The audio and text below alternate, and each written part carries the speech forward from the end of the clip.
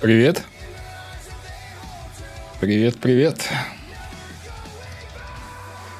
Нечто, Максим, Эйден, Султан, всем здорово.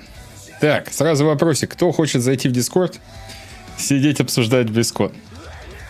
Я Жека уже позвал, кто еще пойдет?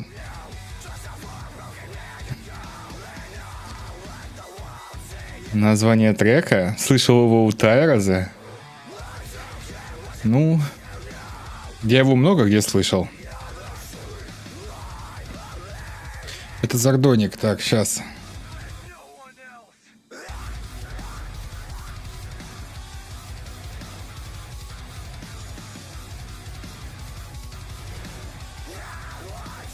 Пиши.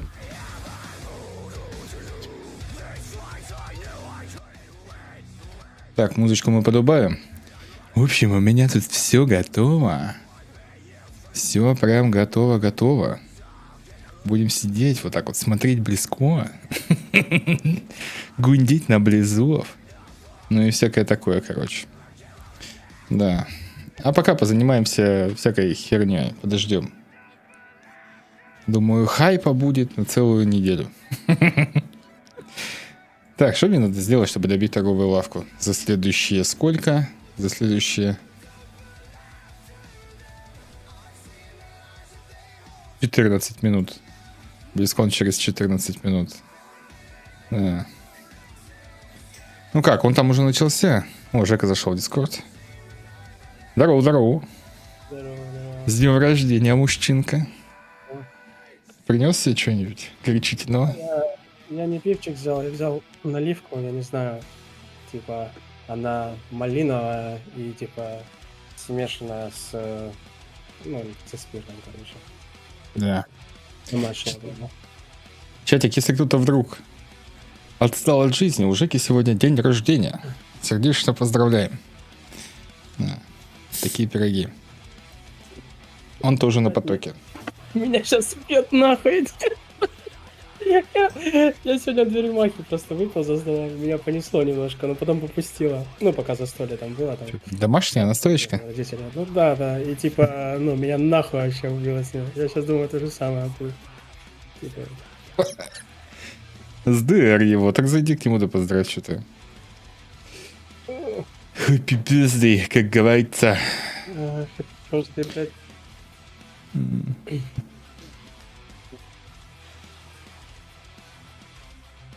Так, пойду я всякой херней пострадаю. Надо сделать парочку делечков для торговой лавки. Я вообще не пью, мне так никто не лечил. Да, то же самое, как я. Ой, я первый шафл сыграл такое говно вообще. Второй шафл. Я посмотрел. Да. У тебя полоска доната, она скрывает количество раундов. Ну так, надо ее убрать, чтобы было видно, понимаешь? Это еще неудобно. Ты скоро БЛИЗКОН ты на самолет откроешь, да. Сейчас я еще понюхаю. Ты что успеем? Так, где там БЛИЗКОН? Да. Как настроение, чат? Что ждете от игры? Рассказывайте. Я уже написал, я жду VR с полным погружением. Да. Я буду разочарован, если не анонсируют. Но VR с полным погружением, блядь, именно, знаешь, какой-то вот такой казуальный квестинг, ебать, как охуенно было бы, знаешь. Да я бы и по ПВП шел, че нет? Подходишь такой с ноги челику в лицо бьешь, а там прикол. А именно можешь трансляцию с Твича скинуть, пожалуйста, если у тебя есть, потому что я думаю, что на Твиче лучше. Его БЛИЗКОН смотреть? Да, потому что там, ну, на Твиче всегда задержка меньше. Так, ну что опять? Сейчас У меня, если что, есть ссылочки. И на Twitch, и на YouTube. У тебя есть что-то ебануть или нет? Конечно. А, в смысле, на грудь или тебе ссылку, я не понял. Не. На грудь, кажется. Я купил колу без сахара. Тебя поддержать. Ну я туда. Бутылочную. Стеклянные бутылочки. Шиканул, блядь. Сейчас ёбну, блядь. Сейчас. Типа. Давайте без клипов только нахуй. Клип. Потом на донат будет. На донат поставишь, потом гифку.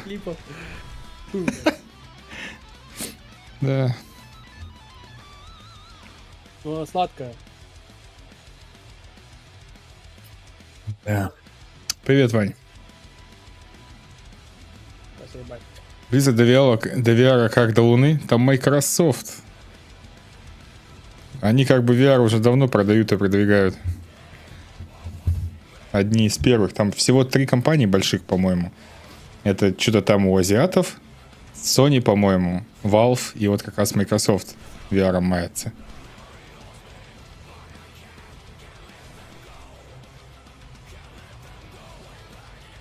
Мифодей, давай мир ок. Плиз, пош, плиз, прости меня, извини за все. Ок, ладно. Ок, не ок, Вань. Не раньше, чем ты по всем стримам и дискордам и группам ВК не пробежишься и публично не напишешь, что ты извиняешься. Не раньше. Это называется последствия.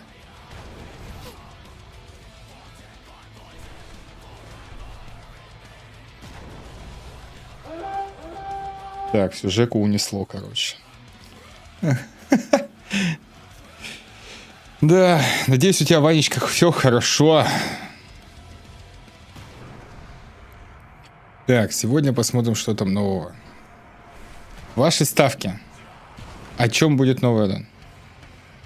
Да какой чин-чин монитор? Я только первую бахнул, ты что, ворать? Да, что вторую, если сразу сделаю. Там такой чин-чин будет на стриме. Я не хочу, чтобы был какой-то чин-чин на стриме. Капец, между первой и второй промежуток небольшой. Да, конечно. Ну, это ж не просто так. К тому же ты днем бахнул, так что не должна развести. Это уже не первое, это просто очень прикольно. Ну, вот и говори. Вот. Я уже сделал прогретый.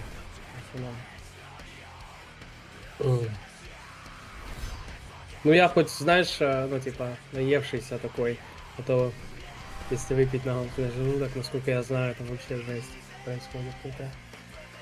Я не очень эксперт в этом всем. Но насколько знаю, что если голодным реально там, особенно какую-то водяру жрать, то это вообще жесть. Вообще не знаю, как можно такое жрать. Не знаю, вообще, ну, я, в принципе, не понимаю водку. Я, ну, в моем понимании, это, знаешь, типа, я хочу нажраться, блин. И ты идешь, покупаешь водку. Не для того, чтобы что-то вкусненькое попить, а просто вот, чтобы нажраться, понял, кизло. Ну, для меня водка вот так. Может, я не знаю, может, она кому-то вкусная? Ну, типа, ну, я там... Кому водка вкусная? Не, ну, я говорю, может, она кому-то вкусная, но, ну, мне, типа, там вообще о вкусе, ну, ничего даже, ну, ничего приблизительно даже про вкус нету. Тема свет, тема аддона. Вов 2, тема аддона. Посмотрим. Я не могу клип сделать, где ты пульнул. Ну это замечательно. Там, где я пульнул.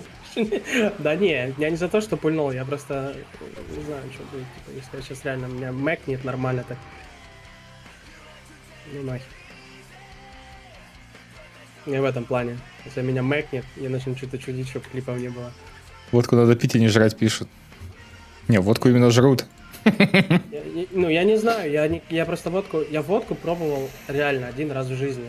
Один раз. И мне не понравилось. Не потому, что мне там плохо было. Моим друзьям было плохо.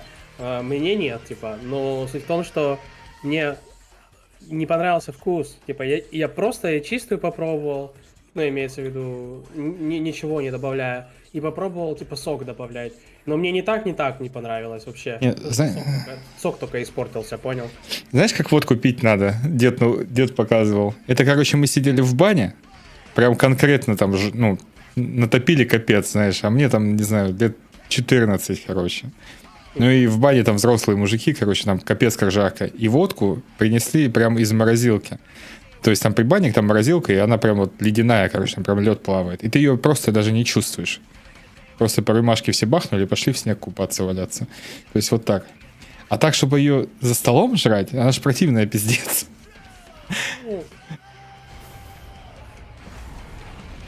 Я вот это вот. Я не особо, типа, я не осуждаю. Это, в принципе, ничего тут такого нет, но лично я не понимаю именно вот этот прикол.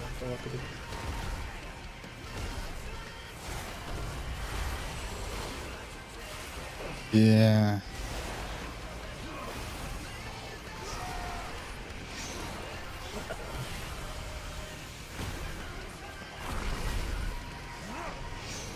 А так нахрен ее, конечно. Стример-игнорщик? Да сейчас босса калачу, не хочу умереть. Эх. Где ты босса колотишь? Да, PvP квест надо сделать, чтобы торговую лавку отбить. Я понял.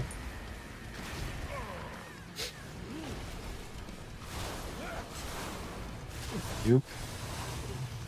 На 2.9 шахмат вообще нереально играть, соло, драконы и магии, такой гаджеты.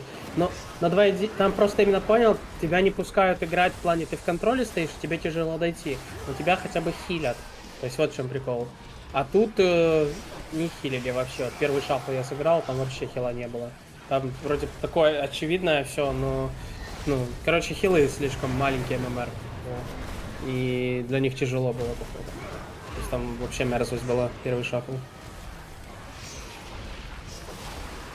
Монах 2 игры без кокона отдал, Прист 1 игру без свапа отдал, ну и что-то там, да. То есть это 3 игры, они просто были, короче, в унитаз смыты. А 3 игры, ну они такие, типа, ну, я бы не сказал, что там 3 игры, в других 3 играх они обосрались, просто не хватило чуть-чуть, я не знаю, как это сказать, просто опыта чуть не хватило, что вот тут не надо ничего бояться, надо просто зайти и, вот, скажем так, оффенсив сыграть. То есть мне от шафли не нравится именно когда ты, ну, ничего не происходит, а ты почему-то, ну, у вас, короче, проблемы какие-то, когда ничего не происходит. Мне вот это вот не нравится в шафле. Короче, когда хаос какой-то полный. Так. Я говорю, 148 раундов и Отбито. 2600. Ну, вроде неплохо. Как там БЛИЗКОн начинается? БЛИЗКОн, походу... походу Да, потихоньку да. начинается. Да. Я вот на Твиче сейчас жду. Там был таймер, сейчас таймер пропал, видать, вот скоро.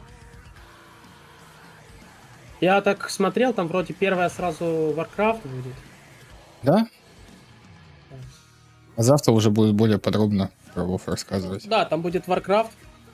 Потом в 10:30 будет чуть-чуть покажут, ну и да, потом подробности. Алло, вы где все? Я в первом ряду сижу.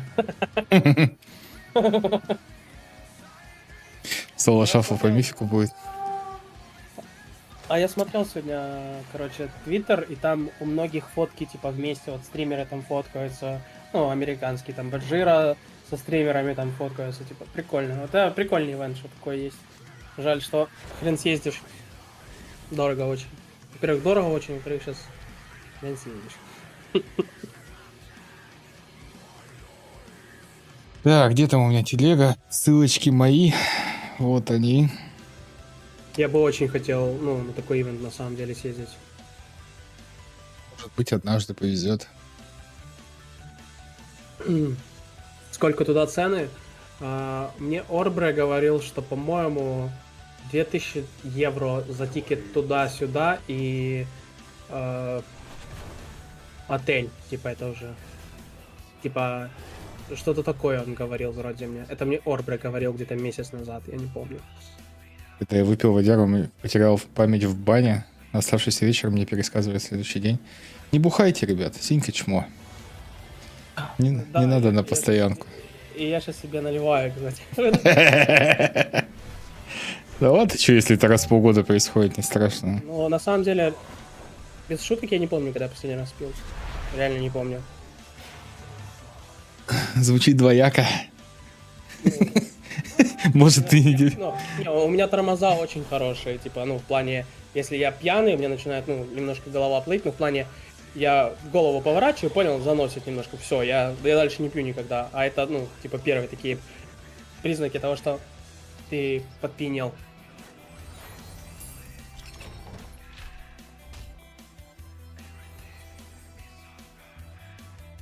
Так, здесь не только кинжал дали, тут и посох дали. Прикольно. Нужно что-то новенькое?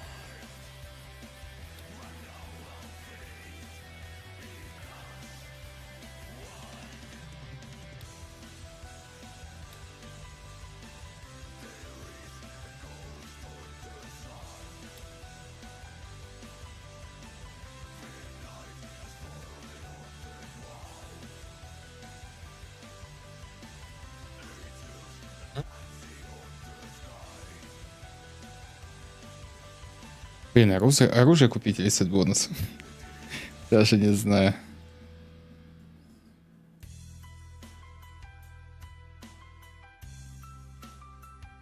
Сет.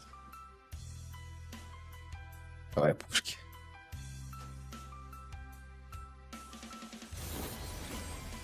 Доброго пути, герой. Так. Посмотри, что у меня А веера я сохраню на следующий. Следующее, когда хочу веер забрать.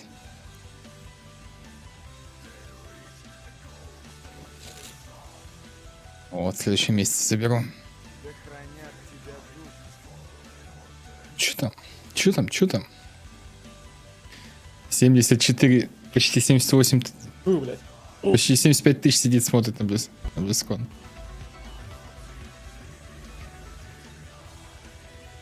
Вот что-то начинается. Да, начинается. Let's go.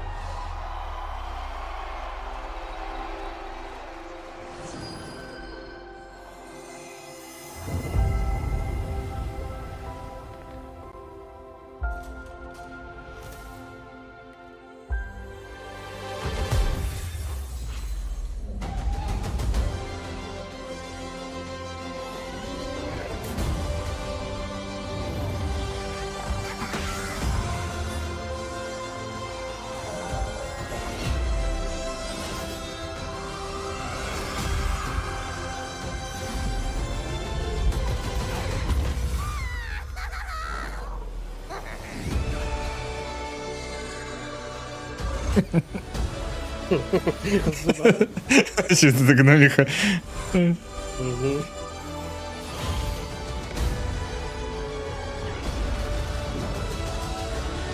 В этом году монтажеры на трейлер наняли получше, чем в прошлом. Да. Такое все прям эпическое. В мультяшном стиле, типа таком. Классно. This is BlizzCon 2023. Please welcome the president, Надо вот такие мониторы купить и стримить сидеть. Mike Ibarra. С таких мониторов. Да. Там ОБС, там чатик. Знаешь.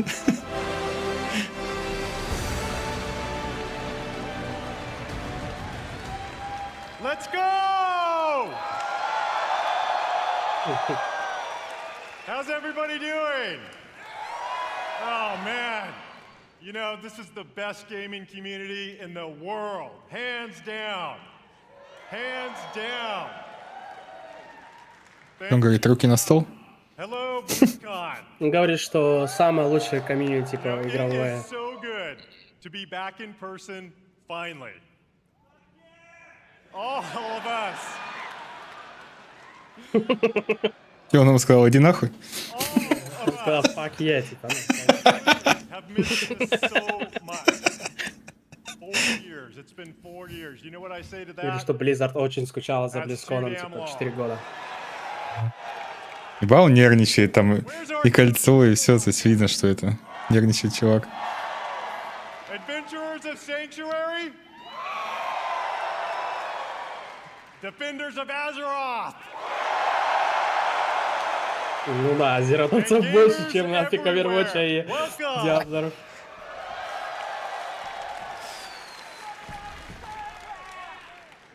We love sharing what we're working on all the time. But to share it in person with all of you and to hear your stories, it cannot be matched. Meeting you all face to face inspires us, and we put this energy and enthusiasm back into everything we do. Thank you all for being here. Ну, короче, сказал, что очень хотел поделиться тем, что они приготовили, особенно, типа, face-to-face, ну, типа, лицом к лицу. Но последний BlizzCon, конечно, провал был вообще. Сейчас посмотрим. Ну, BlizzCon нет, именно сам BlizzCon. BlizzCon, Это же 18-й please год был help me BlizzCon. Welcome I'm everyone not- watching no. from around the world. Там все запомнили вопрос про телефоны, по-моему. Ну, Diablo, да, Diablo провал. Ну, именно, да, в этом плане по Diablo провал был. Whether you're a hardcore or a casual gamer, or if it's been a while since you picked up one of our games, we're here to show you the Blizzard we are today and the Blizzard we are becoming. But BlizzCon isn't just about the latest updates from Blizzard. Говорит, что они сейчас all покажут, about типа, you. Blizzard, которыми мы, Players are типа, at the будем forefront of становиться. everything we И, типа, do. Blizzard, которые And мы, we're типа, devoted сейчас... Ну, to короче, которые мы supporting сейчас incredible communities. становимся и которыми будем в Communities you can be будущем. proud of, to be part of. Еще все радугой засветят. Сейчас посмотрим. Что за анонсы And такое? fans, we all are united in our shared love for gaming. The person sitting next to you or watching online and chat with you could be your next guildmate, teammate, or lifelong friend. We all Чувак справа в желтой футболке чистый я. I've always felt Blizzard brings players together a little differently. Our players Сейчас, have может, мы made там Авинаса connections that увидим span на кресло. continents, languages, Где-то сидит and тоже. generations. We all have that one story, that incredible play of the game, that clutch card draw, or that raid encounter that your guild barely survived. I know, I've been there too. I know many of us have friends we've met in one of our games. A friend who began just as someone we hung out with in game, but who was there for us to celebrate our real life wins or to support us during a difficult time. That's certainly been true for me. Всем привет, чатик. Thanks to my experience playing Blizzard games over the last 25 years, I've met most of my best friends from all over. And I'm Ну, короче, рассказывают, что, типа, свой экспириенс в игре и то, что, типа, за определенное количество времени в основном всех лучших друзей он встретил в игре, типа, и рассказывают, насколько офигенная комьюнити, типа, вот у Blizzard. Типа, всякие истории рассказывают. I always know that no matter what is going on in real life, they will be there. No matter what game we're playing. These friends are a constant I can always rely Он on. просто шафл не играл. Ну, он про рейд рассказывал просто, что они там на боссах вайпались. About all of us, as players, as equals, as friends. Шафл не играл. As we bring these amazing experiences to more Надо его в places, шапку пустить. build technology that allows more Перебанит gamers всех to нахрен, бля. experience our worlds and create characters Система and банов stories еще жестче more будет. players can relate to. The Blizzard community grows, and more importantly, our friendships grow. Переведи на русский, завтра переведу. Вань. Grateful to be part of this community, and in everything we do, we are in service to you. We know we don't do В РДФного толка не заходил. but thanks to your feedback, we never stop striving to do it right. We are here to foster joy and belonging for everyone. We're proud of the worlds we build, but your experiences within those worlds bring them to life, and your connections with each other are what inspires us the most. Now, many of you may have heard the recent news about Blizzard joining the Xbox gaming family. Бля. Сейчас что-то будет про Both Xbox Blizzard and Xbox Gaming believe that Family. gaming is a unifier, that we should all be able to play anywhere and any way we want to play. That Че we говоришь, чтоб везде играли? Реально сейчас of some of the best реально щас developers, artists, and кросс-платформу заанонсят, storytellers что in ли? the world is fearlessly unleashed. Everyone wins. With that in mind, someone is here backstage who'd like to say hello. Серьезно? Даешь Вов на Xbox? Кого-то пригласили еще. Over the years, he and I played a bunch of games together. Please join me in welcoming my friend, our friend, the CEO of Microsoft Gaming, Phil Spencer. Фил Спенсер. Еба, походняк, смотри, да. Хозяин пришел, бля. Батя в здании, блядь. Такой прям. Thank you, Mike. Ты уволен. And hello, everybody, BlizzCon. This is my first Бобби котик не BlizzCon уходил, ever. блядь. Там бы сразу помидоры на сцену And полетели, it's блядь. great to feel the energy in the room. You are the reason we make games. Your love for these games truly is inspiring. I recently have spent so much time playing Diablo 4 with my friends. Season 2 is awesome. And I can tell you that I can't wait for Понятно. you to see what the team has planned for that game. It's going to be awesome. Blizzard occupies a special place Бля, лицо, когда купил Blizzard. for me as well. Throughout Blizzard's history, they've pioneered and refined so much across the gaming industry, and many of you here today have been a part of that journey. Think of Diablo. Что он там сказал? It propelled the action RPG Да, genre ничего forward. важного. StarCraft. Чего? Рассказывает о том, что он в сезон 2 очень много играл Диабло, что очень крутой, и говорит, что многие играют типа Warcraft, многие там StarCraft, и, короче, всех тоже перечисляют. Что типа вселенная у Blizzard типа, очень крутые. Ходс давай. Ходс даже не вспомнит. Changed not only how people developed and supported games, but really it introduced a much wider audience to the concept of online communities. And Overwatch. Not only reimagined gameplay, but also the representation possible in class-based shooters.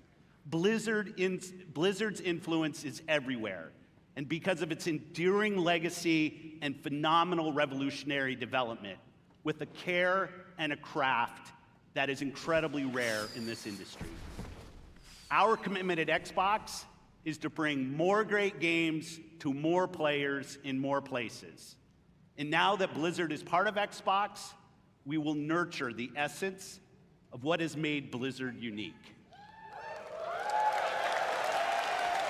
Может, Ходс воскресет? We're going to empower our new colleagues with a culture of trust, Может. inclusion, and collaboration to continue what they do best.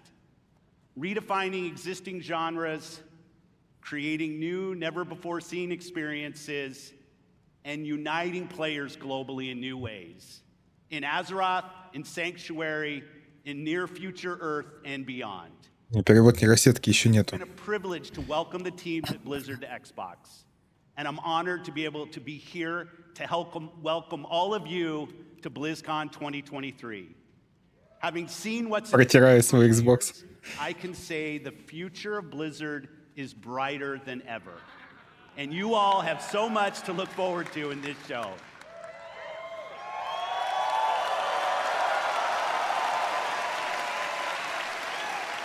So I'll get out of here, let you see the show. Thanks everyone for the warm reception, and have a great time at BlizzCon. Thank you. Короче, говорит, что ну, типа, будут объединять типа комьюнити Xbox, Blizzard, и типа, что будет какой-то союз. Ну, пока ничего конкретного не сказали. Просто всякие хорошие слова, типа, про комьюнити. To welcome you. And dedicated to holding true to what makes Blizzard unique than we are today. We are accountable for creating this next chapter of Blizzard with all of you. We take this responsibility very seriously as we learn, grow, and get better every day. This is the start of a new era. So much more is possible, and you'll see some of that over the next couple days. Coming up, Надоел. hear from some new friends and some old friends who are returning to the BlizzCon stage to show more about the games and the worlds we all love. Before I go, I want to take a moment to thank our Blizzard team. Цена, конечно. You Текст забыл. Че он? Он что, ревет, что ли?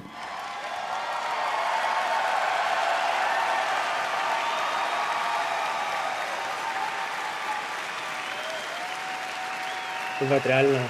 А че он заревел? Я не знаю, но, видать, важно для него очень все. you are some of the most talented individuals on the planet. А он, наверное, в СОЛОQ сходил все-таки разок. We are capable of building the most legendary universes in Не, он просто говорил о том, как важно, типа, ему комьюнити и все вот это вот. То есть our path forward is Ну, truly актерское our own. мастерство зашкаливает, понимаешь? Ну, And I know we типа, all я stand не знаю, together что они with a подготовили, singular но goal. типа To видно, exceed что он player очень, типа... expectations. Он, походу, им там за кулисами сказал, если провалитесь, всех уволю, нахуй. Thank you for Все сидят, блядь, нервничают. BlizzCon.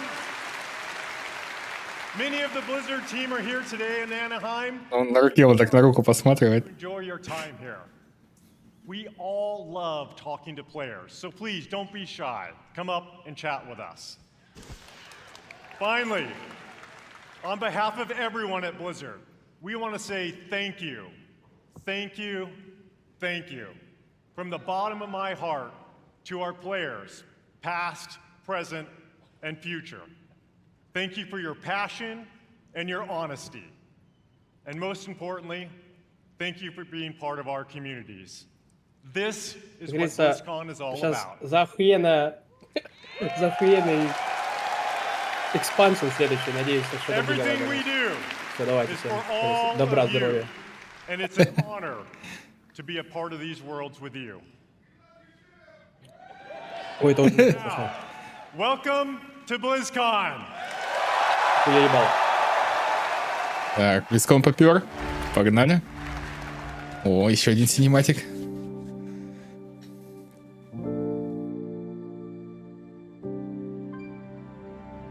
You wanted to see if there was more out there.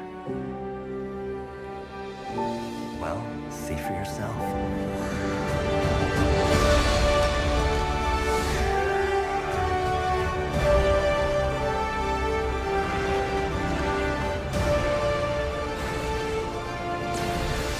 I'm gonna kick every one of you in the face. Do something!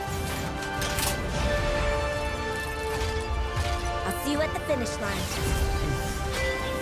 Did you really think this would be a fair fight?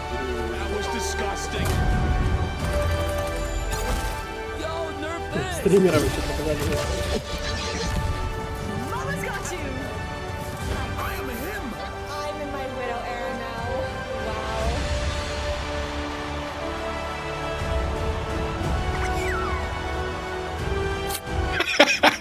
Ханзо, блядь.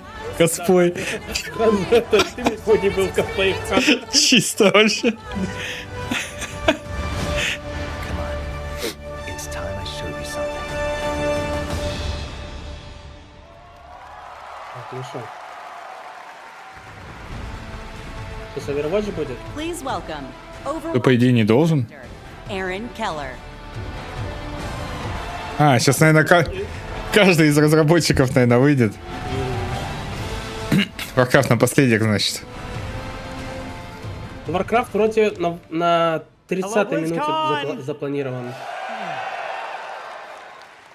Ever Вы же вами since we насчитали, first наебали, revealed расходимся. Overwatch in 2014, you have grown this universe Не, ну он же через 1,5 часа truly unique and beautiful. после начала. Every single day Ну, we что see посмотрим, millions что, of даже players любую игру jumping into интересно matches, посмотреть. forging new friendships and showing off their skills. Там все нарезки из Overwatch, Rule 34. Last October, and it has been such an incredible year. Since then, you've been crushed by Diva's mech over 26 million times, had more than 79 million lives saved by Baptiste, and played 65 years worth of prop hunt. I love prop hunt.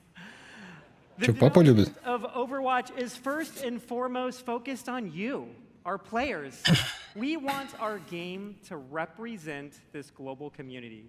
From the release of our В 11:30 Warcraft, ребят. celebration В 11:30? of pride, to our first tie-in Peruvian heroes, Lifeweaver and Alari. Плюс они 2,5 часа будут вот так выходить. Recognize those focused on achievements and prowess, and released our new progression system and the first set of hero mastery courses this year. And for those that just want something a little different, we've run April Fools and released a dating sim, an actual dating Капец там sim, Ханза. Lover Watch. Listening to your feedback is important to us, And it's driven the team to look at changes to some of the core Саник, 11.30 systems будет of кондиция, уже вряд ли. We've been hard at work Но on я an там уже overhaul все, of там our уже competitive system. максимум на дверь маки And we'll get осталось. into that a bit today and a bunch more over the course of BlizzCon. And there is so much more to come. We'd like to give you all a glimpse at as much as we're able to show you coming next year. And boy, do we have some fun things to talk about. So let's get into Тут я it. откашляться не могу. Overwatch ведь хейтит. Big announcement. I am Чё они? honored to introduce the art director of Overwatch, Dion Rogers.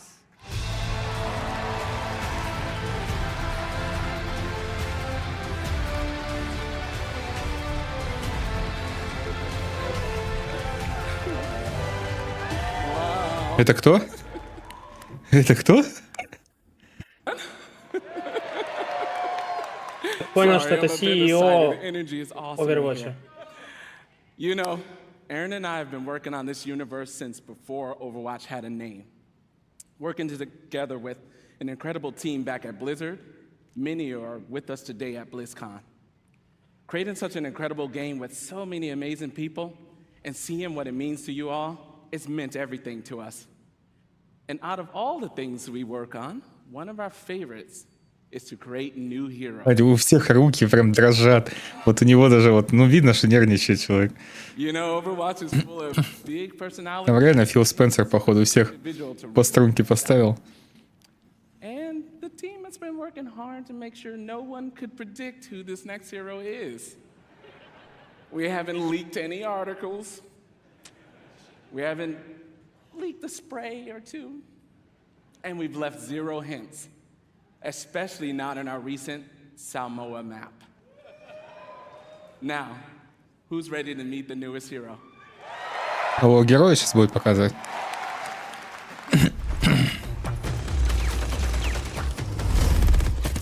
Sorry to keep you all waiting. But now that I'm here, let's have some fun. Yep, that's my name on it. Что за нах? And this right here is Gunny. And she can light up the whole dance floor. And this one's Cha-Cha. He's a sensitive little fella, a real hothead. And when I fire them both, it's double trouble. Actual gameplay footage.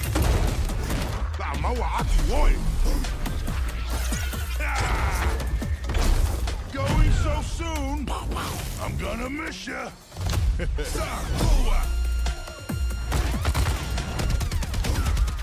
Don't tell me that's it.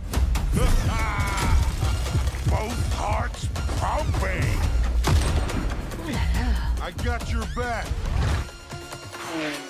For now. Я очень много играл в Overwatch, но сейчас нет. Вообще очень много в Overwatch играл раньше.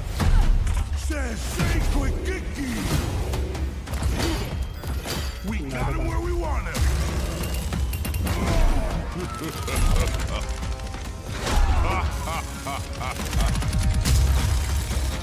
Маньяк какой-то, да. Сука.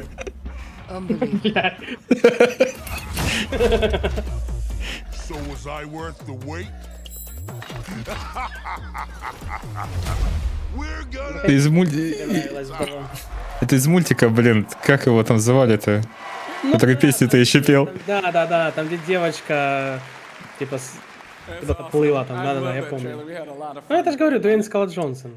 Как раз, это же он и пел, кстати, в этом мультике. Моана, да. Из Моаны. Из Мулана? Ну да, ты правильно говоришь, там, Дуэйн Скала и все такое. Мультик Моана. Моана, что там. Malga, his name, it means mountain in Samoa. Если ты придумал, он его уволят. Зайди на любой сайт, посмотри видосы по Overwatch. Его точно не уволят. Этот мужик единственный, кто там справляется со своей работой. Always striving for greater authenticity and representation with each hero. And with Malga, we got a lot of help, actually. Even his tattoo was created by an amazing Samoan tattoo artist named C.E. Lufau. Malga's super fun. Thank you. It was awesome. Malga's super fun to play. He's easy to learn, hard to master, with what I like to call a brutal but cunning play style. We hope you love him as much as we do. Okay. Thank you. Okay. Join us later today тебе for a нравилась Malga не deep dive вдова, panel тебе нравилась, taking place here at the BlizzCon как ее, Arena Анна, and online бабка ее for все people at home. называют, которая We'll хилер. talk with the team that helped create Malga and also how to Мамка best Фары, utilize his короче. amazing abilities when he joins Overwatch in Season 8. Finally, Рила с рисой вперемешку. pretty awesome when he joins competitive play. But before then, some of the best players in the world are competing in this Круто, weekend's круто. Overwatch World Cup. Let's check it out.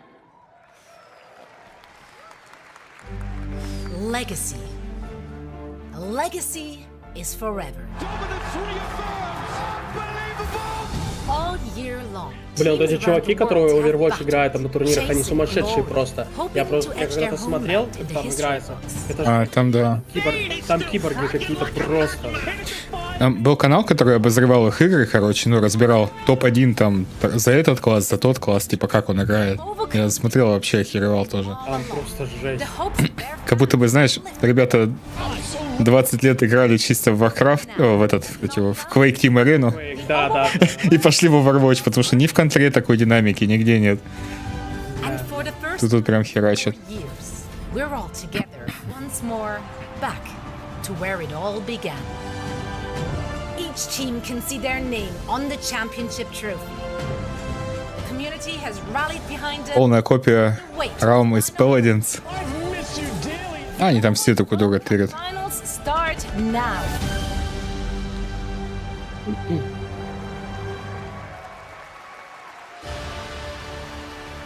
Please welcome Overwatch esports host, Zoe Gschwind.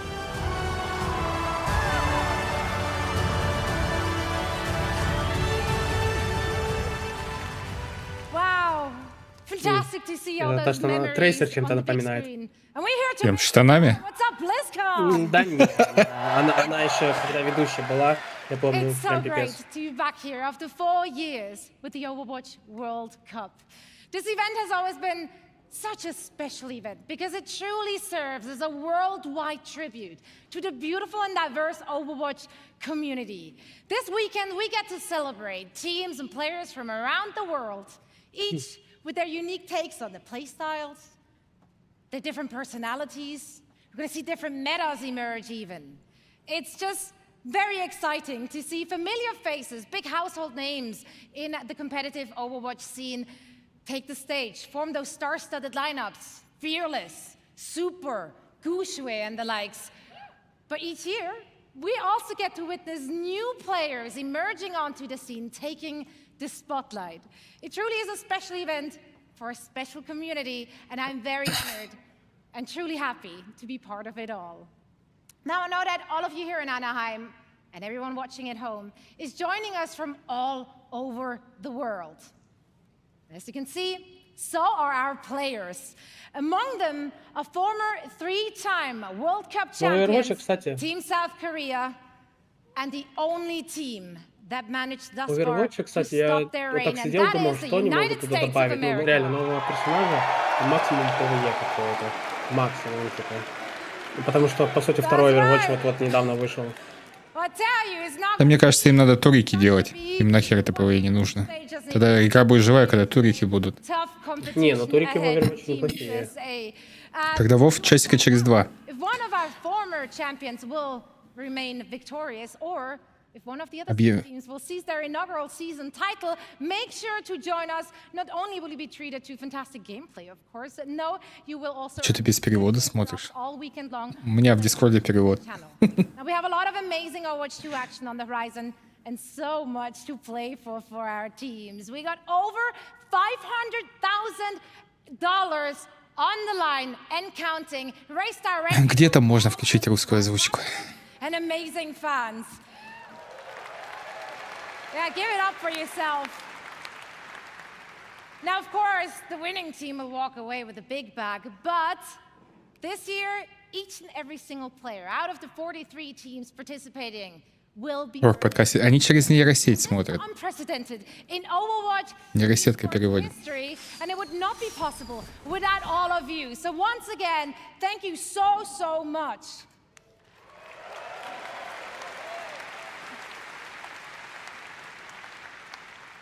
So, tomorrow night, we will be crowning the 2023 Overwatch World Cup champions, and you can catch all the matches and all the action live in Hall B, as well as, of course, on stream. I'm going to be there. I'm looking forward to seeing some of you as well. And now, please welcome back Aaron with a few more things to share on the game side.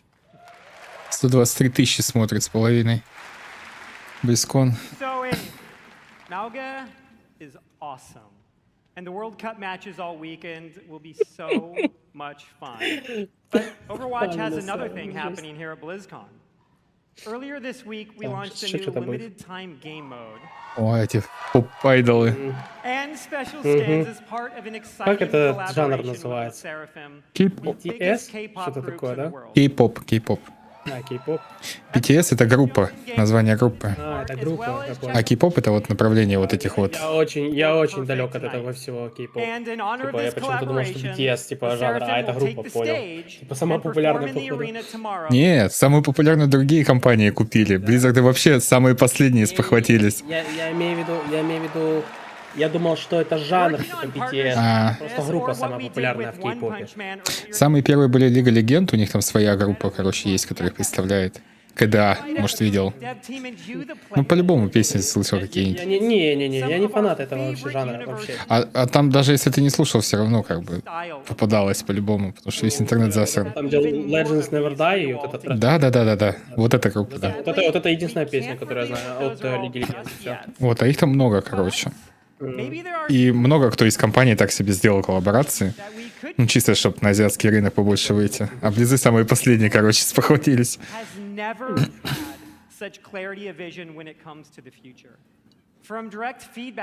Там же у них это капец как популярно.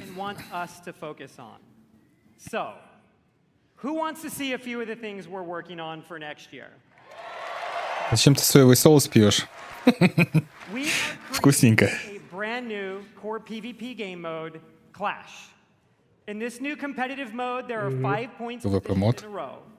The center point starts as the first objective, and the teams battle back and forth over the map, pushing into enemy territory or defending their own. Once a team captures all 5 points or reaches the maximum score, they win. Our initial Clash map is a tribute to a location we show Overwatch's first BlizzCon. Ну, как Арати какой-то, условно. They say cherry blossoms are a sign of rebirth and rejuvenation. And in 2024, режим, где надо будет захватывать точки, типа держать их. Я так понимаю, что типа такого. Как это ж уже было? В Overwatch нет. Ну как? Ну там одна типа точка. Ты сразу одну, потом двигаешься к другой. А тут именно несколько, я понял, он говорит. А, наверное, будет типа не на 4, а больше. Но не на 5. Я не знаю. Прикинь, 40 на 40. Чисто Battlefield, блядь. And in early 2024, we'll release a reworked version of our competitive system with all new competitive rewards. And with Seasons, one of the team's goals has been to create themes that speak to so many of the cool and awesome things that we all love. Next year, you'll experience Eldritch Horror, Egyptian mythology, witches, and even a mirror universe where heroes become villains and villains become heroes. And of course, Overwatch is nothing without its heroes. Malga is the 39th hero in Overwatch. Не знаю, для меня Overwatch это какой-то шутер, я особо там не читал там про героев и так далее, он там сейчас рассказывает какую-то шляпу. A new damage hero venture is coming in Season 10, and a support currently codenamed Space Ranger in Season 12. And this is just Что там за дети на картинках? the surface of everything we have in the works. Join us tomorrow here and online, where we go in depth on all of this in our What's Next panel. It will have more information on Clash, the reworked competitive system, a closer look at Space Ranger, Это я был, простите. early gameplay footage of Venture, and so much more. And lastly, for the first time ever during a BlizzCon, not only is our next hero playable in the Overwatch Hall here in Anaheim, but all of you at home can play Malga all weekend in-game, including Quick Play, going live right after the BlizzCon opening ceremony concludes. Можно поиграть за героя, пока идет BlizzCon? Да. Даже дома. We know you'll love him just as much as we do. Вроде как он Thank you сказал, что даже all. дома We'll типа see не you обязательно. in-game. Не обязательно у них за компьютерами. После закрытия церемонии. By the blood of the willing, we call thee. Diablo сейчас будет. Блин, вот по Диабле вообще так классно делают. High Priest! Kill the High Priest! Yes! Yes! Dude, I am shaking so hard. Congratulations, the game is out! Oh, I'm pumped for Diablo 4. I think it's gonna be the best. What if you guys play it right now? Hell yeah, really? Yeah. I will cry. That would be amazing. This is awesome. Oh my god. Oh my god, it's so pretty. Go! Run! We really are doubling down on this idea that you can look the way you want, you can play the way you want, you can really make your own fantasy in this game. She looks like me. Блядь! The way he comes in is crazy. Ребята, такими были. Boy.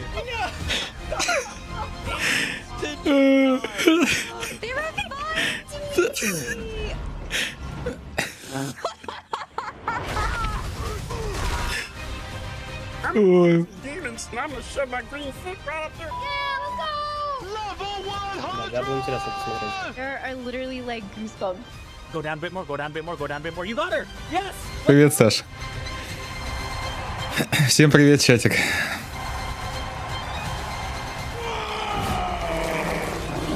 Will you fight the darkness?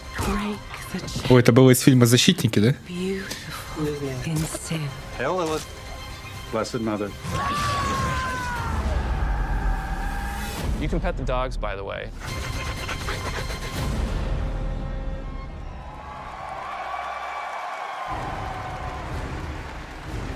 Please welcome the General Manager of Diablo, Rod Ferguson.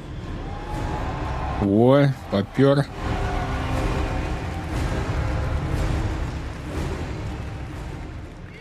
How's everybody doing? Having fun?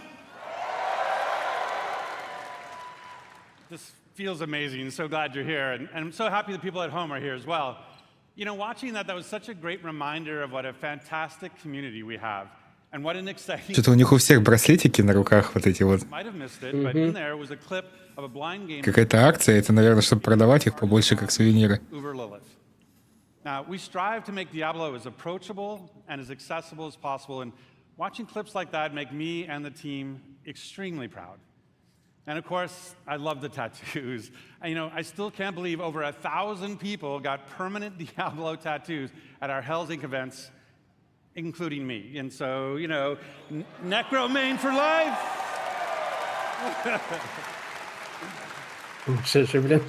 А если бы у него на жопе татуха была? Снял, показал. Симкири, блядь. Diablo community was hungry for even more experiences in that dark Gothic place caught between the high heavens and the burning hells, a little place we call Sanctuary.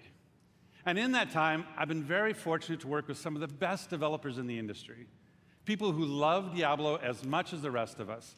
And it was their passion and dedication to this universe that released a great new Diablo game every year for the last 3 years. Diablo 2 Resurrected brought the return of the classic that helped define the genre. Remastered. I love Diablo 2. So it's remastered for a new generation now for PC and console. And Diablo Immortal brought Sanctuary to mobile for the first time, bringing millions of new players into our universe. In fact, you might not know this, but 60% of Diablo Immortal players have never played a Diablo game before. So we really welcome them to our universe. And then, of course, there's Diablo 4. Now... Это не Immortal, бля. That kind of excitement, that means the biggest launch in Blizzard's history. And it means so much to the team to see how you've embraced it. You know, we've played over 1.5 billion hours together so far, and it's your love for the game that drives it. 1,5 миллиона часов. Thanks to you, we've made a lot of changes in the last 5 months. In fact, our patch notes for Season of Blood, our second season, were over 14,000 words long, because that is how much our community has influenced and will continue to influence the evolution of Sanctuary. And if you haven't yet made that leap into the darkest Diablo story ever told, now is the perfect time to pick your class, build your character, join Phil Spencer, and see what the hell it's all about. And with that, I'd like to introduce Diablo 4's 2 production directors. They help lead the teams who are building everything we do today and everything над директором, потому что директор, ну, который церемонию говорил, Diablo 4 много играл. Говорит, к нему присоединяйтесь.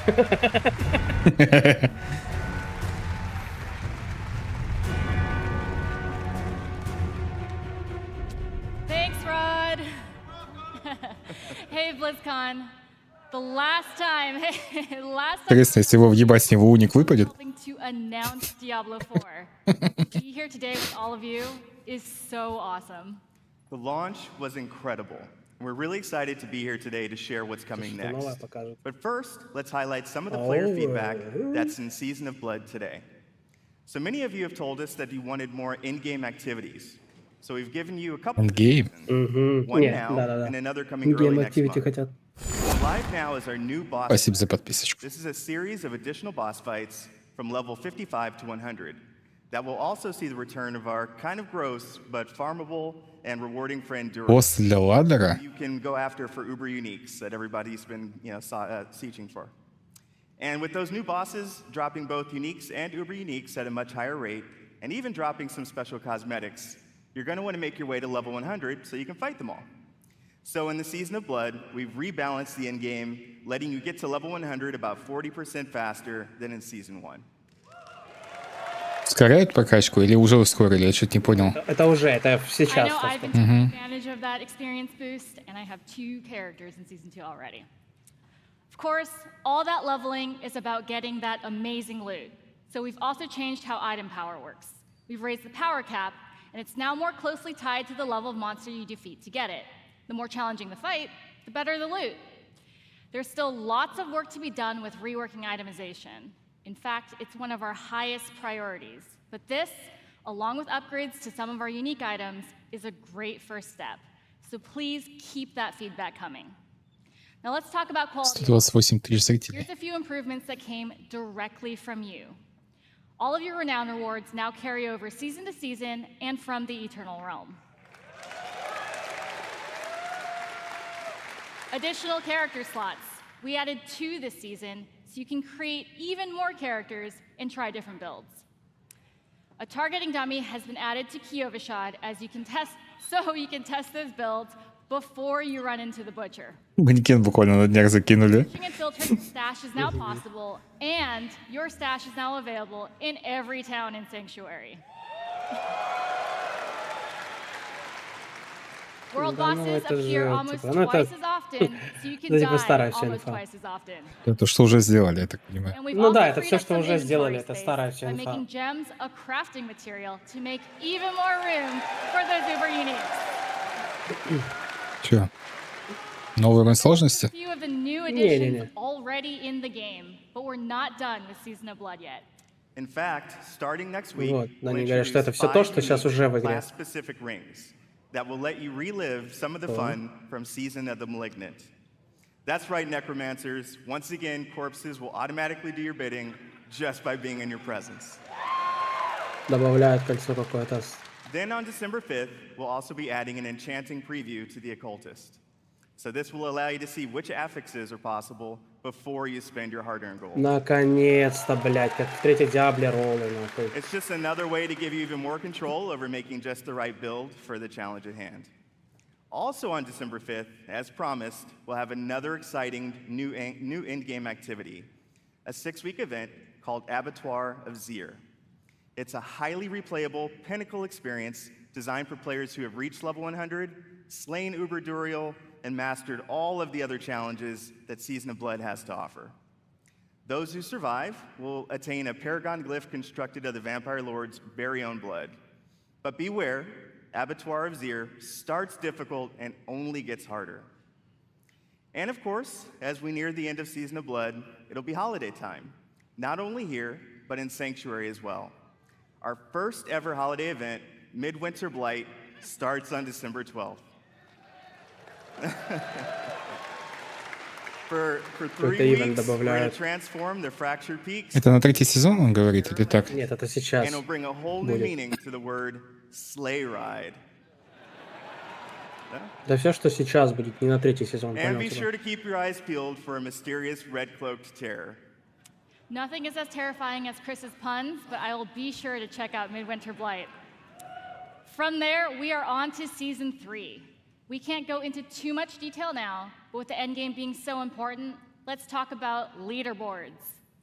We're creating a whole new type of weekly challenge dungeon called the Gauntlet, where the heroes of Sanctuary can compete for their class Типа говорит, что не может много their рассказывать, clan, но or типа сейчас anyone in что-то the расскажет world. про 3-й сезон. Watch out, Mikey Barra. I am coming for you.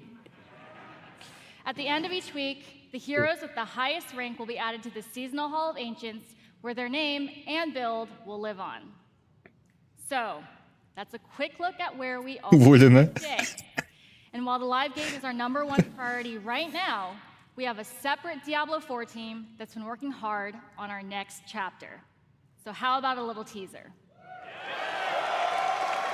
Тизер сейчас покажет какой-то. It's super early, маленький, but as we говорит. look to expand on the story we started in Diablo 4, we're going to take you somewhere even darker, where hatred's influence continues to consume Sanctuary.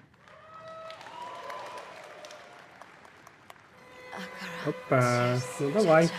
We have each played a part in what has happened here. You abdicated your choice to this child. And with every step she takes, I grow stronger. Rust. There will be salvation in the light.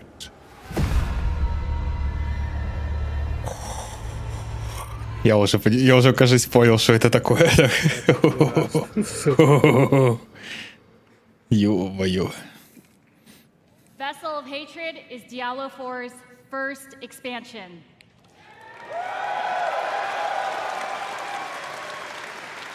Its campaign will continue the dark tale that began in Diablo 4 as we learn the fate of the prime evil Mephisto and his demonic plans for Sanctuary.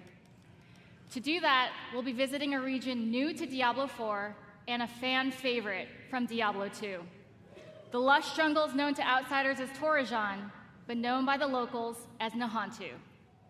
With this new story set in a mysterious new region comes new ways to play, new evils to vanquish, and, of course, a completely new class never seen before in the Diablo universe. Новый класс, который никогда не было вообще в Diablo. Vessel of Hatred releases late next year, and we cannot wait to share more about it this Где крестоносцы? Да нахер не нужны. Не-не-не, там, что вообще новый класс не было никогда. Your feedback will continue to help us evolve and improve the Diablo 4 experience for years to come. We couldn't be more excited about our future, and we hope that you are too. Our team has put in a lot of hard work, and we love seeing your love for this game. So please join us tomorrow. We have a special Diablo 4 campfire panel where we'll be sharing more details about the expansion, deeper dive on some of the upcoming game changes, and we'll also have a special Q&A session to close it out. So enjoy the rest of the show. Thank you, and we'll see you in Sanctuary.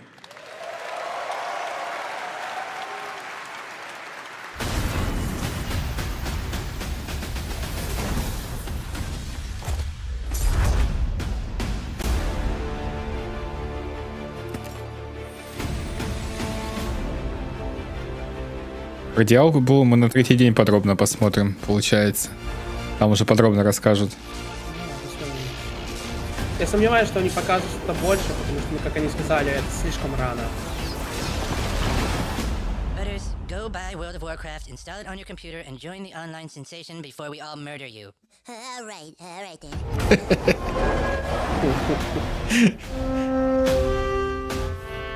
Welcome to the world of Warcraft. I'm William Shatner, and I'm a shaman. I'm Mr. T, and this is my night elf mohawk. И Чак Норрис будет. Как Норрис, Джеки Чан, да там много кто был, да.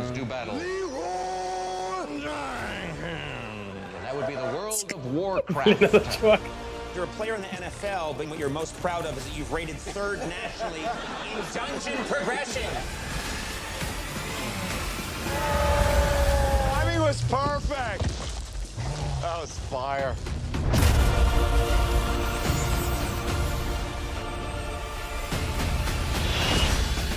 For the Alliance! Она лучший момент. Я там за Орду кричала.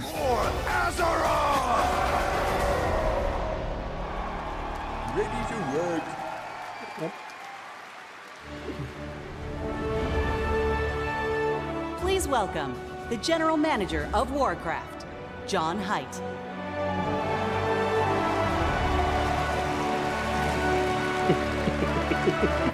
Я такой челик. Сейчас будет Квин петь чисто какой-то там. And thank you. Где аплодисменты? Я не понял такая. Ready to work. Anybody here for Warcraft today? Yeah! Big shout out to the Warcraft teams. They are so happy to be here today. We have so much cool stuff to show you. So give it up for my Warcraft teams. Сейчас Warcraft Rumble. На час. На почту, блядь. Всем. Can you believe almost 30 years ago, a dispute between orcs and humans Хил ты до вас напоминает. running fantasy adventures А это не он? in video game history. Right? Generations of players have called Azeroth home. Teenagers that first played Warcraft when it was released, I know you're out there, are now parents. Right? Raising new heroes to take on the raids and battlegrounds of this timeless adventure. Что он там ляпнул? Говорит, что типа люди, которые когда-то начали играть в Warcraft, типа были тинейджерами, сейчас они типа родители и выращивают новых типа детей, которые собираются играть в Warcraft. This is the beginning of a bold new chapter that will take us through the next 3 decades and beyond. Oh yeah. With a variety of games to entertain you, we welcome everyone to find your community. За Орду орёт. Okay, Alliance. Сейчас пиздиловка начнется. Just practice. We're going to give you a chance to do it a little louder later. Throughout the taverns of Azeroth, tall tales of adventure are Еще один на увольнение. and clever card play of Hearthstone. Yeah. I like to imagine humans and orcs getting together, showing off their collections, and boasting of their deeds. But in the basements of those same taverns, they're playing a new game. Warcraft Rumble. Ой, бля, началось. Ебать, срочно скачать. Как ее установить? Which puts the battlefields and dungeons of Azeroth in the palm of your hand. And finally, World of Warcraft. О, блядь, она реакция, они тоже, блядь, всякие рампочки, WoW мамбы immerses показывают. us into Azeroth, where we are the champions, fighting alongside each other in shared adventure. Almost 20 years ago, WoW revolutionized online communities and reimagined the enduring entertainment of massively multiplayer gaming. The very first BlizzCon was introduced our first expansion, so it's only fitting that we're here today to lay the foundation for WoW's future. Yeah. Azeroth is a home we can always escape to. A home that is always waiting for us. Together, we build Там this лайтник universe. болт маленький Our нарисованный teams где-то там на craft заднем фоне. the worlds and the adventures, but it is all of you who bring it to life. You are the heartbeat of the brand new adventures that are about to unfold. From all of us on the Warcraft teams here at Blizzard Entertainment, thank you.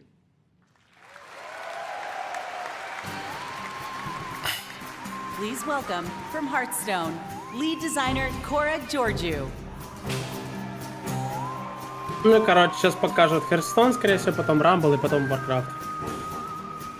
Скорее всего, так. Сейчас Георгий пояснит. Hello, BlizzCon.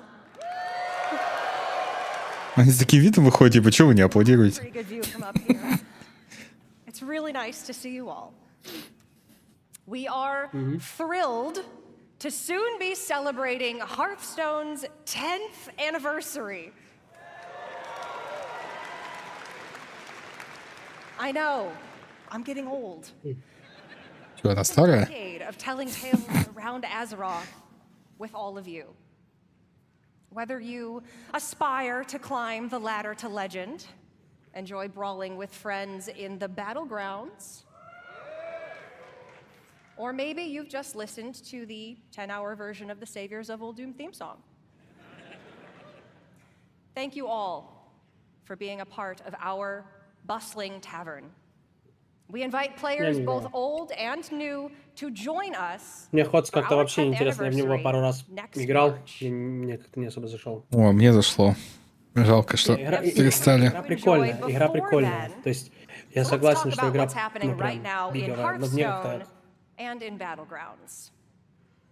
We're setting the stage Ты, может, успеешь, Чак, до дома доехать. Hearthstone's upcoming expansion, Showdown in the Badlands, which takes place in Azeroth's Wild West. Сейчас и башу их получил. Two strangers will cross paths, an outlaw and a lone ranger. Though they may not know it now, together they are destined for a grand adventure. Что-то какой-то вестерн. In the beginning, I was all alone, trying my best to do some good out there. But it didn't take long to realize that, with the right friends, everything would change. Step aside. Come on! Ha! You don't know who you're messing with. They knew the townsfolk were up to something sinister. Let's move! Right behind you! And it was like a... А где песня? Они обычно новый сезон всегда под какую-нибудь песенку классную делают. We did it! No. Oh, nuts. As it turned out, I had the right backup waiting for me, just when I needed it. Let's do this. You got it, partner. I didn't intentionally pursue leadership. I'm gonna punch ya! Candle mudslider. Я тоже в картонке играю до сих пор. Ну, только в этот, в потасовке. Или как они там. Короче, авточес. Well, looking for a standoff? Careful, it's against me.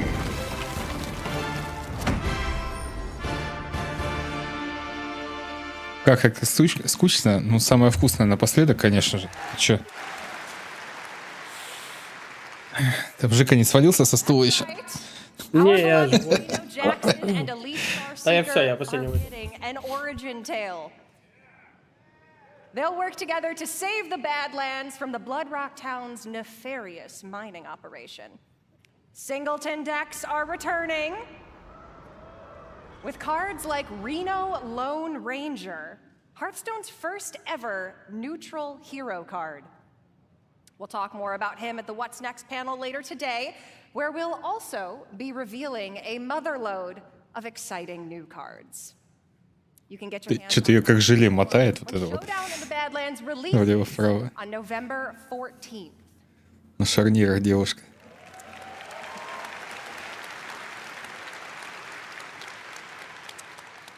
Now, I know you may be thinking, a new expansion. That's a lot of new cards, on top of 5 sets that are already in the standard rotation. And if you're a new player or you're coming back after a break, that can be a little overwhelming. So we have been hard at work to make it easier than ever to join us. We're excited to announce catch-up packs. Им похер. Are game-changing for getting your collection caught up. You see what we did there? Instead of the typical 5 cards you'd find in a regular Hearthstone card pack, you can get up to 50 cards from a single catch-up pack.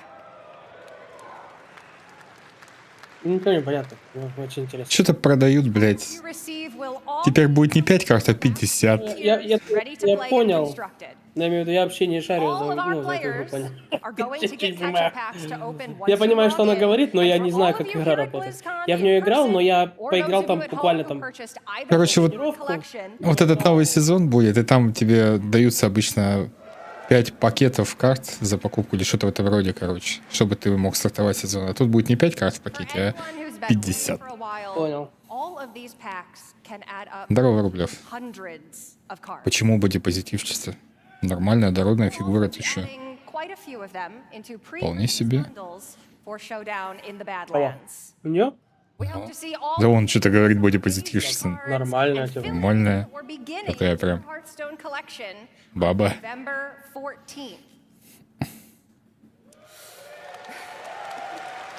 Может, ему нравится, когда... Алла. А скалы? Да? Биться. Ну, там даже не про скалы, просто, знаешь, когда... Ну, их ветром сдувает, прям есть такие идут. Там ветер, если сильно, может улететь.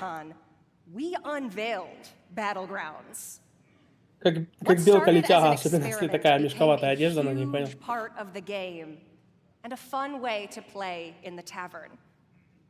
Любит, когда гремит. Че ждешь от Warcraft Rumble и Вова? От Rumble вообще ничего не жду.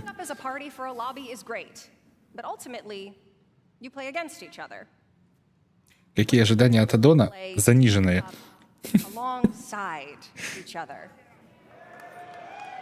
Ну, посмотрим.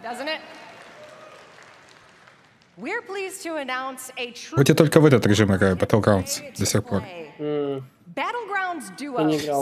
Там вообще не надо ничего покупать, ничего коллекционировать, просто зашел, поиграл, пару каток вышел.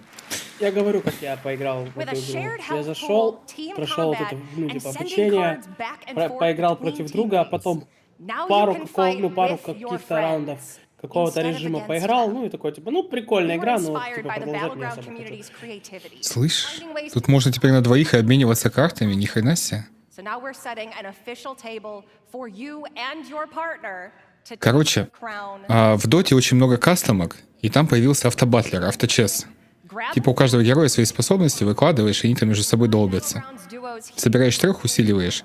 И на волне хайпа близы очень быстренько подсуетились и сделали вот этот режим.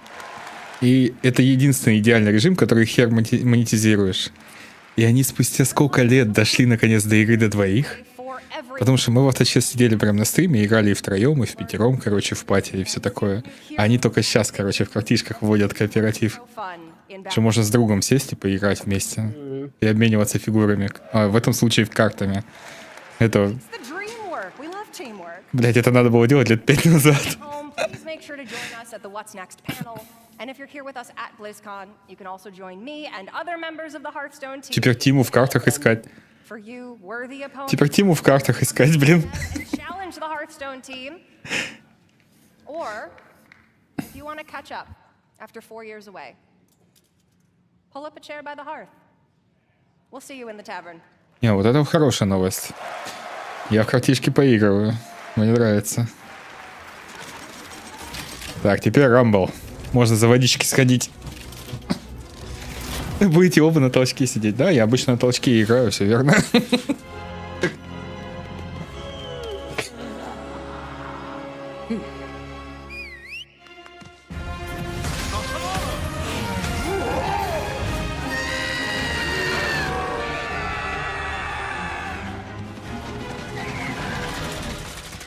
Опа.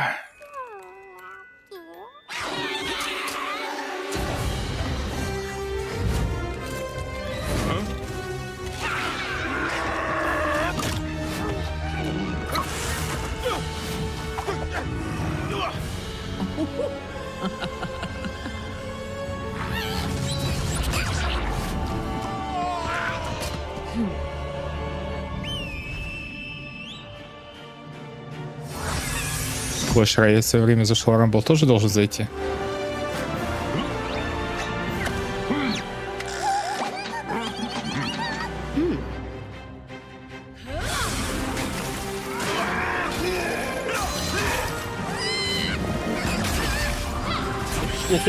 Синематик по этой игре прикольный, такой мультик чисто. Детский, но прикольно все равно. Не, это тоже не то, что детский мультик, а закос под фигурки. Ну, понятно, но... Это стилистика чисто ради мерча сделана. Чтобы ты мог фигурками себе всю полку заставить. Типа в Clash Royale так же было. Что остановить, поиграть? Чисто посмотреть да выйти.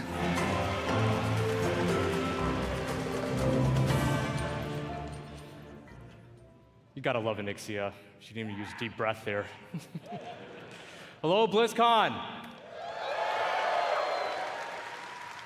Last year, the team and I announced we were working on a brand new Warcraft game. О боже, это же Way to Гарри bring Warcraft Поттер. with you wherever you are and wherever you go. And as you just saw, we've had a ton of fun and poured a lot of love into making this game. Warcraft Rumble is an action strategy game with a deep PvE campaign, a dynamic Знаешь, что нравится? PvP mode, Что там нету... so much more. Что они там не повыходили все в этих... Familiar faces. Ну, я понял. В радужных футболках, там во всякое такое. Просто обычная одежда. Я бы не удивился, если бы вышли, типа, вообще. All over Azeroth. So, Да, насколько я понял, их там самих это все бесит. an army of Murlocs, Ну, обычных людей. Да понятно, им нужно strong просто, lead a чтобы они horde были of все. angry chickens, apparently. This is your opportunity. By combining leaders, troops, and spells from 5 families, Alliance, Horde, Beasts, Undead, О, новая типа фракция, my говорит. personal favorite, BlackRock. You'll battle your way through maps inspired by some very familiar locations. You'll fight to control Там он сейчас resources, сидит. capture towers, and eventually... Один человек, да, такой болеет за игру. Speaking of bosses, each one has their own unique mechanic. Один новый перс Overwatch уже есть в пуле персонажей. To the threats you'll face as you battle Аплодисментов нет, уволен. and beyond. Our goal Не, ну, was to я give не you играл в everything игру, you может love она и about прикольная. Warcraft, Типа, ну, не reimagined представление именно with a ставить big ее на dose телефон и пробовать. of what our team Mm. calls joyful. Я не люблю... Ее на комп можно поставить. Можно на комп Через поставить. эти проги я не люблю эти проги We все. wanted to offer a Они variety обычно of Да там одна прога симулятор, да и все. Ну да, я знаю. Вот у меня у сеструхи она стоит, засирает комп всякими, блин. And that was something we Предлагает especially постоянно focused какую-то on оберу during the установить или beta. еще что-то, а там грязюка Make по-любому sure you какая-то. have something Не fun хочу. to do every time you open up the game. And for those of you that played the beta and gave us your feedback, thank you so much. It's because of your support and the hard work of our team that we feel we got something really, really special on our hands. Now, let's take a look at the result.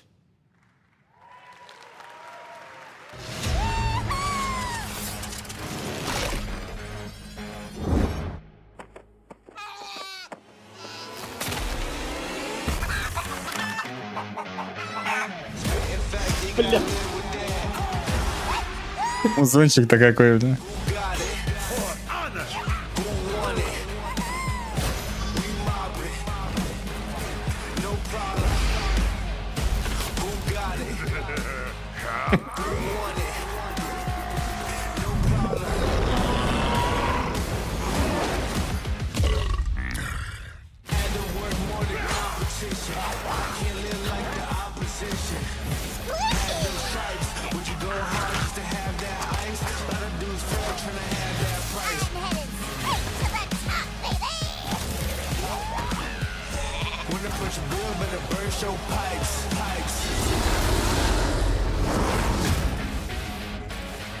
В прошлый раз презентация Рамбла была гораздо круче, чем у DragonFlight.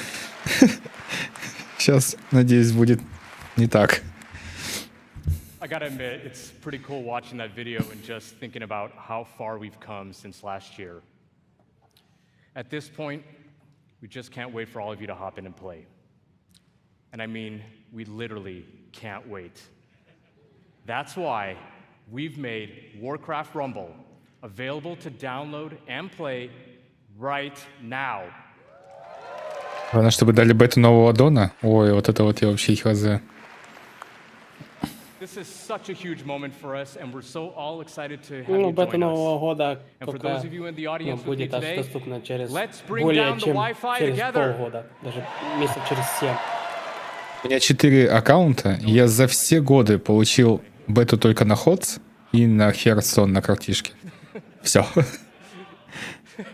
Причем и заявки подавал постоянно со всех аккаунтов. Я не получал только бету Дренора. We've got a huge campaign with over 70 bosses. And for those of you looking for an especially Альфа БФА получил. we even have Нечестно. Легиона, БФА, Shadowlands, DragonFlight тоже бета была. Это нечестно, я считаю. Я тоже хочу. За выслугу лет хотя бы. capture points, resources, traps, and all kinds of other contraptions. Each map was lovingly handcrafted by our team and is its own unique puzzle. Не, надо будет поставить, как-то хотя бы посмотреть, что оно такое.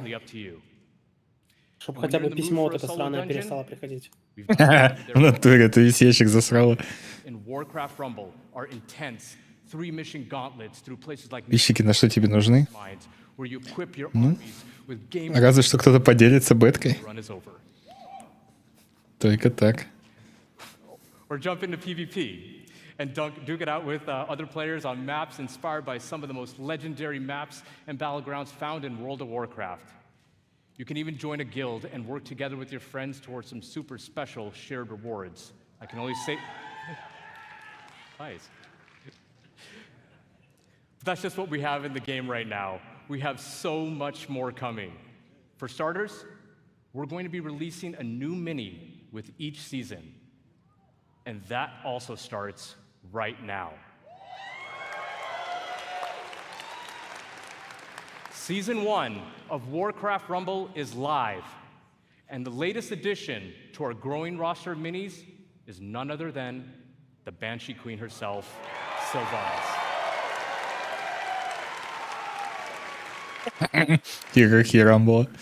We're also working on even more ways for you to play with your friends. And that includes the biggest challenge.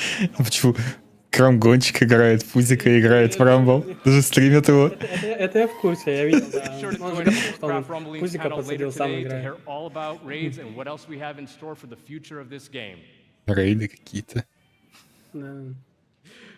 Now, BlizzCon, before I go, I just wanted to let you know, the team and I, many of whom are here in Anaheim with us right now, we love playing strategy games. And we set out to make a game that harkens back to our RTS roots, where Warcraft began almost 30 years ago. It is really made out of a genuine love for Warcraft by people with deep roots in the universe. Новый аддон позже будет. Like to play there's something for everyone to love in Warcraft Rumble. Thank you so much, BlizzCon. Enjoy the chaos, and we'll see you in game. Сейчас будут про Warcraft рассказывать. Ну, затизерят. А более глубокое завтра будут. Executive про WoW. World of Warcraft. Holly Longdale.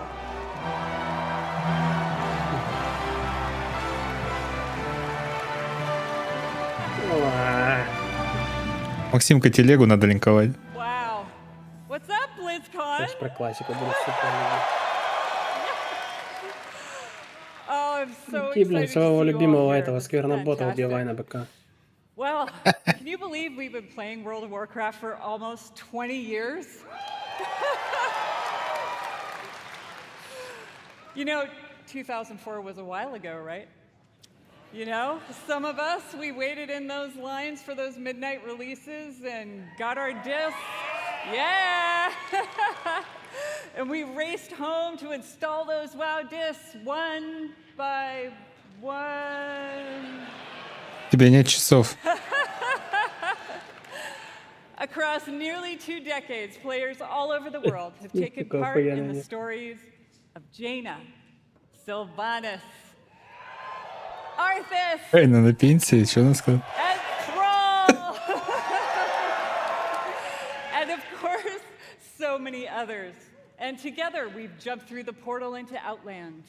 We sailed off into Northrend, and we watched Sargeras stab the world with that sword.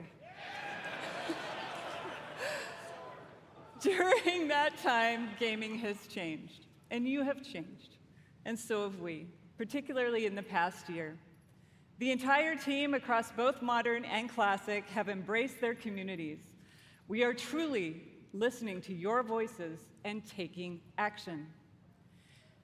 My friends at BlizzCon, now is the perfect time to prepare to close chapters, open new ones, and double down on why we all fell in love with World of Warcraft in the first place.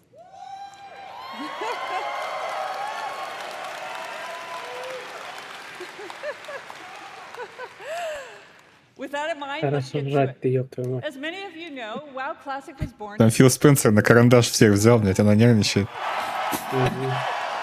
Of course, most of you know that still drives us today, like just in August. Привет, привет. Inspired by our community. Мне пока не рассказывай.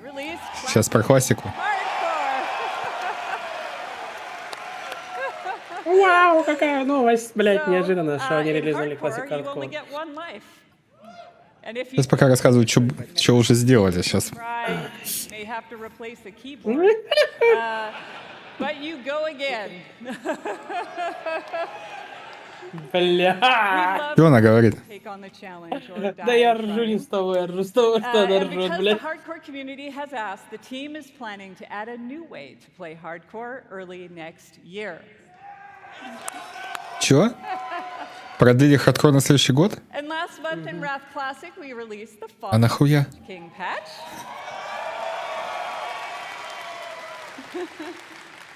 And while there's still more to come in Wrath, earlier this year, we looked at your feedback to think about where are we gonna go next.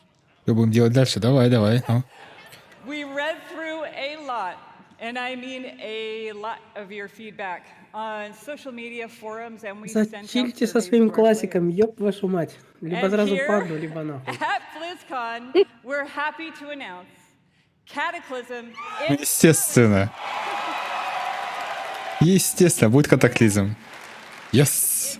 В это я залечу поиграть. hashtag changes based on your feedback, just like you'd expect from Classic. So now, let's jump into the Wayback Machine. Бля, только не дрянной, я тебя прошу, блядь. После катаклизма. Так, в катаклизм играть пойдем. Это хорошо.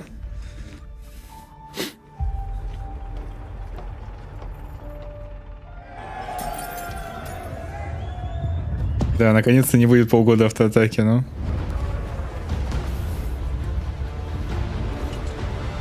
Все новое, это хорошо забытое старое.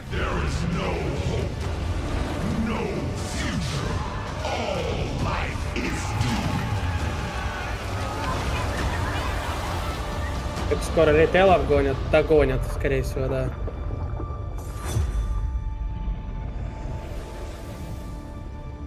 Знаете, почему я в кату вряд ли пойду играть? Потому что мэнхи играли через лавалэш.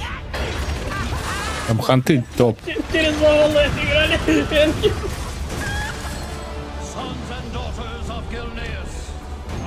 На ханте пошли играть. Ханты там топчик.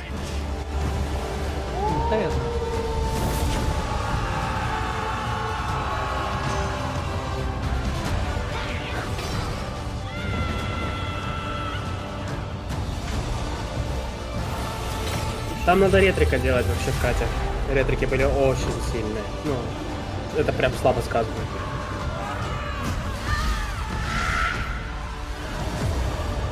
Neltharion, it is time to end this. All AORUS shall burn. Everyone succumbs in the end. Там блаттыка были ебанутые. Танки. Ну, на танки. So that its true lords may return. В Shell поиграем. Не, вряд ли. Trespassing in my domain. Die. Вот куда я точно залетать буду, это в Пандарию, прям 100%. Да туда все залетят. И не вылетят.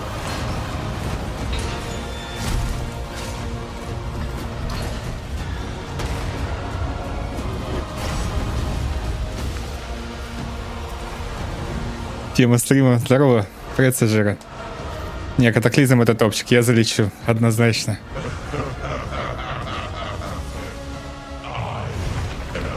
Чекайте на всех пиратках страны. Новый сервер. Катаклизм. X05. Залетайте на качку.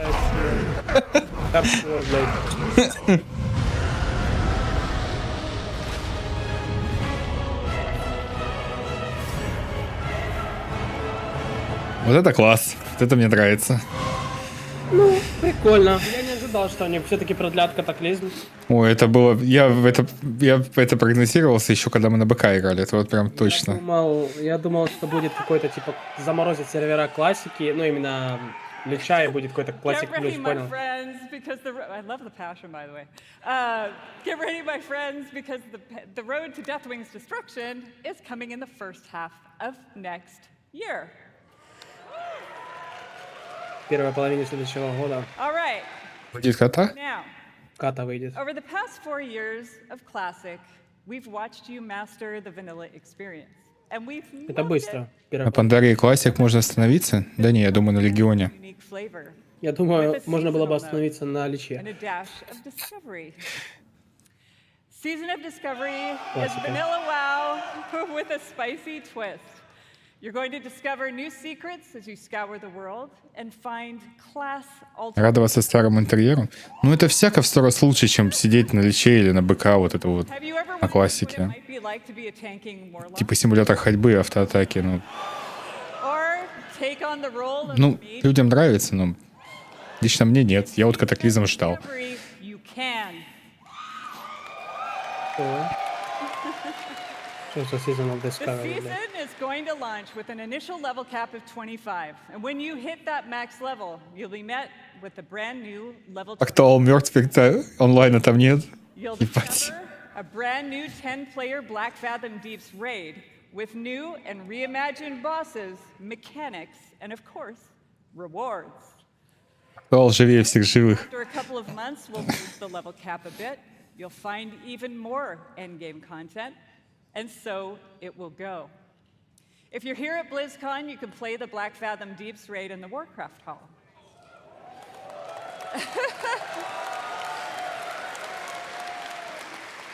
So, Я говорю про ПК. Да ясно все. just a little intrigued about what exactly a Warlock tank can do, go check it out. For all of you watching online, don't worry. You won't have to wait long to play. Because we want you to discover all of the secrets together, there will be no public testing. WoW Classic Season of Discovery launches in a few short weeks on November 30th. Я не понял, что она сказала. Ну, короче, вот этот режим новый 3 ноября выходит в классике. И что там? 25-м левел максимальный кап, и что-то там с классами можно мутить непонятно вообще. То есть мага, она говорит, маг-хиллер какой-то может. А, собирать, наверное, свои эти Наверное. способности. Опа. Только не показывайте нам вот этот патч, который выйдет, блядь, сейчас. Покажите, что за новое. И они его покажут по плану. Конечно, конечно. Our next major update, Guardians of the Dream, is going live in just... Им еще час надо что-то показывать. Так что покажут. I want to give a Через неделю выйдет этот патч, ребят. finally our time. 1 week later, Season 3 will start with the last raid of the expansion, Amirdrasil, the Dream's Hope. There we will have our final showdown with Farak and defend our new world tree. But fear not, that's not the end of our time in the Dragon Isles. There's a lot more to come in DragonFlight that will serve as both the epilogue of this story and the bridge to our next one. Про Рамбл уже рассказали. Earlier, we are evolving. We are changing our approach to this big, beautiful game and how we look ahead to new chapters. BlizzCon, it's time for a new adventure, one that has grown from the very seeds of what captured our hearts when we first set foot in Azeroth. For veteran players, the last 20 years have led us to this. And for those who have yet to join us, now is the time. And who better to talk about the first step in this journey? Что смеяться нашли позовут.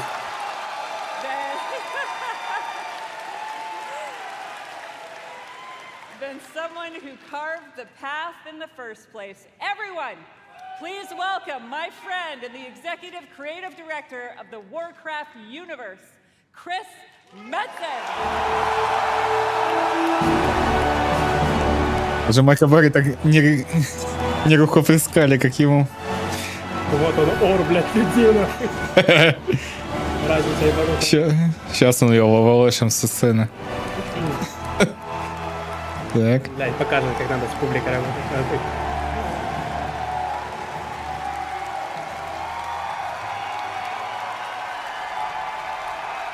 What up, BlizzCon? Holy smokes! Horde, where you at? Alliance! BlizzCon as one!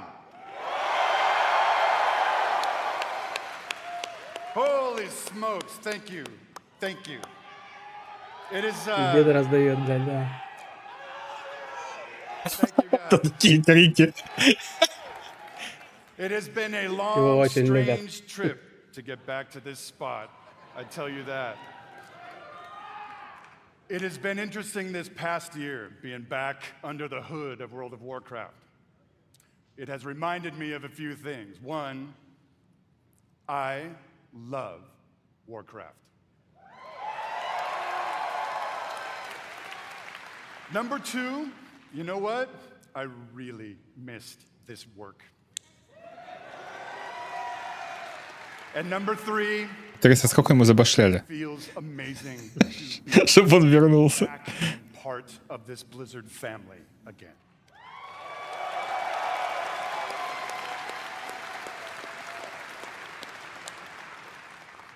As Holly said a bit ago, next year is the 20th anniversary of World of Warcraft. I can't even believe it. Whatever. How many of y'all have been playing from the beginning?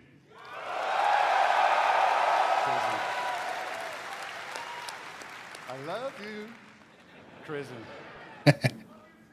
So given that, what was that? Doesn't matter. We started thinking, so what next, right? What expansion hook, what single storyline could possibly match such a historic occasion. We started thinking about, well, I did, the good old days, right? And some of those early mythic ideas that kind of established the background of Warcraft. Started thinking about even some of the newer ideas that have played out more recently, but still in a way feel a little unresolved. And in the mix Ну-ка. of all that stuff, 154,500. those ideas, particular things like, what the hell has Magni actually been babbling about all these years? Опа. Was the thing that Чего he он там? came to warn us about in Сейчас, Battle походу, for что-то про Azeroth, Sword did будет. it Там actually Магни. play out? Or is there potentially something darker still looming on the horizon? I don't know. Will there eventually be an apocalyptic confrontation between the forces of the light? Не-не-не, вот это вот не надо нахуй, блядь, ваши коррупшены, блядь. Talk to me, BlizzCon. Очко их засуньте себе. I'll tell you what, for nothing, my pally main, I'm all Не in on that показывайте kind of того thing if it мужика happens. больше, блядь. В неолоте, блядь. And really the big question for all the marbles, what have the Titans actually been doing since the dawn of civilization? What is the real purpose of all of their cute little installations slammed into the side of the planet? Do we know everything we need to know about their real Тоже intentions что-то такое, типа, for близкое, our говорят. world? Древние боги, титаны, BlizzCon. магни. Ну, меч этот, All of который these Саргера hooks. съебашил. And 100 more. 68, carry the 2. A bunch more. All cooking in the pot. Started to reveal a storyline.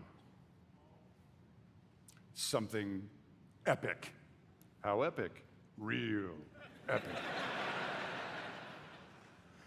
A storyline that in almost every way feels like the culmination of the first 20 years of our storytelling.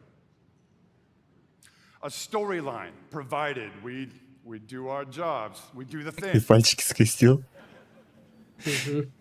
that will vector us into the next 20 years of adventure. Чего, следующие 20 лет?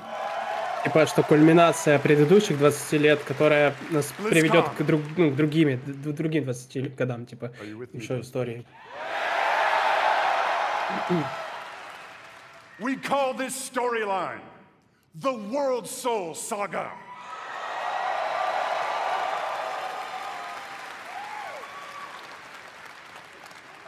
The World Soul Saga is so epic, as we covered. It cannot be contained within any single expansion. It is built to play out over multiple expansions. Звук есть. Come on now.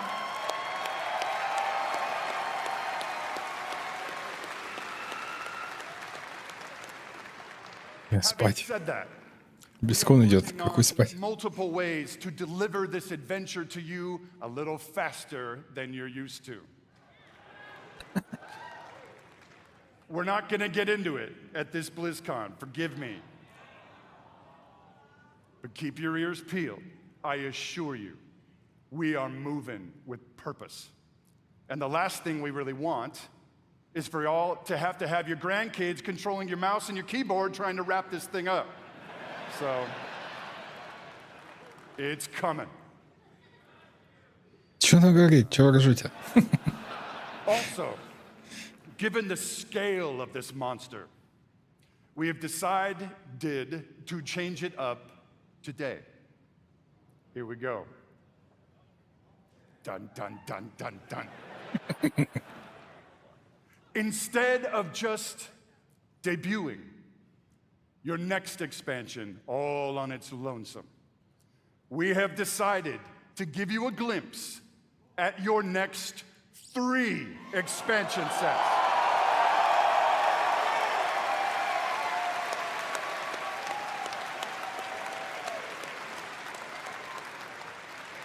Does this meet with your approval, BlizzCon?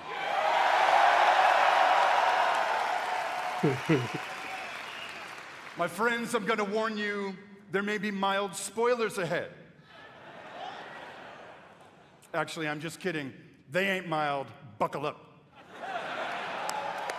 Are you ready, BlizzCon?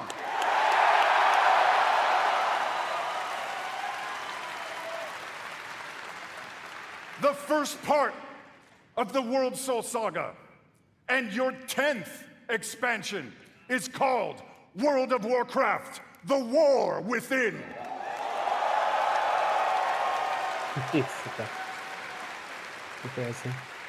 In this chapter, you will be descending into the heart of Azeroth itself, exploring new subterranean kingdoms and engaging with ancient cultures like the Earthen and the terrifying Nerubians of Azj-Kahet.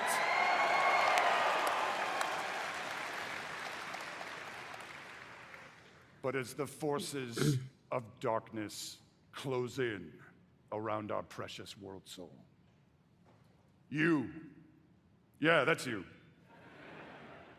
will be called to do what you always do, which is dispense indiscriminate justice upon all those who got it coming. Talk to me, BlizzCon!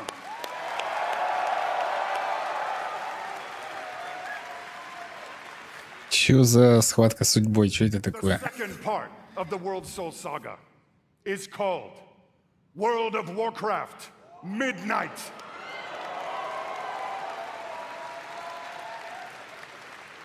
In this chapter, you will be returning, ready, to the old world, to the fabled lands of Quel'Thalas.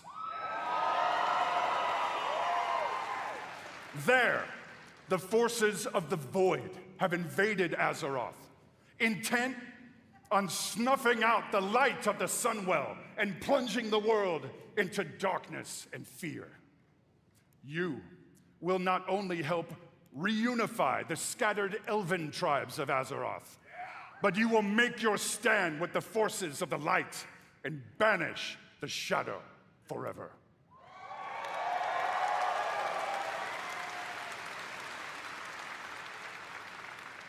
Of course, BlizzCon, it is Azeroth. Things may not go to plan. Things may just spiral wildly out of control, leading us to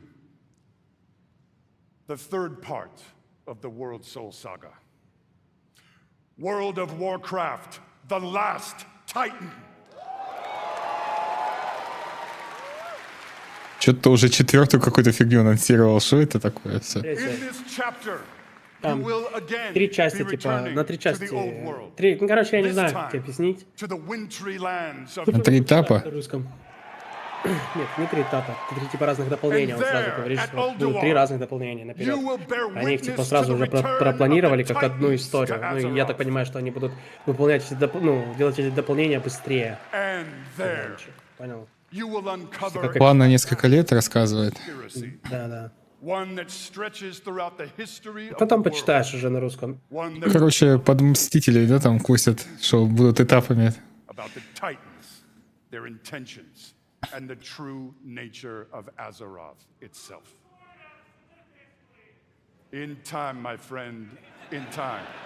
Когда будет готово, да?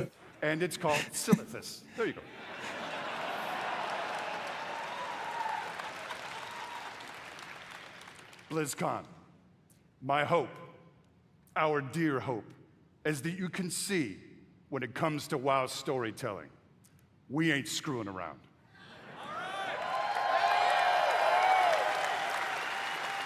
We are playing for all the marbles. We are working to establish a thundering heartbeat for this franchise. Now.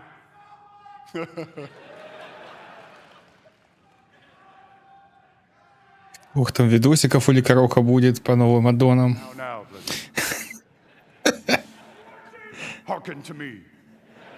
Харкните в меня, что? thank you. Whether you are a current player, and I'm going to bet that most of you are, or maybe you jumped off the WoW train a few expansions ago, now is the time to come home.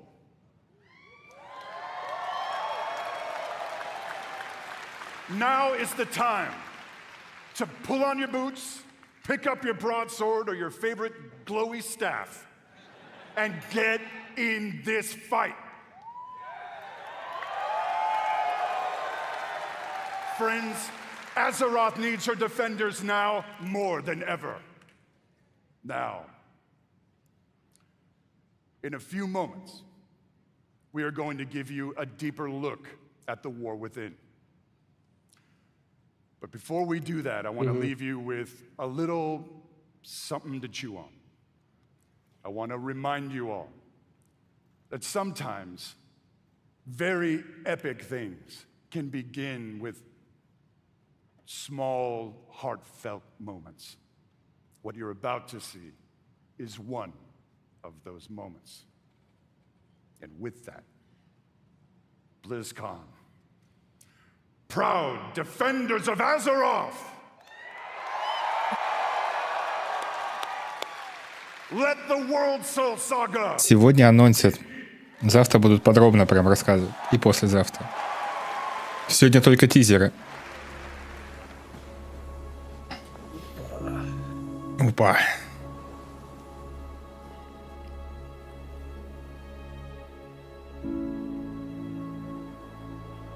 Фига графоний.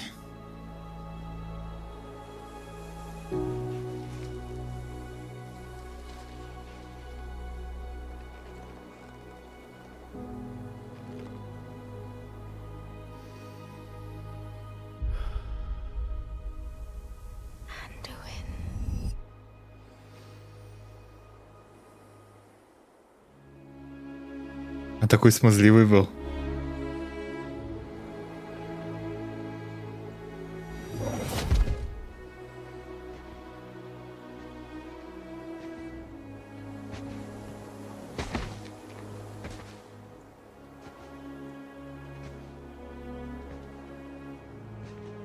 You're here to tell me we don't get to hide. Is that it? You needed time. We stayed away. But time by itself heals nothing.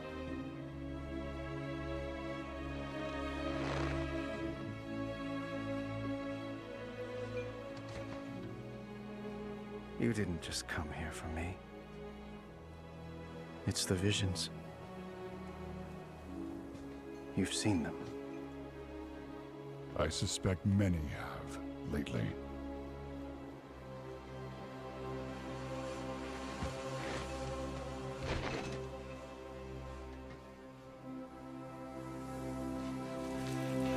Something, someone, is calling out from the heart of the world. Like a voice from a dream.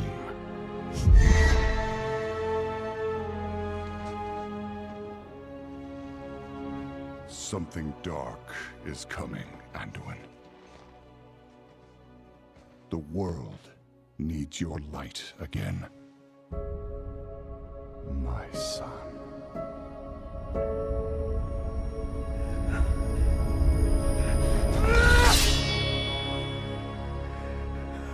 I'm not that person anymore. I have no light. Not after what I've seen. Not after what I've done.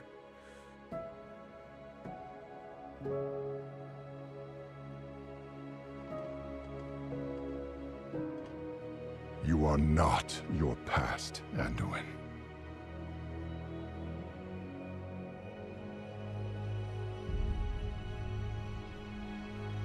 I trust you.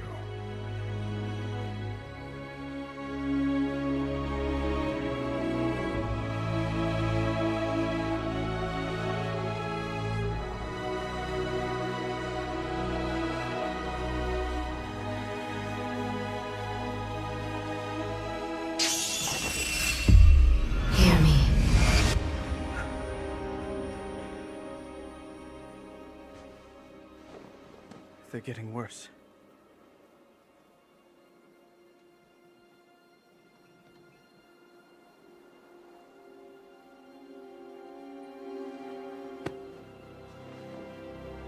Look, whatever's coming, I'll stand with you.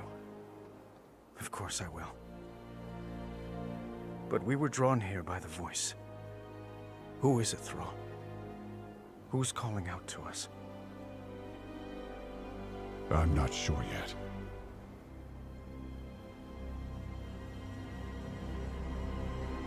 But that sword was aimed at someone.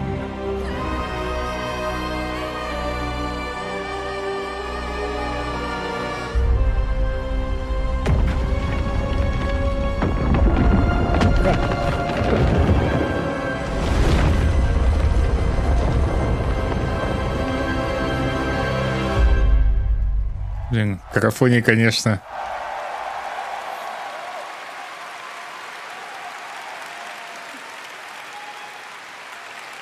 Куда Мэтсон делся? Съебался под шумок. I do have to say, though, every time I see that cinematic, and I've seen it many times, it gets me right in my heart. It feels like a new beginning, and it feels like coming home. And we are so excited about where we are going. And now that you've seen or heard the overview for the World So Saga, let's talk about the war within. As we all gather and explore beneath the surface, we'll find an ancient Nerubian civilization. They will be led by someone we were first introduced to in Legion, Xal'atath, a harbinger of the Void.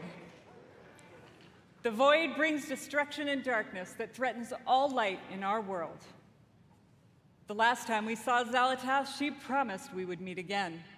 And it turns out she was right.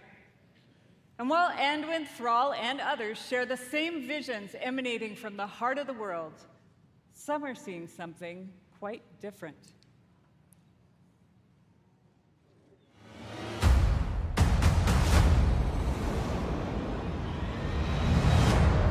My visions are not the same as the others.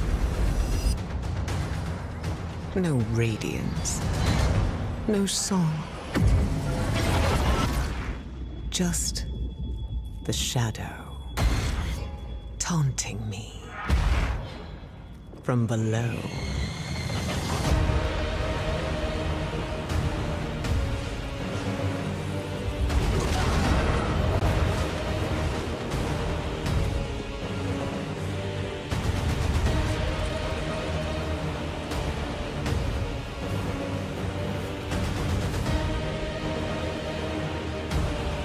Они как будто бы все самые удачные локации взяли. И это все под землей, типа.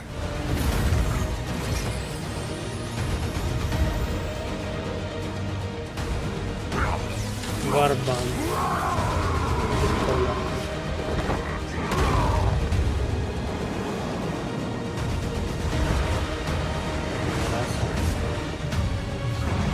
Dynamic Flight. Все маунты теперь летают, да?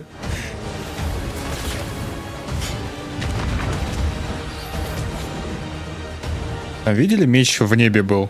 То есть это под землей получается, подземный мир. The fate of our world rests upon the edge of a knife. And our battle lies deep within.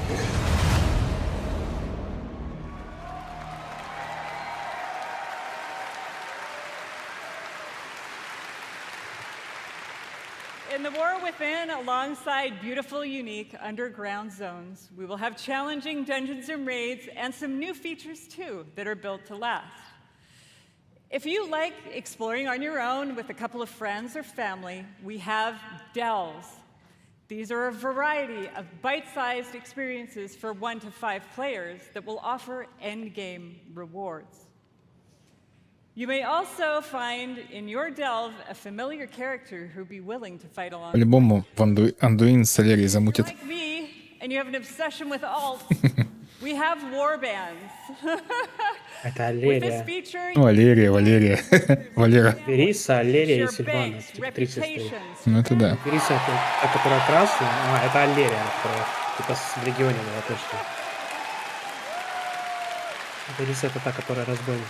Ну, если он так за Сильвана бегал, я думаю, на сестренку западет. New layer of customization for your class specs with hero talents. You might want to take your character down the path of a Dark Ranger, let's say, or a Farseer, and more.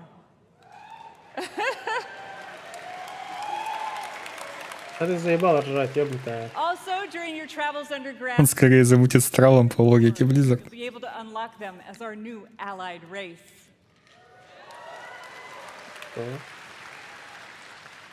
I mean, who doesn't love a dwarf? The союзная facial раса. hair options Понятно. are spectacular. Дворфы. There's so much more to talk about, so please join the What Next panel that's coming up right after the opening ceremony Yes. right here.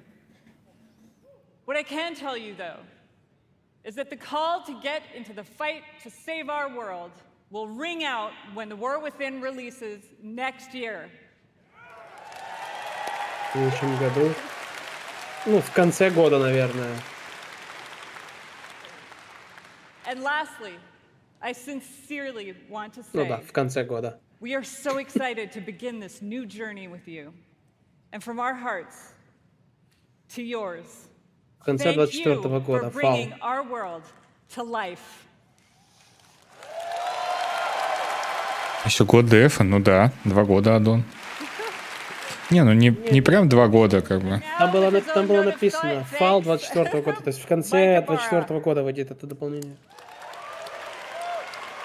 Будет вот этот большой патч, который и еще один большой патч. Будет 2 больших патча еще. То есть будет 10.2 и 10.3. I can't wait to walk the halls of all of Anaheim with all of you. It is truly a joy to be here with the Blizzard team and our players. BlizzCon, be great to each other and enjoy the show.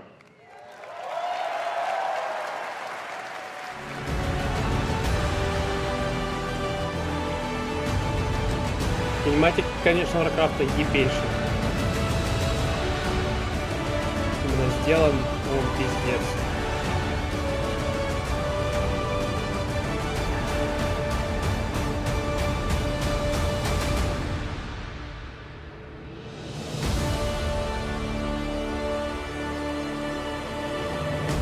Там поначалу даже непонятно, Андуин, но это типа графика или актер. Типа хрен поймешь. Вообще классно сделано. 2023 would like to thank our partners. Че, все закончился, что ли? Думаю, да. Что-то... Power your dreams. Чего Xbox? А. Ну да, да. Omen. Game Life. 162 тысячи почти человек сидит. HTC Vive Mars. Virtual production made simple. А что-то я смотрю по времени, вроде как еще час должно быть. So gameplay beyond performance with 13th gen Intel Core processors. Check out MSI's wide array of monitors from Синематик ротойный скучный, это еще не все ведь. Это же не весь синематик. They've got you Это только тизеры, ребят. and the beneficiary of BlizzCon. Завтра будут рассказывать про классик. И в 22:00 по Москве завтра будут больше рассказывать про WoW. Про новый патч, всю вот эту шляпу.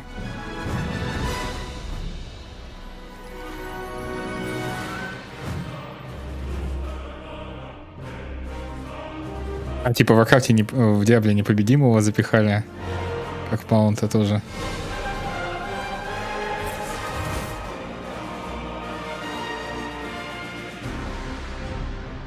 Не, ну чё, конечно, ну я ждал именно Warcraft, мне было больше Warcraft интересно. По Diablo прикольно, они там тоже рассказали. Ну, то есть Diablo окей, мне зашло, в принципе, было интересно. И Warcraft было очень интересно смотреть. Они интересно сделали то, что они сразу 3 дополнения занимаются в ряд, и они хотят, типа, их выпускать быстро. Вот это такая новая идея. Я думал, что из-за этого синематика как такового не будет, потому что эти 3 типа истории, они связаны между собой. То есть это как одно, это 3 разных дополнения, но как одна история, короче, да. Одна история.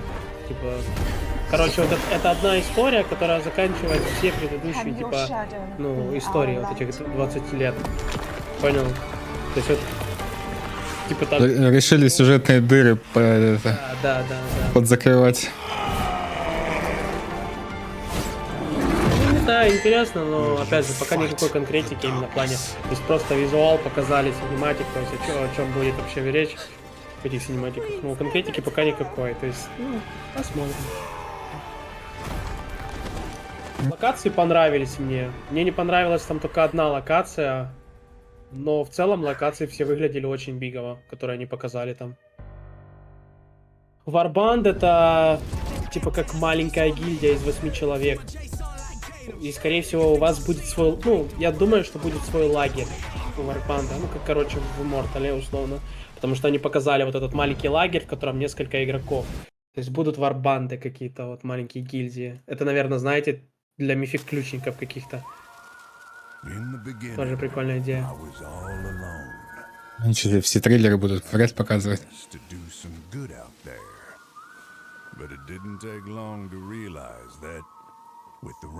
Посмотрим. Засобирать новое железо на Моник 2К. Нормально будет 3 аддона вместо одного. Ну так это же хорошо. Меньше застоя, быстрые сезоны. Ну да, если они будут это все делать быстро, ну то есть именно... Ну типа как в Легионе выпускали патч за патчем. Вообще будет хорошо. Если это будет так, это будет невероятно круто. Типа WoW же ведь обычно как? Там в конце сезона ну, народ поменьше играет, значительно так. И все ждут новый сезон. И так вот волнами онлайн. И вот чтобы не было застоев, это вообще класс. Ну опять же, я говорю, сейчас... я до конца не понял, как они собираются делать. Либо это будет как 3 разных экспаншена. То есть вот выйдет вот этот экспаншн сразу, потом другой, потом третий.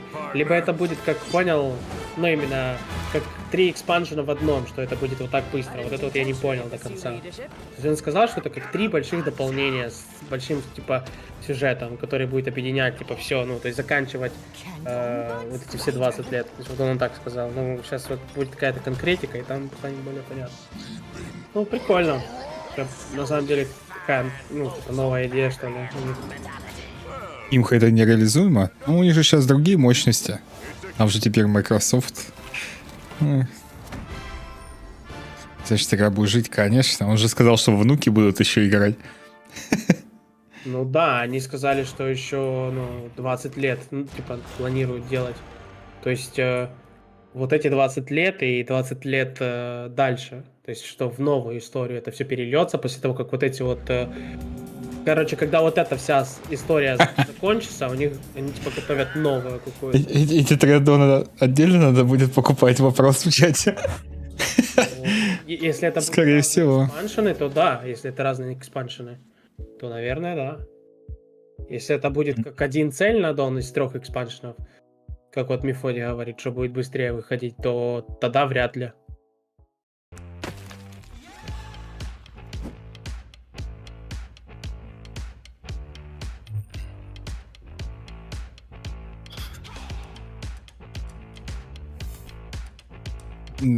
Да, Мэтсон сделал упор на то, что именно 3 дополнения будут объединены в одну сагу по теме. Ну, типа вот как вот те же Мстители, да, Marvel, что вот у них сага идет, один цельный сюжет вот там по фильмам, а потом он заканчивает, типа, все сюжеты. Здесь вот так же будет. И получается, что они закроют все сюжетные дыры последних дополнений. Всех дополнений вообще. Что там где не закончили. Не, ну вот этот синематик прям вообще нарисован. Катаклизм же можно купить. Катаклизм уже можно купить? Ну да, в магазине. Его надо будет покупать? Ну это же типа, ну да. Ну классик не покупали же ведь. Ну, там $29, что-то там такое. Да, там, наверное, маунты всякие. Ну, не, для персонажа. Для левелапа персонажа, как обычно. Я же когда Лич вышел, точнее БК вышел, я ебал качать типа с 0 до 58-го, я себе взял этот. А когда вышел Лич, я ничего себе не покупал, потому что у меня был персонаж 70-й ПК. То есть, ну, это скорее всего для того, чтобы персонаж апнуть. Месяц подписки, как обычно. Что там, подожди? Варбанды, да, вот Варбанд. 1, 2, 3, 4 игрока в Варбанде, я так понял. Вот, у них лагерь какой-то свой. Ну да. А, там Варбан Character List. То есть, короче, ну я вижу 4 игрока, но, наверное, их будет больше, если там Character List. Hero Talents, бля, сука. Добавляет, короче, они опять идут путем добавления талантов. Это, наверное, классно. Но тут, типа, разбили... Короче, можешь, я могу тебе скинуть скриншот. Это не ковенанты, но это что-то по типу того.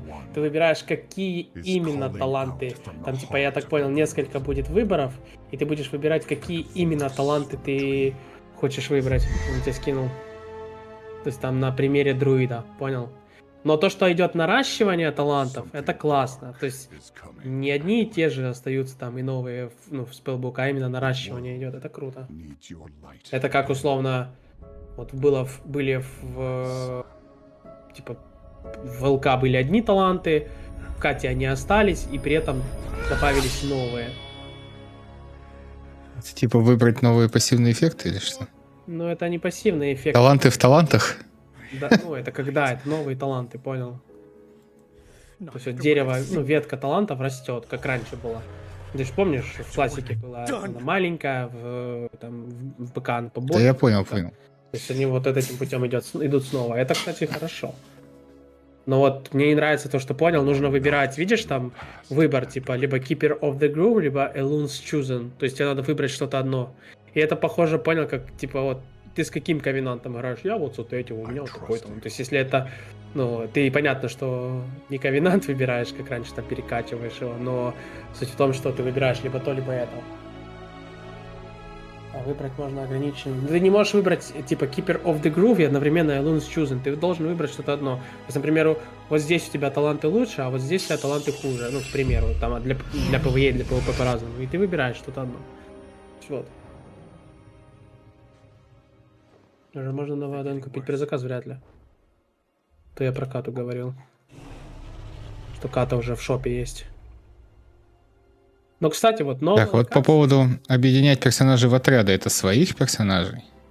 Нет. Или просто персонажей? Ну, ты в Diablo Immortal не играл вообще. Там есть гильдия и есть варбанд. В чем прикол варбанда? У вас, типа, свой лагерь, где вы там какие-то прикольные штучки используете. Типа, общий, скажем так, гарнизон. И в этом варбанде не 10 тысяч человек, а там 4 или 8 игроков, с которыми, если ты вместе делаешь какие-то активности, у тебя какие-то плюшки. Это работает так в Diablo, то есть варбанд. То есть ты там фармишь в варбанде плюс 10% экспириенса. Фармишь там вот этом, ну, варбанде босса там, что-то там плюс какой-то клуту. То есть если ты делаешь активности этим варбандом. Вот что такое варбанд.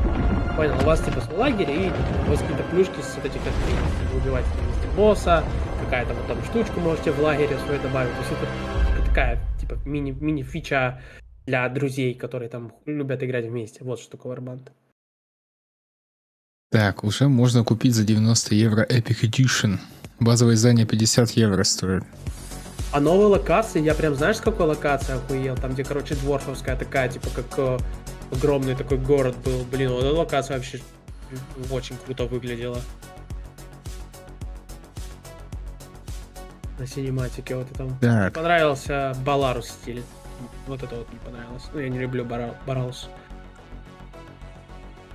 Доступ к игре сразу после выхода.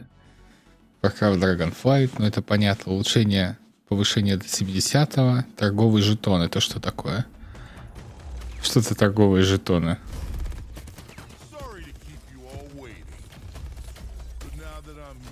Так, маунта. О, смотри. Это 3 разных дополнения будет, вот как на WoW пишет. Warrior Within, это вот следующее дополнение. Потом будет Midnight, еще следующее дополнение. И потом будет вот этот Last Titan. То есть это они 3 разных дополнения расписали. Это я понял сразу, да. Типа либо на 3 года вперед, ну, либо на 6 лет вперед. Смотря как часто они будут выпускать. А, торговый жетон это для торговой лавки, ё-моё. В Battle.net уже есть новое дополнение за 1800 гривен. Да, 50 евро дополнение стоит. Если дешевое самое. Так.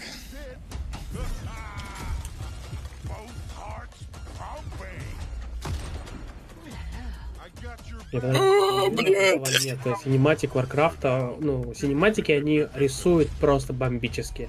То есть, ну... 9000 рублей за маунт, ребят. Какой-то эмоциональные эмоции пробивал. Ну, потому что, как вот герои, про эмоции персонажей Андуина этого.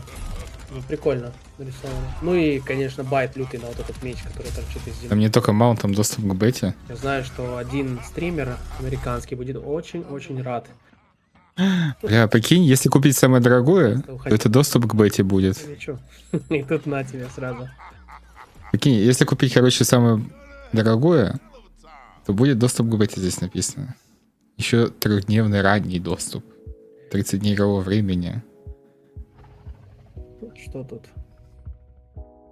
Но если учесть, что 30 дней игрового времени, блядь, это получается придется самое дорогое покупать. Сука, реально на 3 дня раньше. Прикинь. Доступ. Покупать дешевые, типа, что? Нет, это за самый дорогой. Да, но я же говорю, так а кто будет покупать самую дешевую тогда? Ну, типа, если за самую дорогую, ты на 3 дня раньше можешь дополнение пойти поиграть. Что? Ну, смотри, на 3 дня раньше, 30 дней игрового времени. Вот 30 дней игрового времени я никак не пойму, почему они эту херню добавляют. 30 Ну, дней чтобы типа экономия. Нет, смотри, 30 дней игрового времени это нормально, если они вступают в силу, когда выходит новое дополнение. А не вот сейчас, когда они тебе нахуй не нужны. А они будут активированы вот сейчас. То есть потом тебе, когда ты купил сейчас, а потом, когда выйдет дополнение, тебе надо будет их еще купить. Потому что оно выйдет, хрен знает, через год, блядь. Зачем они пихают? Тут я хочу сейчас сделать, например, покупку, да, вот, ну, типа вот это вот, ну, понятно, ну, то есть, чтобы я вот вышел, там, может, я там стопну на год играть, и потом я хочу прийти и играть, а мне скажут, нет, братик, ты вот купил, вот тебе надо 30 дней закупить. Ну, бред, не должно быть вот этого в прайсе, то есть, ну, короче, такое, как по мне. Так, выйдет не позднее 31 декабря, понятно. Ну, выйдет 31 декабря. Типа 24 года.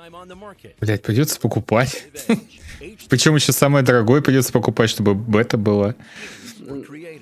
Чисто из-за беты. Бета еще будет из-за того, что это... Да, там написано доступ к бете. Аплодисменты. Вот это вот молодцы, красавчики, реально. Я считаю, что вот это правильно. 100% доступ. Да, чтобы не было рандома. Вот этот получил, а вот этот не получил. То есть ты знаешь, все, вот и на бете, типа. Ну, это прям вообще хорошо, мне кажется. Да, это именно для того, чтобы больше заработать. Типа, вот, смотрите, у нас еще 30 дней игрового времени. Там, то есть, чтобы еще больше цену поставить, там. Да. 10.3 будет. Сейчас пока 10.2, потом 10.3, потом новый аддон. Вот этот. Потом вот этот новый аддон. Они же еще сказали, что сейчас будет вот это новое дополнение, и потом будет типа последнее дополнение, которое будет связывать мостом, ну то есть бридж, типа они сказали. Так. Мост к вот этому следующему, то есть по-любому 10.3 будет. Что там за фишки? Чё? За эту шляпу? Маунта. Пиздец, получается. Копим на новое дополнение, блядь. Ну ты знаешь, не так дорого еще. Ну я не знаю, я не думаю, что это дорого. Ну типа вот самое дорогое. Ну, с учетом месяца, с учетом беты. Нет. Ну ладно. Ну подожди, вот я не помню, за сколько я покупал Shadowlands, за 1000 гривен или за сколько. Просто, по-моему, я больше платил. То есть, а тут 1800. Ну, от курса евро просто все зависит. Не, понятно, но я именно, в цене смотрю, и вроде как это не прям дорого. Потому что Diablo, например, Diablo, да, я вот Diablo вспоминаю, там, мне Федя подарил. То есть, я ничего не платил. Но я просто помню, что Федя мне подарил Diablo за 3200 гривен. Это ебать, а тут Warcraft стоит 1000. Так, Epic Edition 2400 лир. А это сколько? Ну-ка, курс лиры. 2400. О, слушай, это дешевле.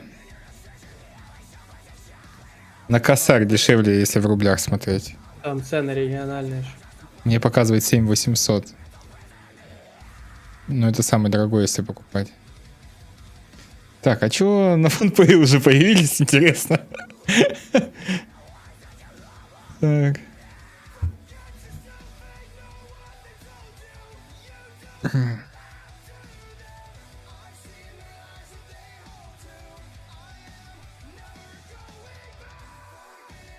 На фонпэй еще не успели появиться. Так, это надо подарком покупать, блин.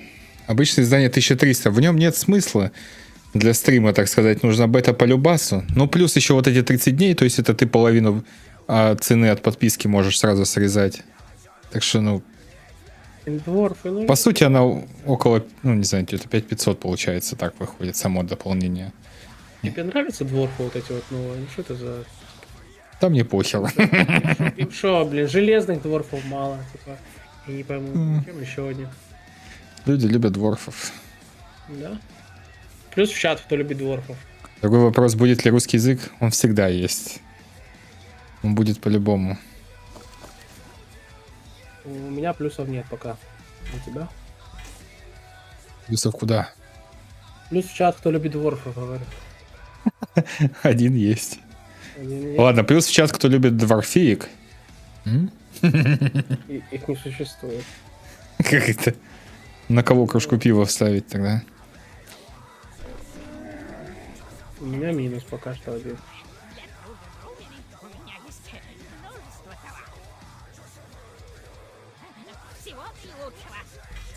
С другой стороны, какой еще они союзный рас могли добавить? Вульперу, что ли? Да, она есть. Там ситрака разве что какого-то, вот эту змею. Кому она нафиг нужна тоже? Точно не нагу люди хотят, правильно?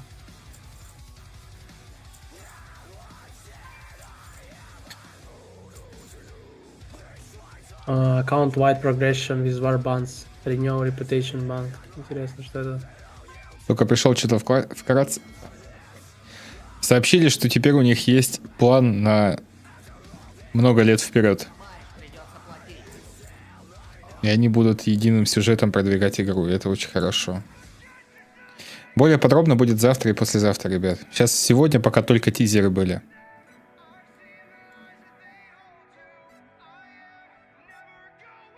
Но нахера Альянса еще одна раса карланов? Это дворфы-земельники. Не уверен, что это будет союзная раса. Посмотрим. Это союзная раса. Прямо вот написано. Прямо вот написано синим по серому. New Allied Race. Прямо написано. Новая союзная раса.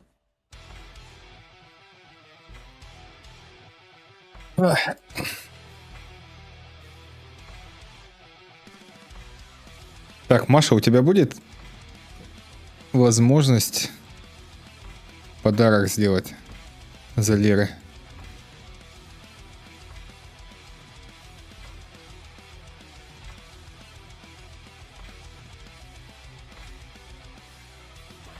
Сэкономим косарик. Только на турецкий. Надо на основной. Там же подарки отключили. Не, код активации-то. Там подарки напрямую, что ты другу именно подарок делаешь. А если на почту, то код активации. Это без проблем работает. Код активации, да, если тебя найдут где-то. Что там находить? Нет, ты просто выбираешь сделать подарок. Ты выбираешь либо аккаунт Battle.net из списка друзей, либо просто на почту. И код активации приходит на почту. Ты его вводишь у себя в Battle.net, и он работает. Понял. Типа вообще, сейчас все так покупают, вообще без проблем.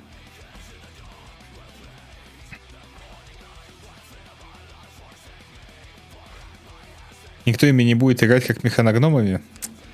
Ой, Дим. Все будет зависеть от расовых способностей. Да, способность будет такая, как у дворфа черного железа, или там что-то лучше. Тогда все ими будут играть. Нельзя за лиры дарить.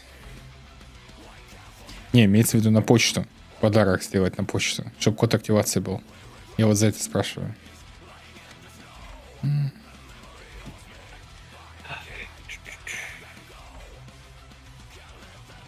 Вообще нельзя дарить подарки с лиров. Понял. Димон, привет.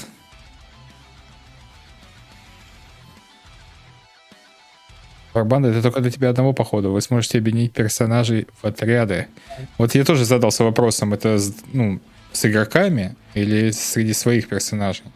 Там, короче, написано, я не знаю, зачем своих персонажей объединять в отряды, чтобы...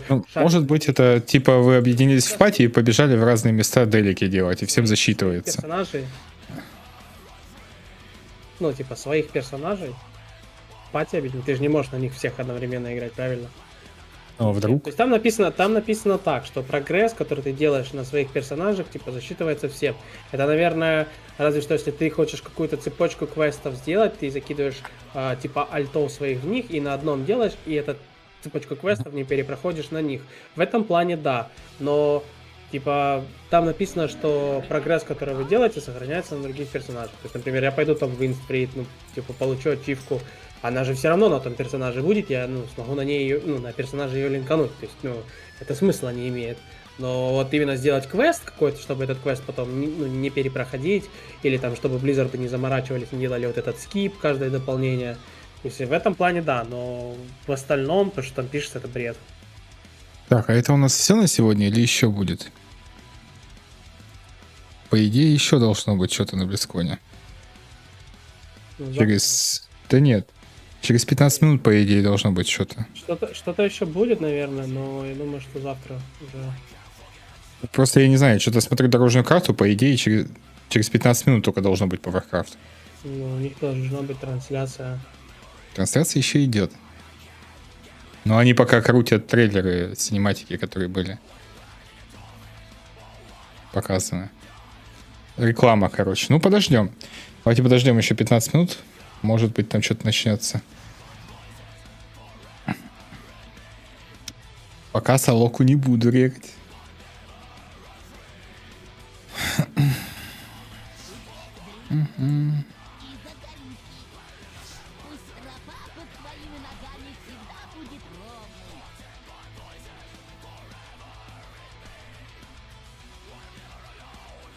Могу родни в Лондоне попросить купить тебе ключ. Но в фунтах это будет пипец. Да, посмотрим. Сейчас завтра уже на фанпее появятся ценники. Глянем, что там.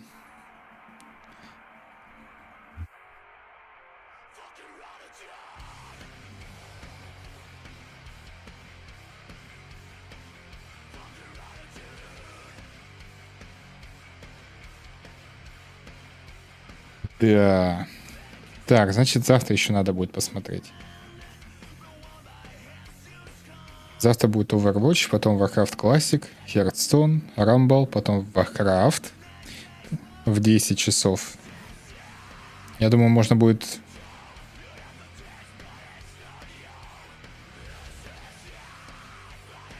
погоди.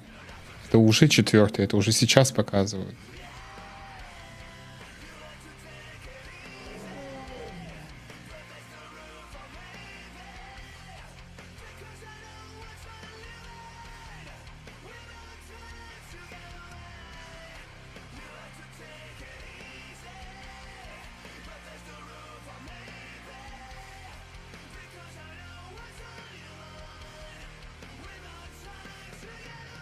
Сейчас, короче...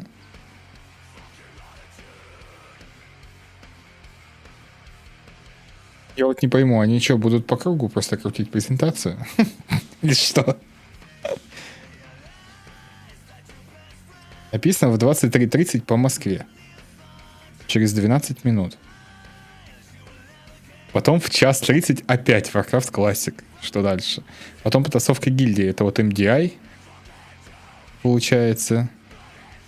Потом уже завтра вечером вот MDI 8, потом в 10 по Warcraft более подробно, а потом финал Арены Чемпион 22:30.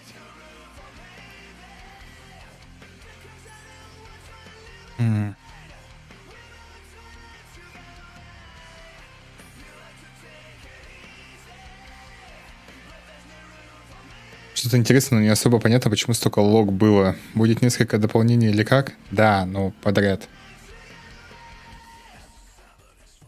Короче, если раньше дополнение вот есть, вышел там, не знаю, Лич Кинг, потом вышел, не знаю, Катаклизм, потом еще что-то, и в каждом дополнении свой сюжет. Там, не знаю, БФА один сюжет, Шел другой сюжет, Пандария третий, там, не знаю, ваш DragonFlight тоже отдельный сюжет. Ну, в том плане, что есть какая-то общая история, какая-то ниточка, да, которая идет через все аддоны, но, в принципе, сюжеты, дополнения, они как бы вот локальные. А тут он сказал, что будет один цельный сюжет, объединенный в одну сагу, типа как у Мстителей, как у Марвелов, и будет из аддона в аддон, короче, продвигаться один сюжет, который закроет все сюжетные дыры предыдущих дополнений, короче. Вот в чем прикол. То есть за сюжетом будет интересно следить годами, потому что он будет один и цельный. То есть он типа контент-план на несколько лет вперед рассказал. Анонсировал. Такие дела.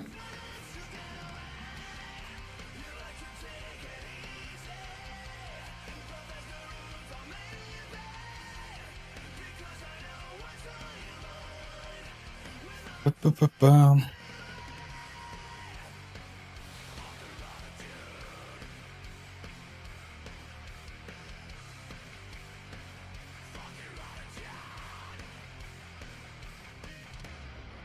Хорошие мысли от Blizzard. Ну,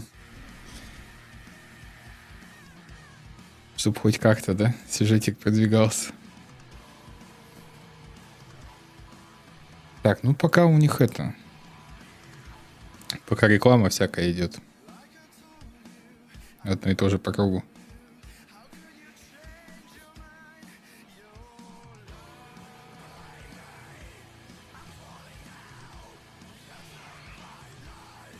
Ждем еще 9 минуток.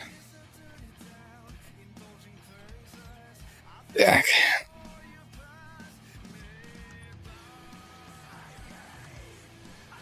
Ну чё, у нас есть почти год, чуть меньше года, чтобы откладывать по 500 рублей в месяц. Накопить на новое дополнение. Чтобы по карману не ударило. Надеюсь, покажут что-то новое. Ну, там неизвестно, что покажут. Там, скорее всего, про 10.2 будут рассказывать. Про следующий аддон, ну, про следующий патч для ритейла. Про вот эти вот соло-потасовку на РБГ, СОЛОQ для Мифик Плюс. Вот это вот все. Вкусное. А вы вживалку игру не показали? А там пока рано показывать. Может быть, на следующем Близконе.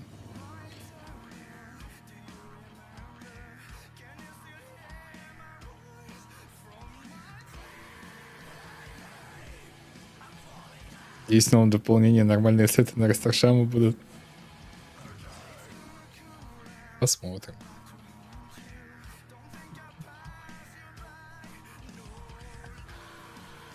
Ну, скрины талантов там только друида показали, я так понимаю.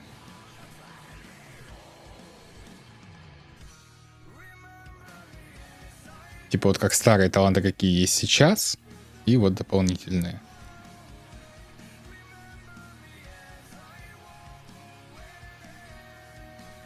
Причем вот интересно, вот талант, он здесь первый, тут вот.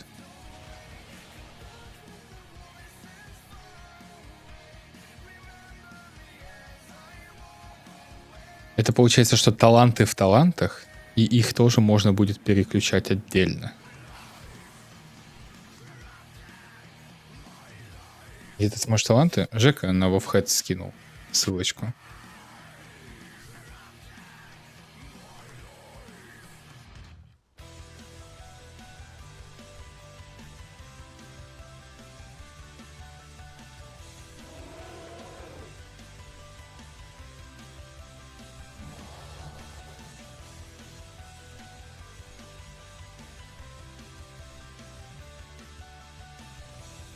Вот, типа, 3 следующих аддона анонсировали.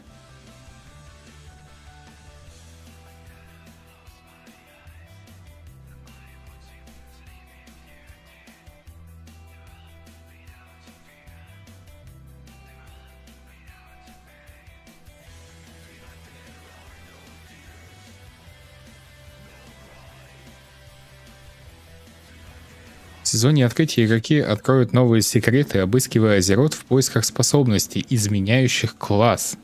Будет возможность танковать чернокнижником, маг-целитель и многих других.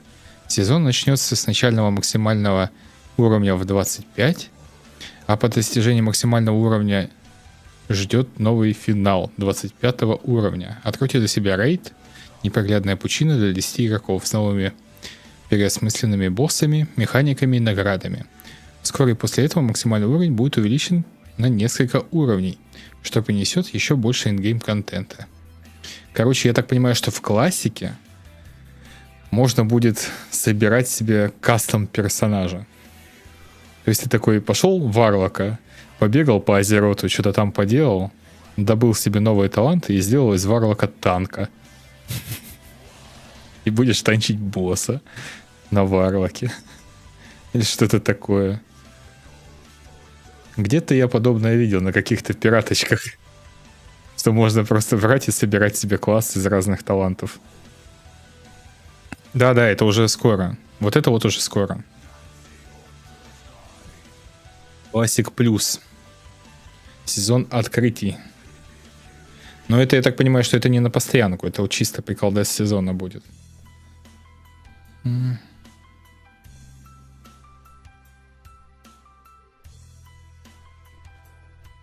Макхилл, Локтан, классно. Мне интересно, что там у шамана будет.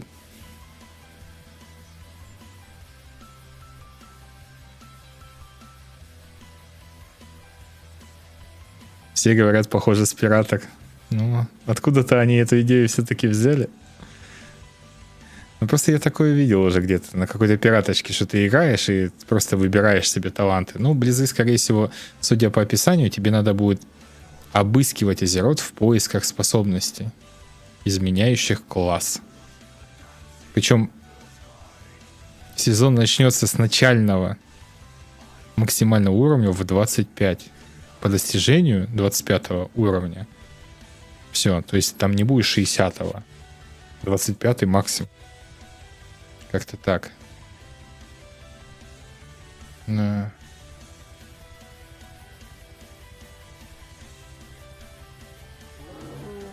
Погоди, а здесь вот в баксах указано 90 баксов.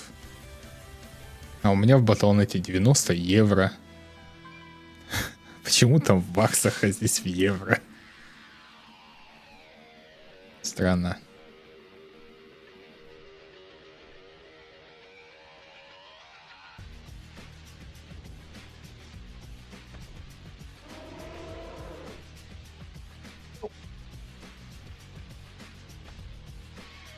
Махил прикольно будет, думаешь? Так, еще 2 минуты осталось. Посмотрим, что там они.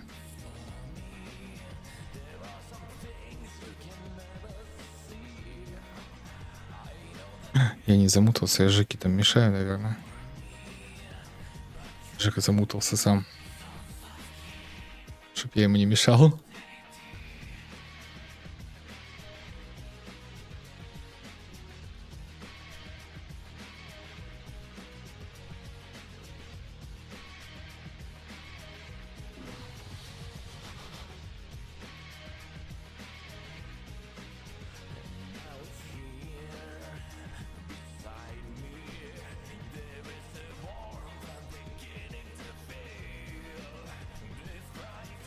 Так.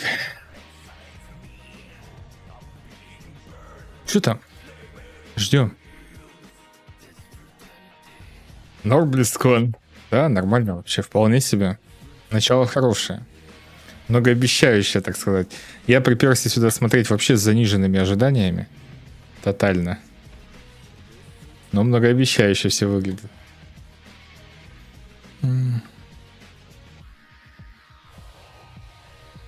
Вот, кстати, для актуала в новых талантов можно было бы сделать похожую ерунду с изменением класса. Мол, подбираешь в новой части таланты, и у тебя шам-танк.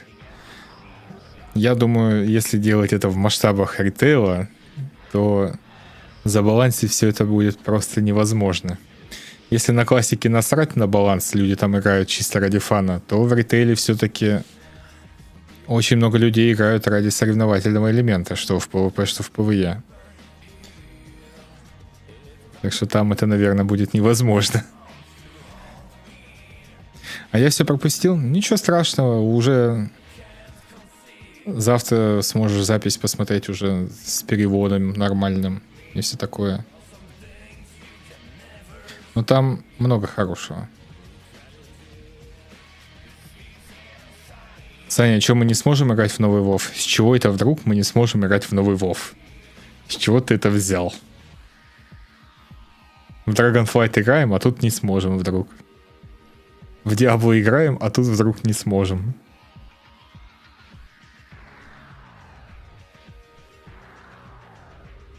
Такое впервые 3 дополнения анонсировали. Это очень хорошо.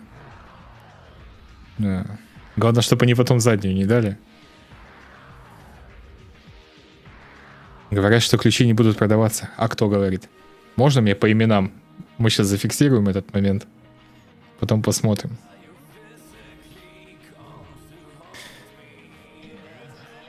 Рэй говорит.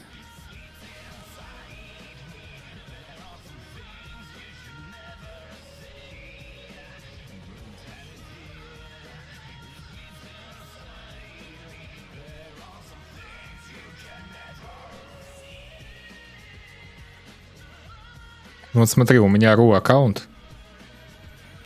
Посмотрим. Смогу ли я купить себе сюда? На RU основной аккаунт именно. Типа турецкий, казахстанский вообще без проблем создать. Это делается за 2 секунды. Можно попробовать перевести свой основной аккаунт в Турцию или Казахстан. Тоже не проблема.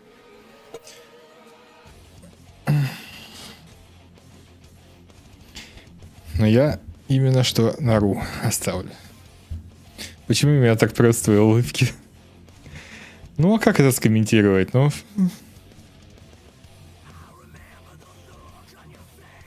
Я верю Рейвису, он с Double Shadow Morn.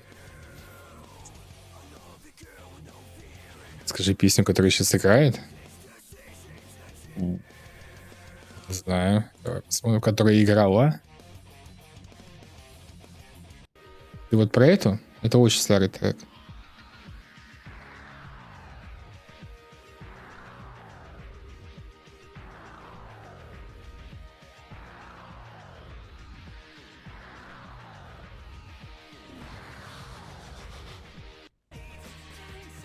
Вот эта песня.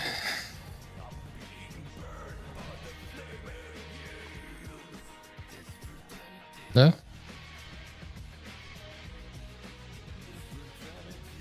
Сейчас найду.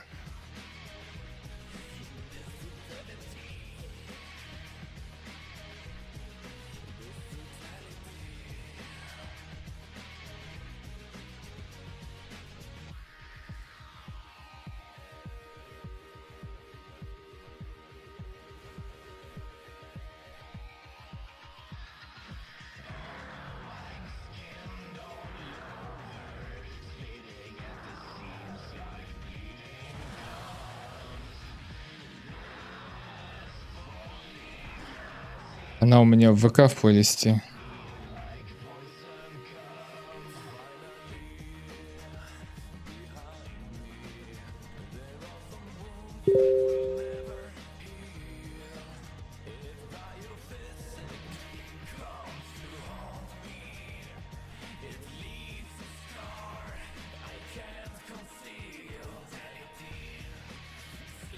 Так, по-моему, вот. Спасибо большое за подписочку на Бусти.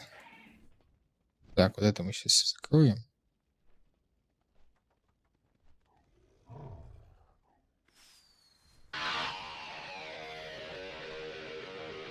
Шоу.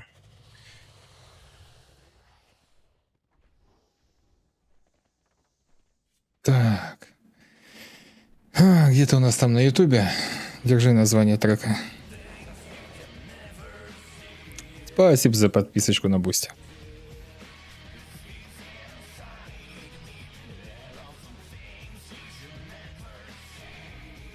Так, ну что там?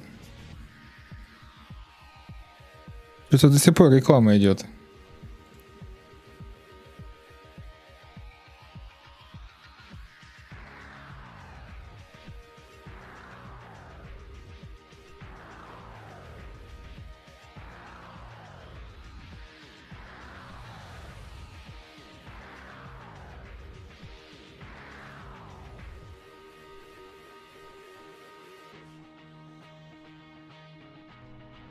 Есть норм дополнение так себе. Я считаю, оно офигенское. А в 10.2 будет еще лучше.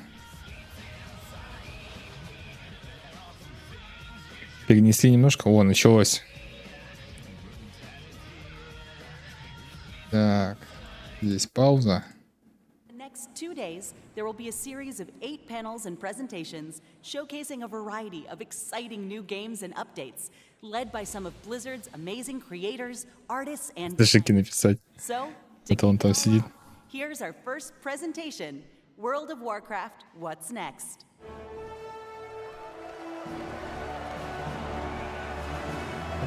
Я вижу, да, What's Next. Типа будет более детально рассказывать.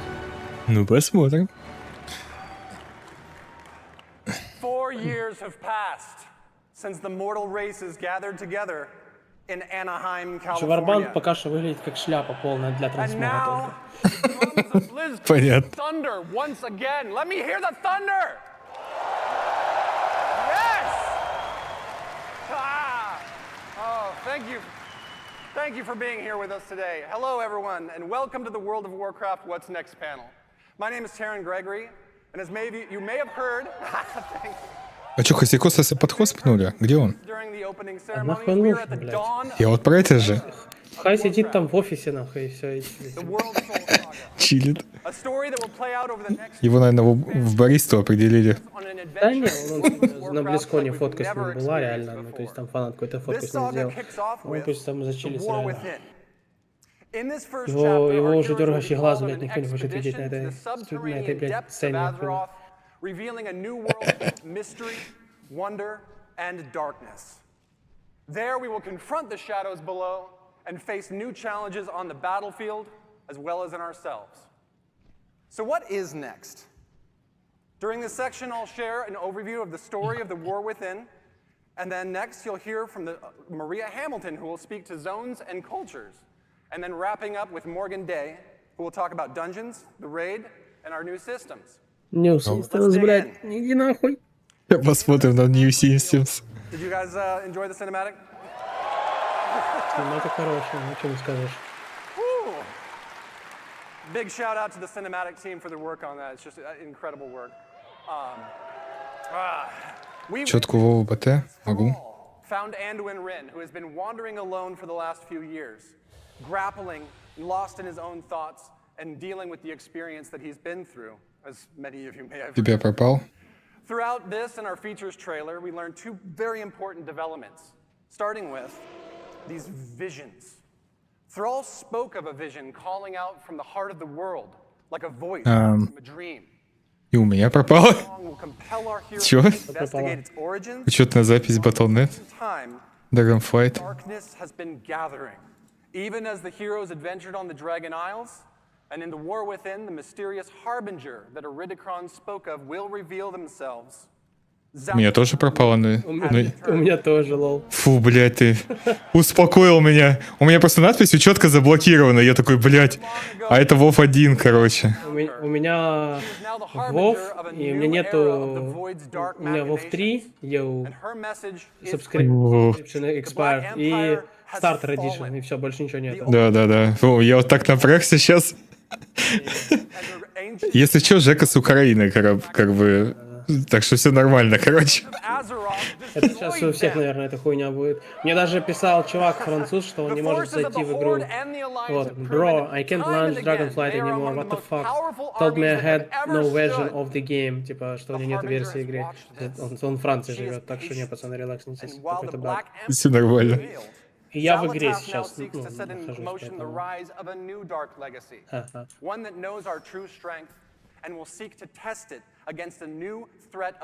Они, наверное, специально отключили, чтобы побольше народу на BlizzCon зашли.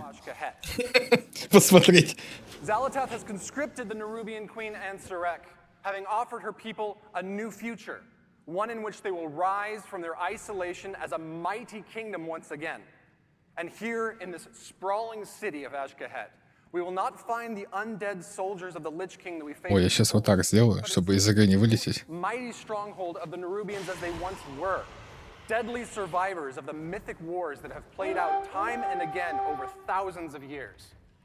In return for their loyalty, Xal'atath has granted the Nerubians the means of a dark evolution.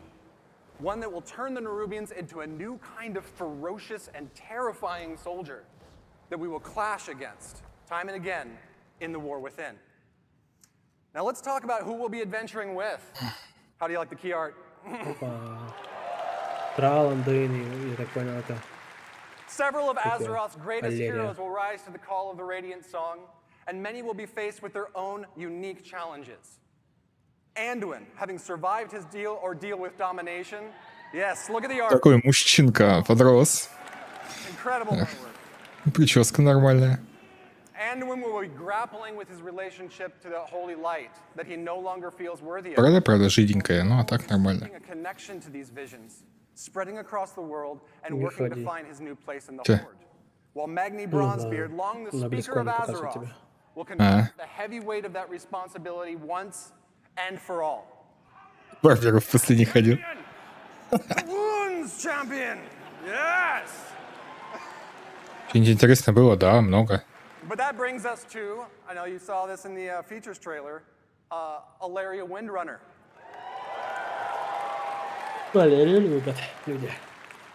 Alaria's journey will be central to the events and the themes of the War Within, as she, a Void Hunter, will use all of her prowess to hunt down the Harbinger while being torn between her own nature and the maddening call of the Void to which she is attuned.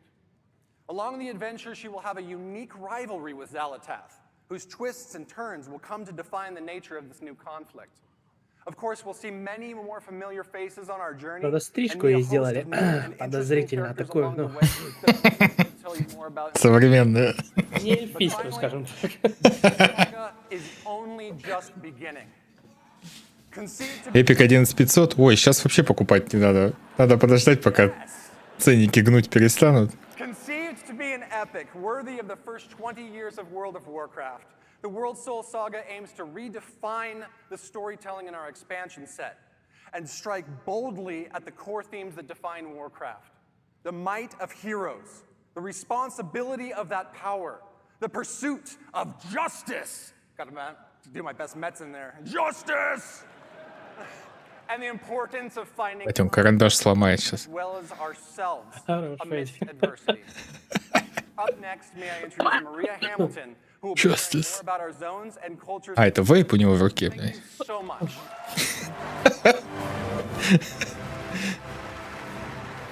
Так, что он вообще зоны покажет?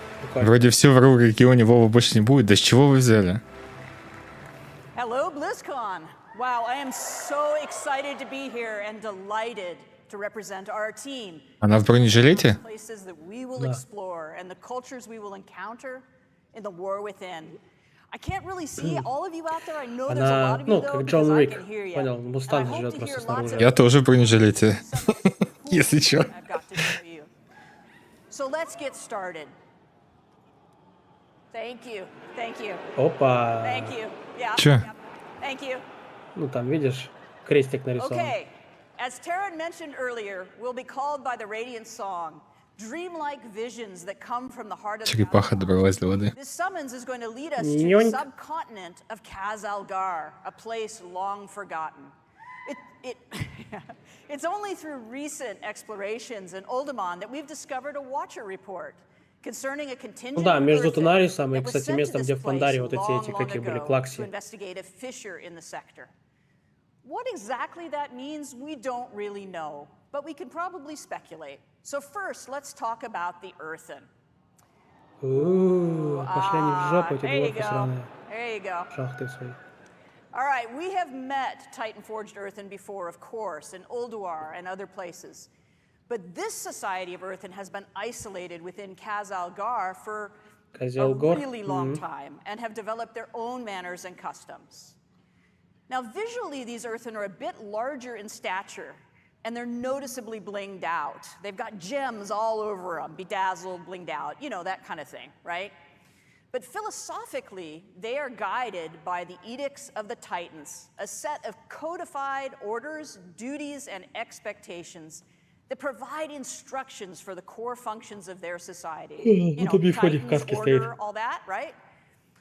But the Titans have been absent for eons, and the Earthen are no longer united in their adherence to these edicts. They now exist as three groups that are estranged from each other. The Oathsworn, as their name suggests, still uphold the edicts faithfully and believe everyone else is doing it wrong. Their charge is guarding the Core Way, a Titan passageway that leads right to the core of Azeroth. They're primarily the city dwellers. They live conveniently near the object of their responsibility, that Core Way. Now, the Unbound, in contrast, have abandoned the edicts.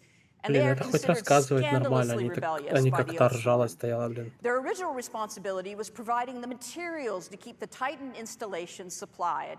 And they're primarily rural. They're living in and around the quarries and the mines where natural resources can be acquired. They rarely interact with the city dwellers. They feel neglected and ignored because they have a different opinion on how they should live. Now, the machine speakers have strayed from the edicts in practice, but not with respect to their overall obligation to keep the Titan works functioning. They've had extremely limited contact with the surface dwellers, and they express no little disdain for those who just don't understand the great machines. Their homes are built around vast industrial projects under the surface that allow them to perform their functions in accordance with edicts, more or less. These different perspectives among the Earthen and their variable adherence to the Titan's edicts has weakened the society as originally structured. And that's not good, of course, but a much more serious problem is their steadily dwindling numbers. For reasons that I'm not going to get into here and now, New Earthen can't exist until we help them out by doing some things. Блин, прикинь, у него, конечно, джинсы такие, знаешь, куртка странная. Американцы. As a result of our actions, Что-то они прям гундят такие недовольные, прохладные. С этими дворфами. Там что, дворфика с бородой, блядь? Да. Две. Earthen will replenish the culture's dwindling numbers and may join either the Horde or the Alliance. Капец. Yeah. It is, of course, player's choice which side you wish to ally with. But as you can see from a small sampling of combinations, there's some fantastic variations and customizations coming for the Earthen models, including different gem incrustations, beards for all body types, Beards for all body types, типа, да? Не, если ты хочешь дворфийку с бородой, то это только на Орде. Like the beardless guy with the bushy blonde eyebrows. He looks so cool. He's just kind of like, yep, what do you want me to do? So anyway, all right, moving on. Another cool culture that players will encounter in the War Within is the Arathi. Yeah. Yeah, and you probably have questions, right? So these are descendants of the original Arathorian Empire, and they've arrived relatively recently and through some somewhat mysterious circumstances. And they find themselves trapped here within Khaz-Algar. Mysterious mostly because I can't say anything more about it just yet because of spoilers, but it's not like spooky mysterious, it's the other kind. As a people, the Arathi are worshippers and wielders of holy fire. They are dedicated to bringing hope and light to the darkness. They're tough, resilient people, with every member of the society being an able combatant. Some few are further blessed with paladin-like abilities through their devotion to the light. Even their airships are powered by sacred flame. The extent to which they're comfortable in battle is probably a good thing because they have established a home away from home in an enormous cavern bordered by an endless underground sea from which terrifying creatures emerge to rampage and create havoc. Not my idea of a cool place to hang out, but they're really, really tough. These watery monstrosities, though, are nothing compared to the threat from below. A constant swarm of Nerubians has been held back so far from invading the Arathi lands. The assault is unrelenting, the threat is dire, and the Arathi can't hold much longer. These bastions of light against the darkness are far from home and limited in number. Sure would be terrible if there was also division within the Arathi ranks. Just saying. That would be pretty rough, what with them being so outnumbered. We could probably help them. What? All right, speaking of the Nerubians in the War Within, we'll explore their last kingdom within Khazalgar. These ancient survivors of the Black Empire who rejected their former masters have developed their own culture here in the deep darkness. Deep dark fantasy. As Taryn mentioned earlier, Xalatath has made a bargain with the Nerubian queen Anserek, who seeks a new future and renewed glory for her people. The Nerubians are extremely capable and devious adversaries who have been honing their skills with their constant assault on the Arathi. But domination hasn't come fast enough не for потому the что Queen's скучно. taste, Я as привык, the ну, Arathi просыпаюсь have рано, managed to в 7 hold утра. against this onslaught. И привык So рано this ложиться, deal уже with вот, the вот это время, в Harbinger 11 часов, has included я some уже прям assistance очень for спать her хочу. troops. Through some dark alchemical process, Xalatath has provided the knowledge required to evolve chosen Nerubians into paragons of their race, enhancing their viciousness. And Queen Anserek has embraced these modifications with enthusiasm and eagerly offered her army to achieve the Harbinger's schemes. It appears to be a win-win situation. But not all Nerubians share their sovereign's enthusiasm for change and her embrace of Xalatath. Shadowy figures with far too many limbs maneuver against the Harbinger's plans in opposition to the Queen's desire. As you might expect, any foray into this Nerubian kingdom introduces us to a variety of citizens, including some forms we've never encountered before. Как эволюция покемонов, знаешь. Nerubian models that are completed and also some that are in progress, as well as scale reference for goblins and humans, so you just get a sense of size. In addition to the Nerubian citizens, there are also domesticated insects who serve the kingdom as beasts of burden and pets. The team is hard at work building out the full range of carapaces, carapae, I don't know, whichever, skittering legs, grabby arms, piercing spiky bits, and creepy eyes for you to enjoy, I guess. All right, let's talk about our zones. The surface of Khazalgar is our first zone, called the Isle of Dorn. This is the home of the earthen surface dwellers, as well as other native species of creatures. The fertile soil, flowering plant life, and generous waterways provide nourishment for animals in this untouched paradise. An important facet of earthen society is Cinderbrew mead. This volatile substance is manufactured from molten honey, produced by enormous fiery bees. Their home groves are a remarkable sight, as the hearts of the trees themselves glow with lava-like fluid. Harvesting is always an exciting time, as the ferocious creatures are understandably protective of their hives. Now, the roosts at Storm Watch are wreathed with lightning and fierce winds. These wild elemental rooks may choose to serve a member of the Oathsworn, who, if so blessed, becomes a Storm Rider, one of the guardian warriors of the earthen people. The Unbound deal with hostile creatures from time to time, but for their most part, the existence is fairly relatively peaceful, fairly sort of peaceful. They're классно сделано. situated near the places Да, where и they вот эта once локация мне labored больше as всего adherents как-то to the понравилась. edicts. Those sites are now in disrepair, and in some Презентация. cases, the lair of other creatures. Of course, the Isle of Dorn boasts a great walled Хотя бы она не орешила, у нас появились утки. serve the edicts of the Titans.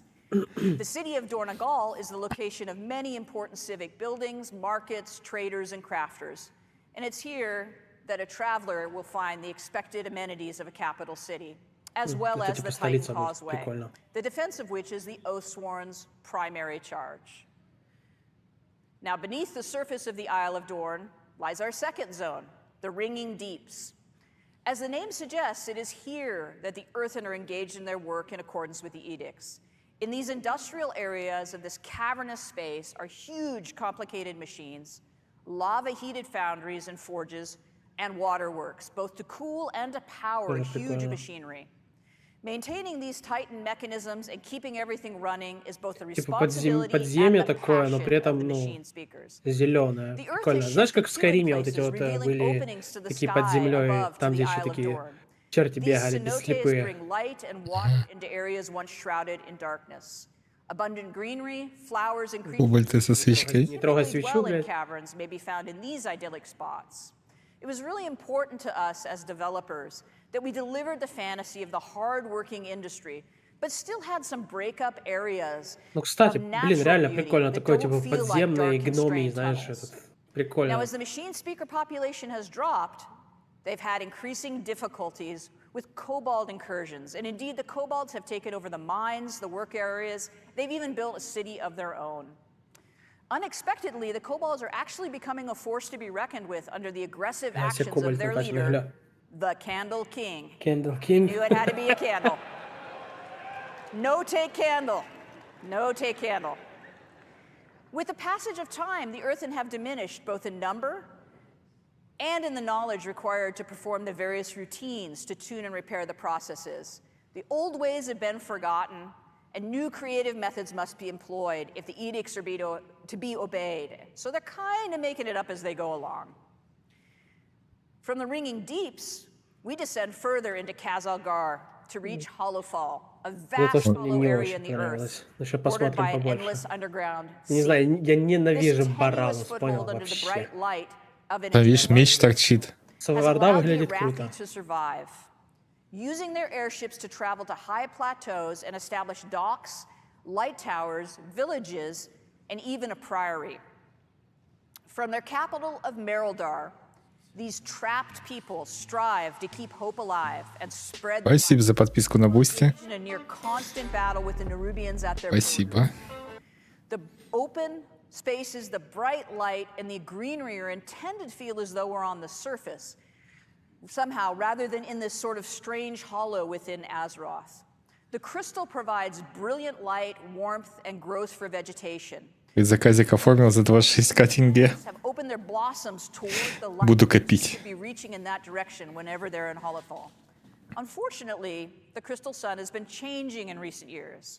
Where once the light was steady and reliable, it now fades without warning, plunging the Arathi into darkness, save where they have built light towers and maintain their holy flame beacons.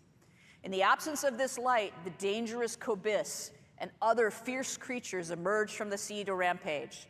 As the Arathi are barely holding back the Nerubians, these unpredictable episodes are incredibly demoralizing and deadly. Happily, the light has always returned to the crystal. So far. And at the deepest descent in the war within, we reach the zone of Aj-Kahet. That almost rhymes. Anyway, the Nerubian city of Threads has been built on the ruins of Такая, itself как будто деталей очень много. and over Если со again. стороны смотреть. As areas Ну, decay наверное, and играться она crumble, будет, a знаешь, new типа так же, district как is и built все upon its остальные. ruins. And as a result, the city climbs ever higher. Those Nerubians favored by the queen, or possessing enormous wealth, or both, Да, личкинговская такая command типа the зона greatest типичная. views and live in the highest places over these swarming masses of the many districts. The burrows is the home of the scavengers, the forgotten, deep in the decay and the Есть filth. бурро один. The Umbral Bazaar is a trading hub of fine silks, fascinating alchemical discoveries, and other exotic and hard-to-find goods. The Skeins are the home of the lore keepers and scholars who toil to maintain the history of their people and research myths and legends of Azeroth. О, There are прикольно тоже. many other districts in less than Это типа локации как будто бы в двух измерениях, насколько я понял. that the careful adventurer could discover should they risk Я так life понял, and это limb to типа do все so. глубже, глубже и But глубже, the key что to ли. such Понял, exploration идет. is fitting in among the Nerubians and being accepted. An enterprise both best Типа вот мы сразу к accomplished through гномам skill придем, in the use of потом мы пойдем pheromones and ниже вот этот considerable вот гномий bravery. город, и потом, я так понял, The ниже zone of еще вот эти Aj-Kahet вот, features как, areas of spectacular dark как beauty люди, ну вот эти that люди are там, где inhabited сварда, by these кончик ее creatures that have торчит. found a И вот way это to вот live нерубы еще among the ниже, Nerubians насколько я понял. without being deemed a threat, found to be particularly tasty to consume, or just too much fun to torment. The mobilization of forces to assault the Я могу Arathi while ошибаться. also providing military might to achieve Xalatath's schemes has stirred up all sorts of inhabitants of the darkness. And deep within the city itself, the Nerubians are gathering an odd substance, the black blood of the old gods, for some unknown purpose. But I'm sure that's fine. And now I'd like to talk a little bit about our zone flow. Опа! As I mentioned, awesome, huh? О, yes. О, travel щит, from the нифига Isle of себе. Dorne Офигеть, Локация-то огромная, да. Да, как и в DragonFlight. Это просто, блин, это охуенно. Блин, смотри, как круто. Компьютер придется обновить, да? Надо будет юзать. Да, смотри, вон она все глубже показана карта по краям. We built for dynamic flight, and we were able to flow directly between the zones without the load screen. There is some seriously amazing swoopy goodness to be had moving across these zones and through these spaces. It feels so cool to burst out of a really tight area and into just a huge drop like that. It's so exhilarating.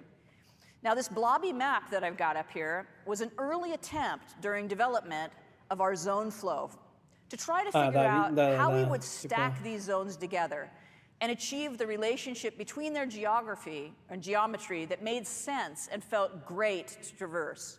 We ended up with something slightly different than this, but this is pretty representative to explain what the world builders were thinking about when they planned these spaces out. It was really important to our design that while 3 of the 4 zones are technically underground, they didn't feel that way, and that they were distinctly different from one another. We pursued that goal by introducing the natural cenotes in the ringing deeps and leaning into the fantasy of the classic underground foundry and industrial workspaces. So even in the zone that felt the tightest, there's places that look as though they're actually on the surface. And within Hollowfall, we created a massive hollow space in a cavern so vast it feels like an exterior, with a huge artificial sun in the form of a gigantic crystal. And in Aj-Kahet, we leaned hard into traditional Nerubian architecture with hanging nests and huge palaces built all over a decaying city that just falls away into the depths. And that is the last bit of eye candy I have for you today. I hope you enjoyed this peek at what we've got in development.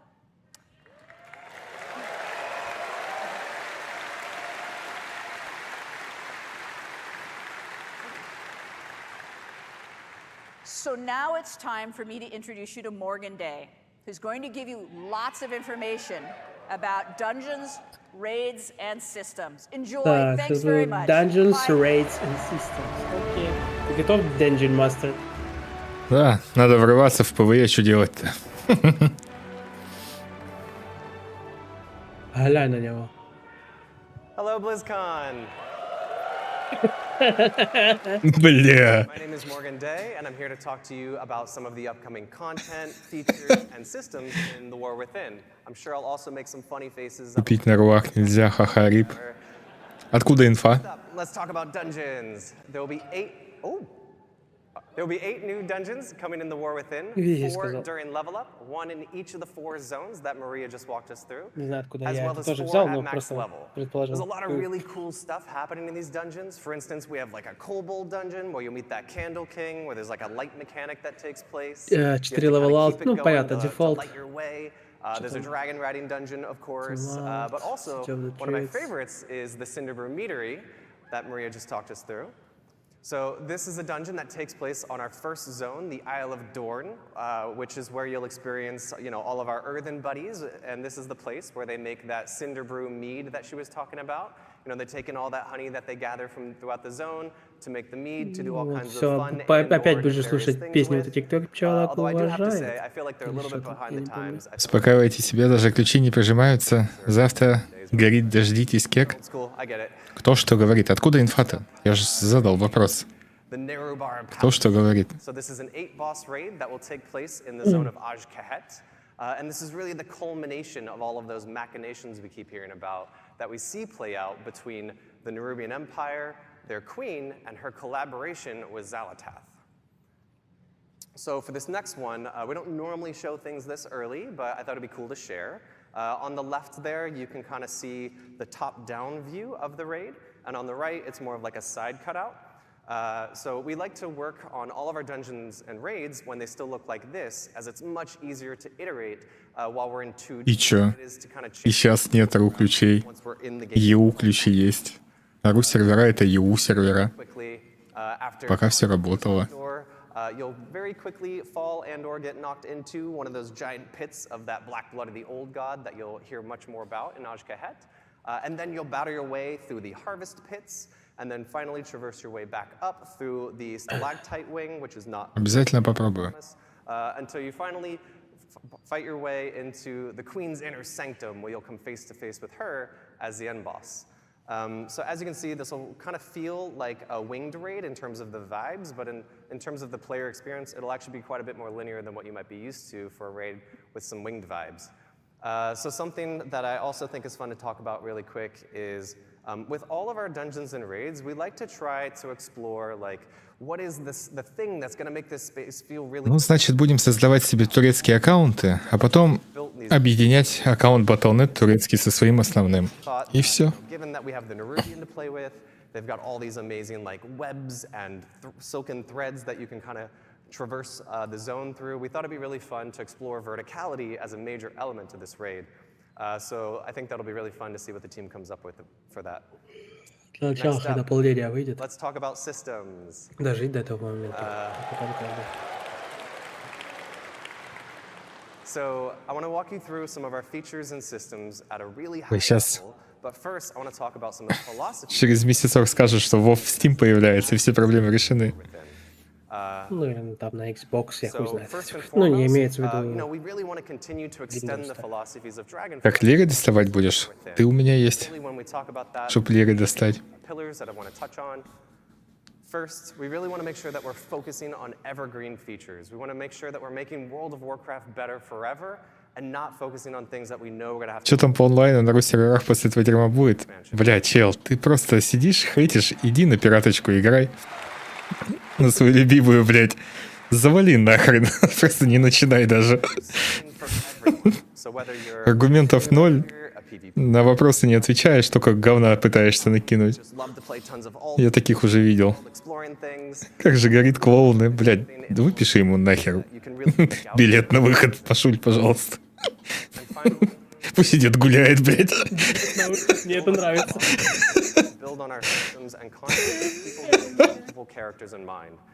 Прорывись еще. Попробуй на следующем стриме, чел.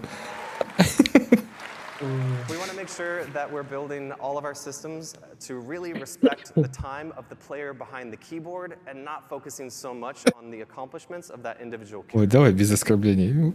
Понятное дело, что у него ничего в жизни интересного. So let's talk about delves. Delves are a new feature that will be integrated into the outdoor world experience, where the fantasy of these is actually that you'll be joining the Dragon Scale expedition in their search for lost treasures all across Kazalgar. So delves are an evergreen feature that is really integrated into that outdoor world experience. We want delves to be a new pillar of Цены в тенге с виду очень вкусно. outdoor world explorers.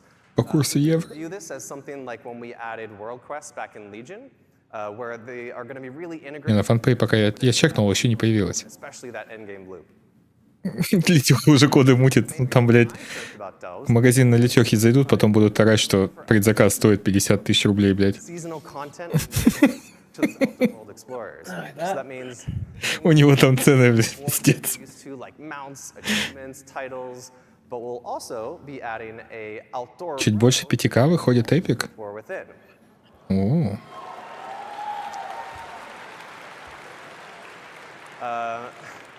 So that all of you outdoor world explorers will be able to share in the joy of, you know, rushing to the Great Vault. это был тизер, а не синематик, Мишань. Это тизер. And there will also be 13 unique delves that we'll be launching War Within with. Да, новый аддон. Scale from 1 to 5 players and be role agnostic. So that means if you want to play a delve solo, that's totally cool. If you want to go with you and your partner, that works as well. Or you can bring your whole dungeon group in, and the delve will scale based on your group size and your roles. Я так понял, что в конце 2024-го. Да. And I would be remiss if I didn't mention one of my favorite features of delves, which I think Maria alluded to earlier, which is that there will be an NPC companion joining you on all of your adventures. So for season 1, that'll be Bran Bronzebeard, as you can see. And Bran will be tagging along with you on all of your delve adventures and will totally never, not even once, aggro a pack of monsters that you didn't want him to. And I don't have my fingers crossed behind my back right now. So Bran will have a custom... Bran will have a customizable talents and mechanics and abilities that you'll be able to kind of load out to suit your playstyle and Через неделю в DF будет тебе контент. a little bit of extra healing. Не переживай. Well, you can load Bran out to provide that for you. And finally, you wouldn't be exploring with the Dragonscale Expedition if at the end of every delve there wasn't this massive treasure trove that we need Bran to open for us. So hopefully brought a couple of keys to open some of the chests in there. But before Bran can open that vault for you, you'll need to... Так нет никаких проблем создать новый аккаунт, тот же Казахстан или Турцию, и просто объединить аккаунты Battle.net со старым, со своим основным. У тебя все достижения, все коллекции, все сохранится. Я так уже делал 2 раза. Next up, let's talk about warbands. It's happening. Ну, warbands, типа, дружочек, это не то. So warbands are a system that we're introducing that will really be В DragonFlight последний раз я делал объединение. across your Battle.net account. Warbands are an opportunity for us to create a platform where you can share your achievements, resources, and all that other good stuff across all of those characters. Когда Крис вышел, аж прослезился. Ну, когда Крис вышел, когда Мэтсон вышел, вообще сразу, блин, ну, у людей реакция по-старому ебанула. Сразу ор. Его вот эта классическая тема, типа Орда, Альянс. There's no like singular UI screen that says warbands. It's more of like all these modifications and updates and features are like kind of wearing a big coat that says warbands on the back of it. It's how I kind of keep it straight in my head. Может быть, не знаю, нечто. Да разберемся, господи. Тоже мне раздувать из мухи слона.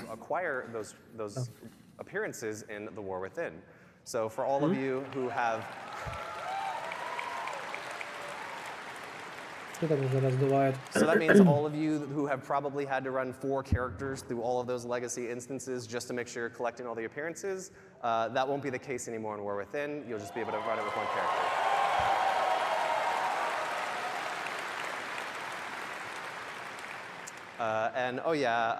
Holly mentioned this already, but this is obviously one that people are looking forward to. All of our reputations as well as renown in the War Within will be shared across your entire account.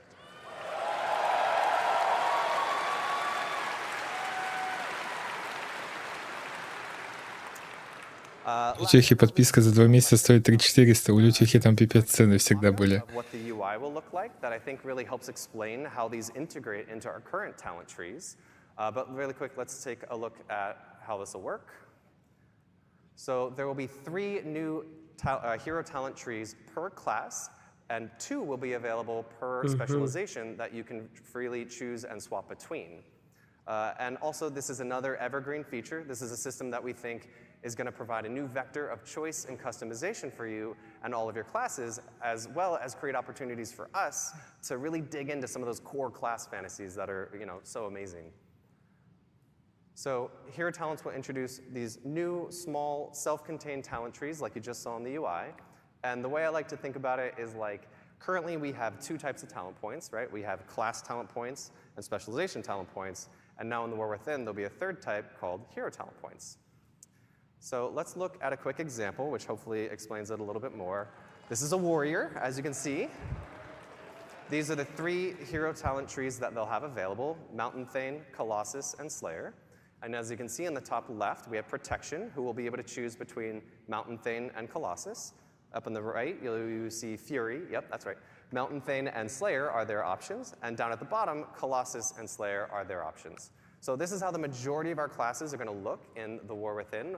The exception, of course, being Druids and Demon Hunters, who are a bit special, so theirs will look a little different. So let's take a look at how you'll unlock the system, as well as how it'll feel playing through as you're leveling through the War Within. So the system will automatically unlock at level 71, and it'll just kind of appear in your UI. You'll earn 1 talent point per level as you level from 71 to 80.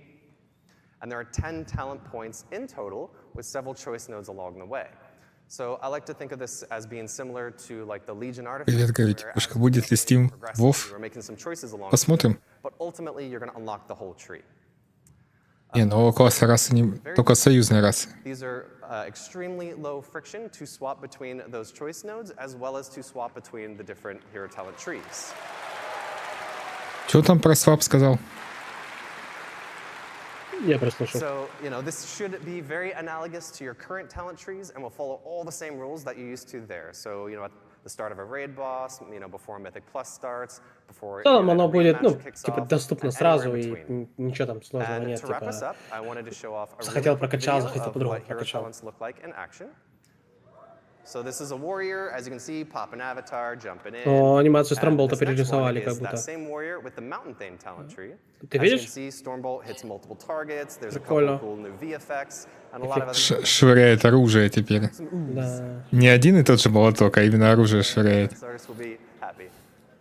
So that about wraps us up for our What's Next panel.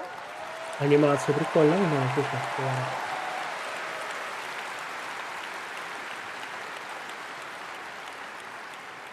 We hope you really liked what you saw here, and if you'd like to know more, please join us tomorrow at the deep dive panel, where at noon, where Ian will walk you through some of what you saw today in more detail. Woo, Ian! As well as a bunch of other cool new stuff in the War Within. So thank you all so much. I hope you have a great BlizzCon. Bye!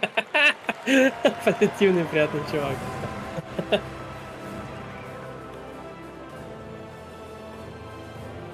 Так, завтра будут дальше подробно рассказывать. Так, завтра в 10:30. Это в 3:30 утра у меня. Ну, я, в принципе, проснусь уже к этому времени, посмотрю нормально. Так, погоди. Это сегодня получается? Ну да. Там написано как AM или PM. Не, у меня просто написано 4 ноября, 10:30. То есть по Москве это у меня 3:30 утра. WoW Classic, что дальше? Потом будет потасовка гильдий. Это уже вечером, получается, 8 вечера по Москве. То есть еще в 3:30 будет про Classic рассказываться. Короче, утром. Сегодня утром, получается. Сейчас, значит, дальше надо сидеть, ждать. Я уже не. Ну, я пойду в СОЛОQ играть. Че нахуй с Battle.net? Я твою мать. Я еще в игре, меня не выкинуло. Я тоже еще в игре, но где мой Warcraft, ёпты, блядь? WoW 1, WoW 2, WoW 3. Хер знает. Warcraft'а нету. Battle.net перезапущу. У меня где моя игра? Да. Что у вас, пацаны, Warcraft есть в Battle.net? О, все, появился. Все, сейв, блядь. Так появилось, нет? Появилось назад, все. Я Battle.net перезапустил. Да, WoW в Steam переезжает, может быть. Заставляют уже новое дополнение покупать, если Battle.net перезапустить. Ну-ка, я тоже перезапущу.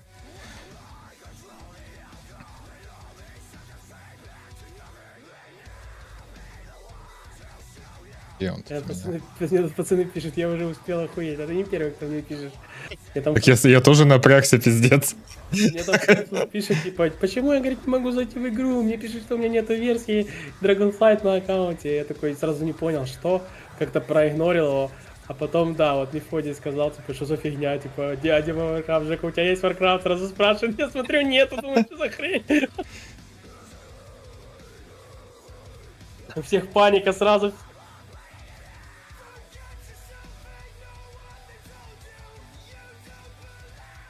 Ну все на месте.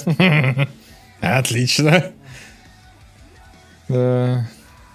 Let's go shuffle rock. Да не, все, пацаны, будет сейчас вот так, кровать рок, блядь, нахуй, такой, блядь, нормальный рок будет, все нормально. Не, я уже реально сижу, зеваю, шафл я точно не пойду. Я завтра продолжу шафл. Сегодня вроде нормально сыграл. Я дождусь его в Classic, наверное. Посмотрю, что там покажут.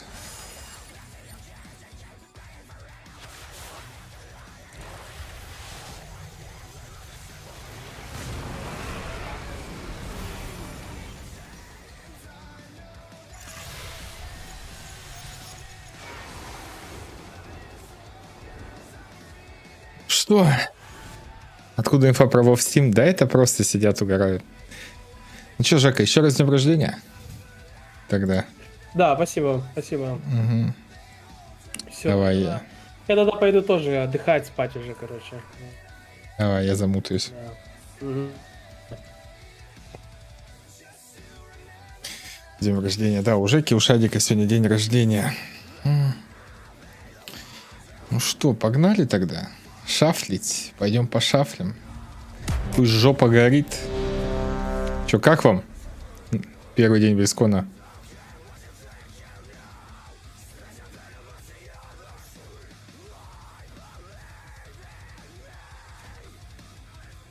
Вполне себе неплохо, как по мне. Не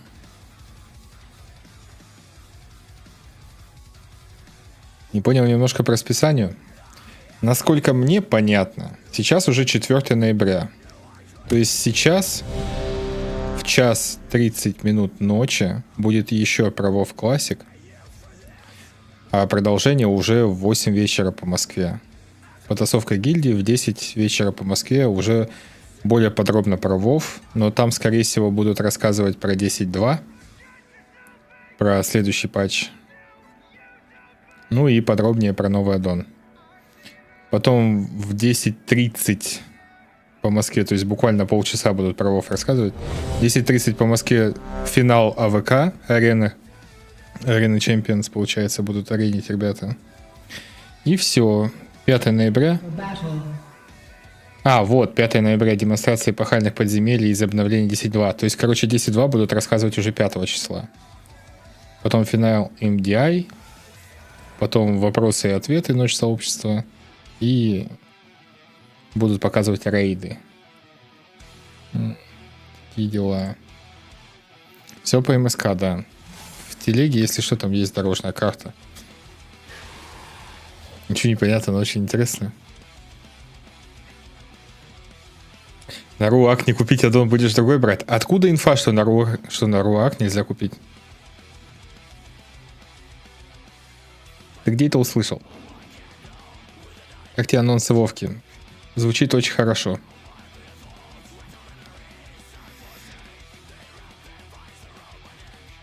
Прическу норм сделал? Ты от кого? Про кого? Андуин? Прическу норм сделал.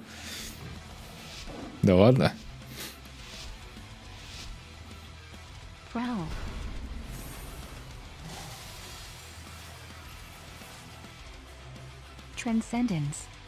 И твое ничего. У меня обычное. Всю жизнь такой.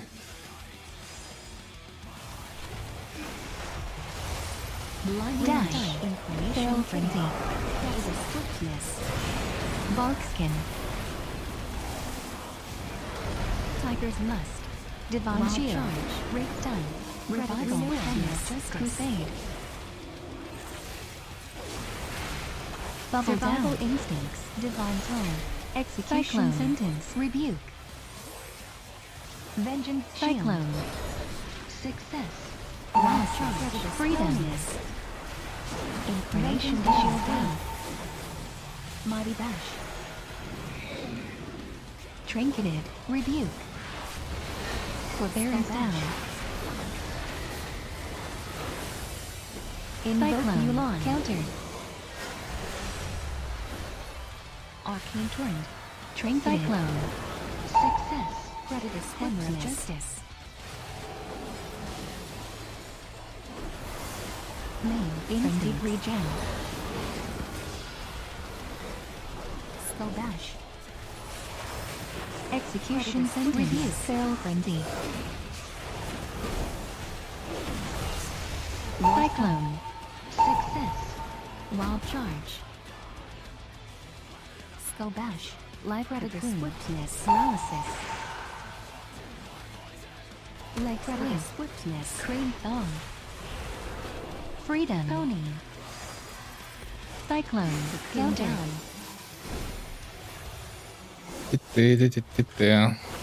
Skull Bash, Barkskin, Counter, Execution Sentence, Monotone, Predator Swiftness, Скушали. Sack down. Instincts ready. И не удивлюсь, если вернется Сильвана. Да, походу, не будет ее. Когда новый аддон-то выйдет? В конце следующего года.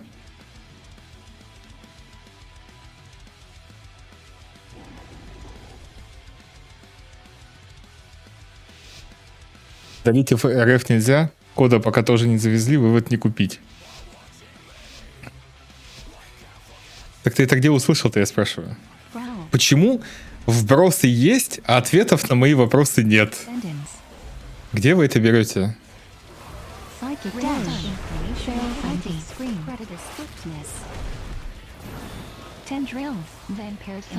Разберемся.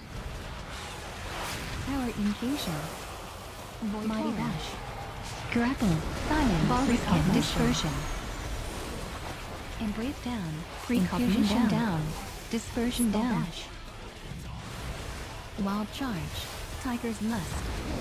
Renewal, invoke Mulan. Разберемся, ребят. Еще почти год. Трейды с фанпэя так написали. Поглядим, поглядим, что будет. Привет, Ника.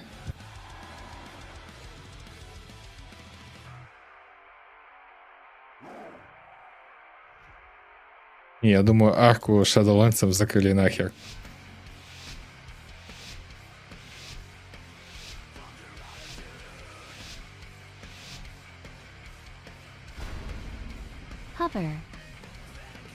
Продавец воздуха, я не знаю, кто это, если честно.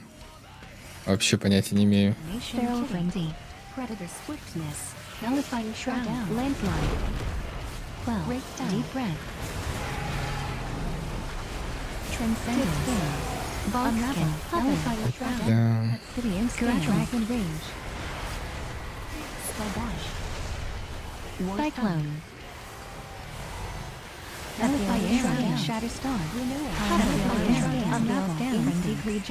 Survival instincts. Incarnation down. Wild charge. Dragon Rage down. Cyclone. Counter.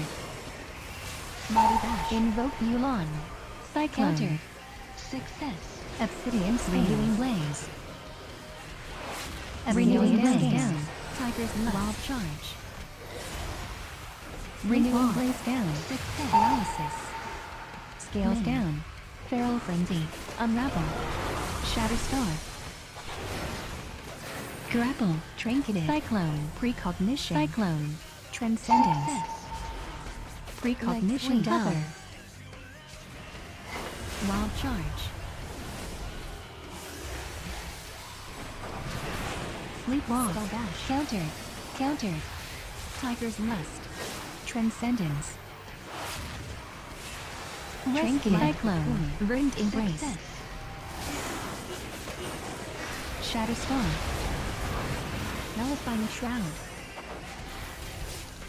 Main. Monotone. Cocoon down. Skullbash. Unravel. Mighty Bash. Так. Walk. Feral Frenzy. Lantline. Obsidian Scales. Invoke Mulan. Shatterstar. Cyclone. Nullifying Shroud. Paralysis. Ой-ой-ой. Scales down. Nullifying Shroud down. Success. Еще нажмет, я надеюсь. Sleepwalk. Counter. Sleep. Deep breath. Учу. Спасибо. Grapple. Hover. Main. 3 minutes remain. Shatterstar. Chip scales. Cyclone. Counter. Instinct ready. Paralysis. Renewal. Incarnation down. Embrace. Renewing Dragon Rage. Life transfer. Barkskin. Cyclone. Counter. Shatterstar. Renewing Blaze down. Cyclone. Invoke Mulan. Бля, я отдал сейф в циклон. Cocoon down. Очень плохо. Я отдал сейф в циклон.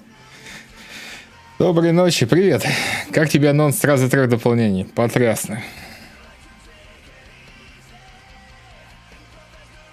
10 лет на рынке был, продавал всякую дичь. Очень много людей от него пострадали, начиная с курсов, заканчивая франшизами его. Понятно. 2 minutes remain. Да не 10 дополнений, 3 дополнения. Hover. Сказали, что у них есть план на будущее. Find Shroud. Transcendence. 12. Dragon Range. Sleepwalk. Success. Nullifying Shroud. Down. Deep breath. Типа будет теперь один единый сюжет. Как сага. Shadow Star. Tip Scan. Divine Shield. Counter Fade. Rebuke. Obsidian Scan. Renewing Blade. Execution level down. Renewing Blade down. Dragon Rage down. Down. Renewing Blaze down. Unravel. Scales down. Sleepwalk. Counter. Rebuke. Landslide. Invoke Yulan. Shadow Star. Shield. Sleepwalk. Success. Forbearance down. Leg Swing. Revival. Hand of Protection. Vengeance. Shield down. Paralysis. Rebuke. Hover. Transcendence. Protection down.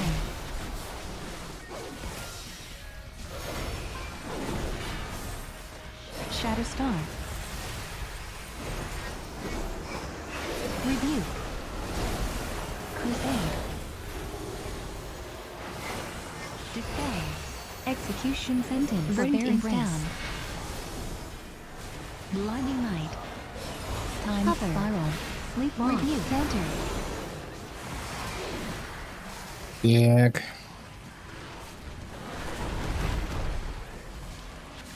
Nullifying Shroud down. Shadow Star. Nullifying Shroud down. Counter. Unravel. Execution Shroud. Renewing Blaze. Swing. Life Cocoon. Rescue. Invoke Yulan. Sleepwalk. Success. Counter. Renewing Blaze down. Бля, куда ты убежал опять? Star. Crown Justice. Nullifying Shroud down. Crane's Ball. Rebuke. 3 Dragon minutes Rage. remain. Execution Sentence. Deep Breath. Sacrifice. Shadow Star. Tip Scan. Crusade. Dispel. О, я его все равно не выхилил, охренеть. И стазис, и все туда слил.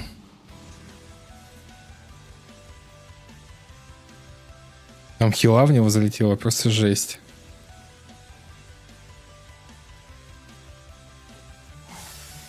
Все равно не выхилил. Короче, типа будет, если до этого дополнения были с одним каким-то локальным сюжетом, то теперь будет один сюжет, который будет двигаться через следующие 3 дополнения. Hover. Цельная история. Nullifying Shroud.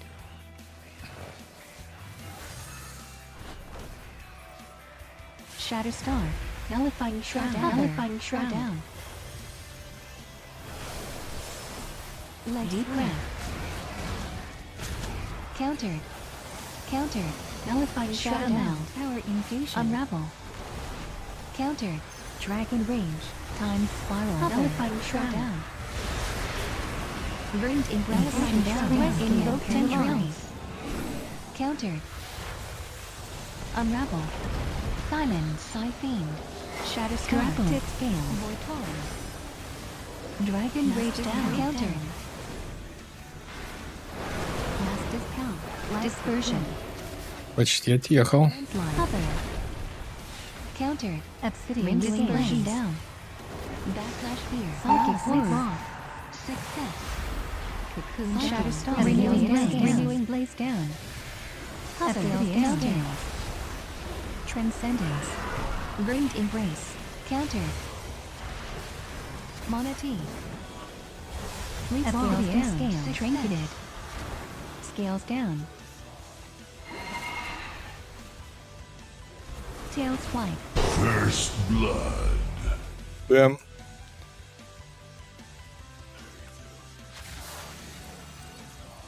Как я понял, Вариков оформит предзаказ нового дополнения на РУ и РБ, а Акичев нет, ждем-с. Да подождем. Шо, куда торопиться-то, ё-моё, времени еще вагон.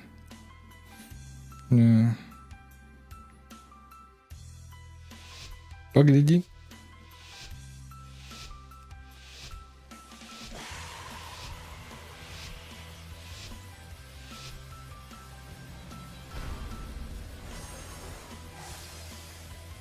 Transcendence.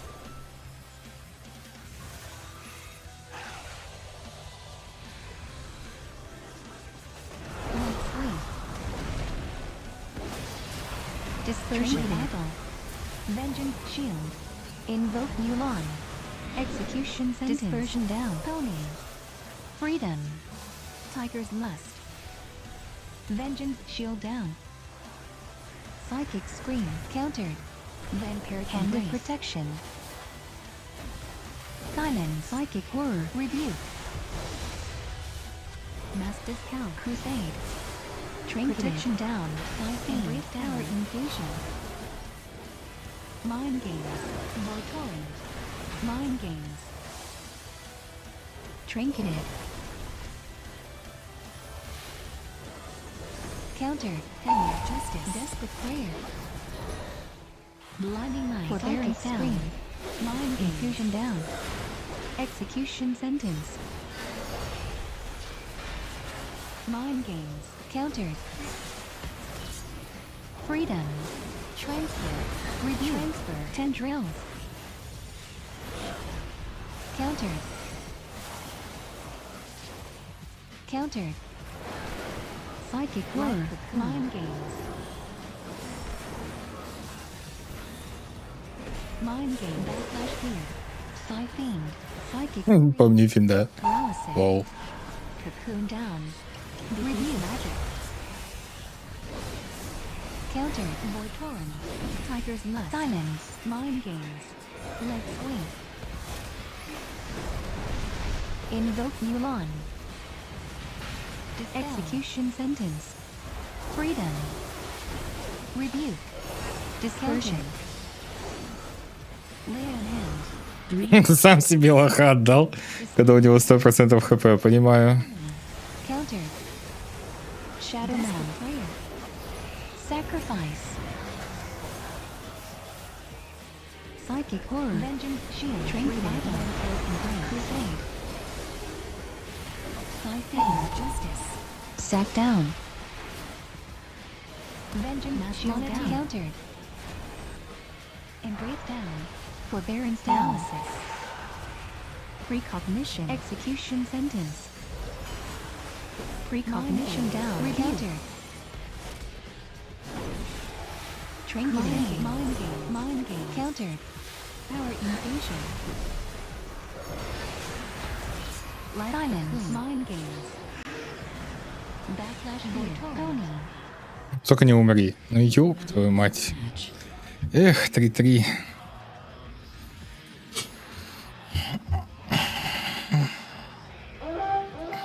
В ДФ играл только по выходу первые 2 месяца прикольно, а потом дико скучно.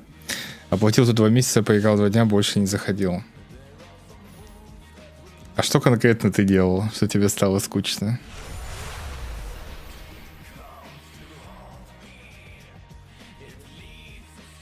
Этот сюжет можно было бы впихнуть на час контента, а они теперь растянут на 6 лет. Мне очень нравятся подобные комментарии. Как бы вам так помягче объяснить?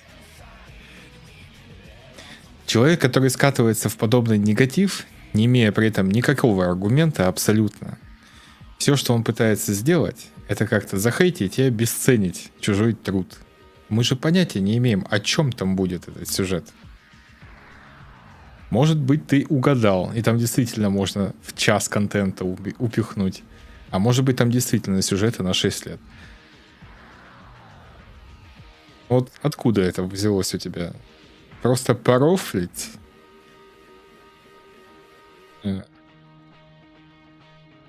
Соло БГ, стычки.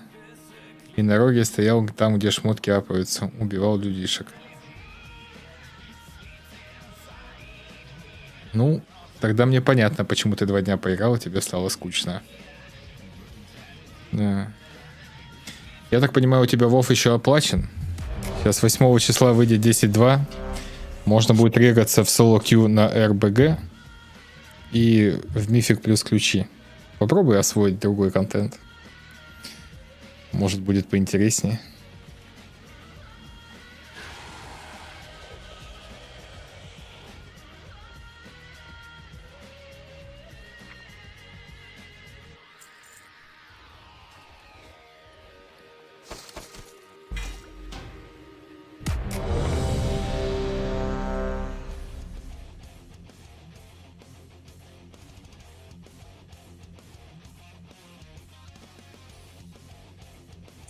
Все.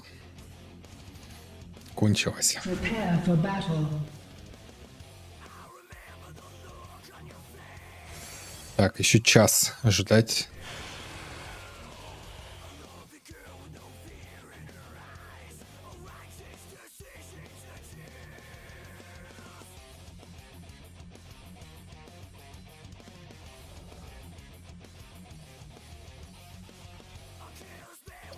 ХЗ пережил этот Вов минус фанат.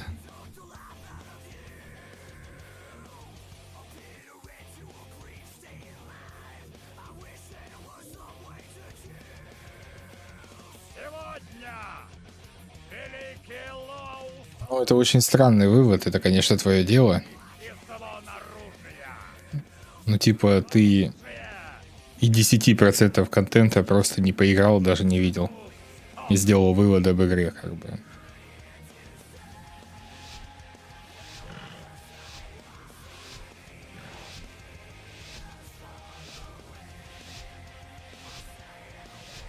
Blistering scales.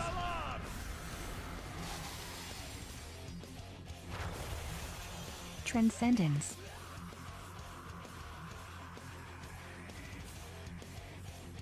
Ты с английского будешь переводить? Да какой там? Не, я могу нейросетку поставить, которая будет с задержкой, но голосами Яндекса что-то переводить.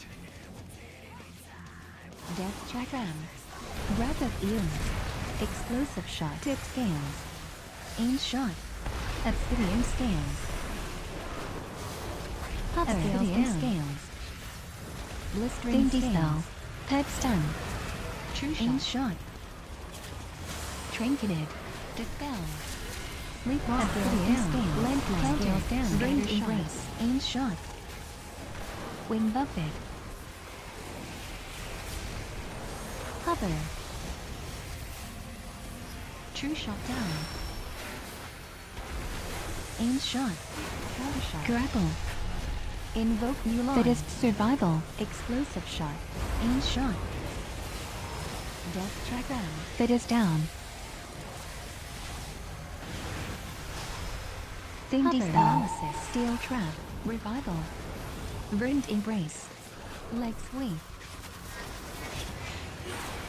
Rescue. Scatter shot. Если маг на меня выйдет, я его похилю. А, я понял.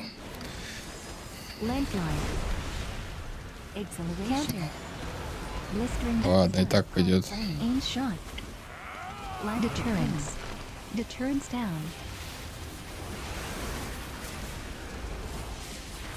Explosive shot. Crane shot. Cocoon down. Death hover. Breathing trap. Tails flight. Counter shot. Burnt embrace. Aim shot. Grapple. Scatter shot.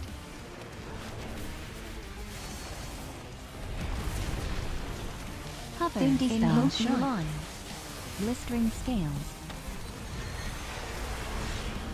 Breath of ear. Tiger's musk. 3 minutes remain. Roar of sacrifice. True shot. Aim shot. Aim shot. Burnt embrace. Monotone. Aim shot. Leap off. Rescue. True shot down. Counter. Let's wait. Thing dispel. Blistering steel trap. Analysis. Breathing travel. Length line. Counter. Blade. Scatter shot. Tiger's lust. Sleepwalk.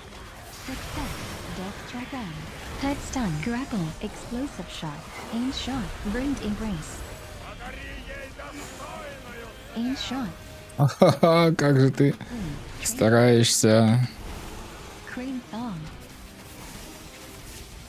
Invoke Mulan. Aim shot. String scales. Cocoon down.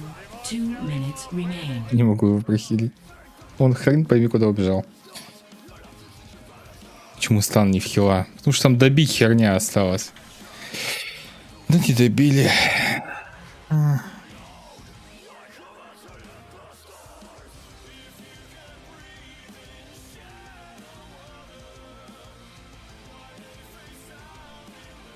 Онлайн в игре сейчас выше прежнего.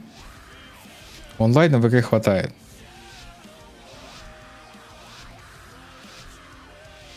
Миллиард ПВЕ контента, которого делать нет смысла. Раньше, чтобы играть в контент, который ты хочешь, тебе надо было отфармить миллиард контента, в котором смысл был только в том, чтобы подольше удержать тебя в игре. Сегодня тебе не надо ни хрена фармить. Ты просто заходишь в игру и играешь в тот контент, в какой хочешь. Хочешь, идешь в ключи. Хочешь, идешь в рейды. Или на арену. И похеру. На все. Ничего лишнего.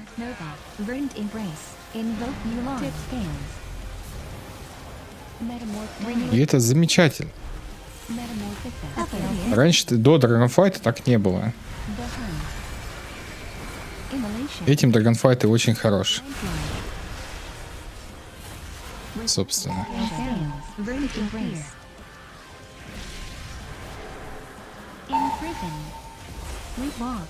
Grapple.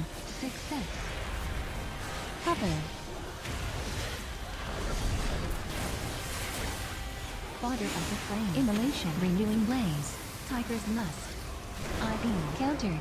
Renewing blaze down. Paralysis. Time spiral. Life renewing blaze down. Chaos Nova. Blistering skin. Cover. Red sweep. Counter down. Cocoon down. Immolation. Sleepwalk. Fodder of the flame. Cover. Invoke Mulan. Burned embrace. Counter. Rescue. Sleepwalk. Well. Monotone. Glimpse. Sleepwalk. Metamorphic. Obsidian scales. Obsidian scales. Blistering scales. Transcendence. Metamorph down. Grapple. Fodder of the flame. Obsidian scales down. Tiger's immolation. Breath of the earth. Капец. Sleepwalk. Success. Chaos Nova. Cover. Как же тяжело хилить ДХ с аугом. Я вам сообщу, дамага просто жесть. Все, Габелла, я его сейчас не прохилю. Да, дамага просто ужас.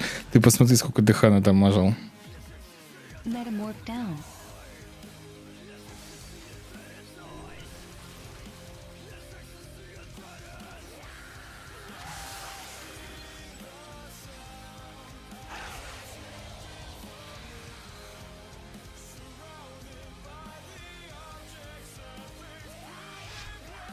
В ВВЕ ничего не изменилось в плане фарма?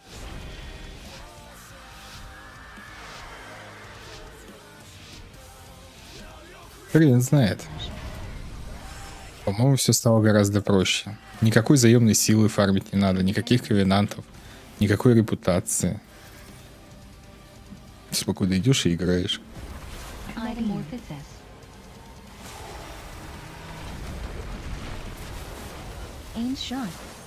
Blur, Chaos Nova, Immolation, down. Invoke Mulan. Фак, блин, куда ты опять ускакал? Blur down. Metamorphosis. True shot. Aim shot. IV. Scatter shot. Tiger's lust. Dispel. Imprison. Demon kick. Paralysis. Immolation. Aim shot. True shot down. Counter shot. Aim shot of the flame. Head stun.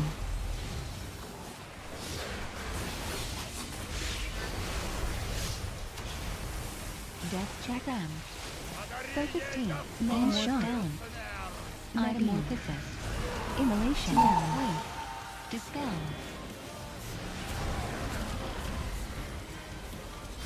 Scatter shot. Down. Theme dispel. Aim shot. Chaos Nova. Invoke Mulan. Explosive shot. Да что у тебя за приколдесы, маг? Вот куда ты? Твою-то мать. Он все равно туда дальше побежал.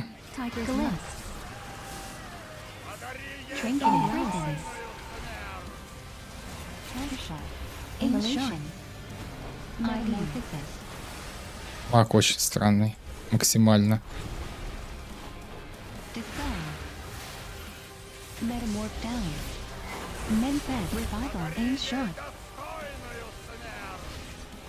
Head stun.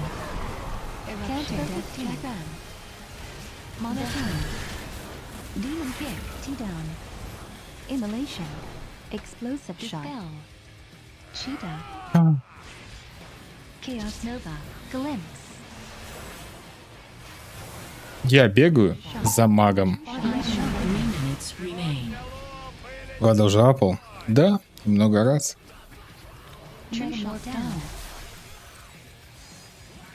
А вот в маунтах езжу периодически.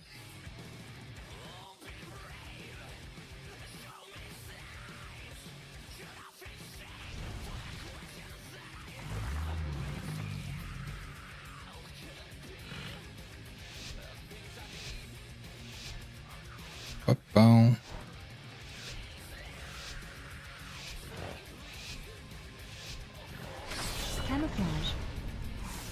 Я не выиграл ни одного боя все еще.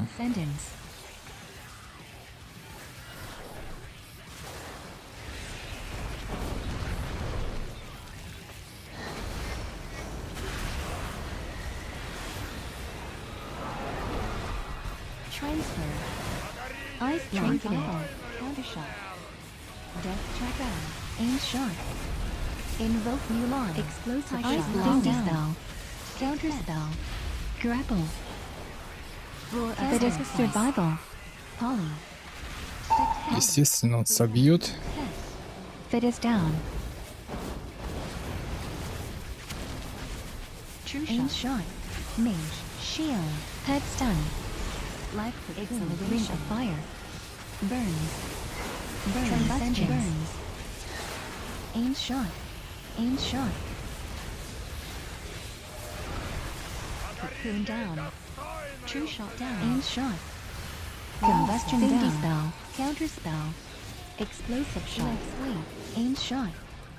Combustion. Frost Nova. Scatter shot. Poly. Success. Counter.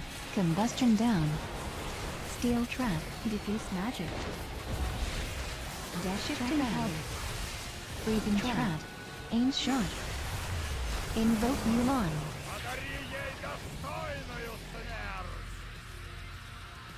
А вот и первый бой. Ура!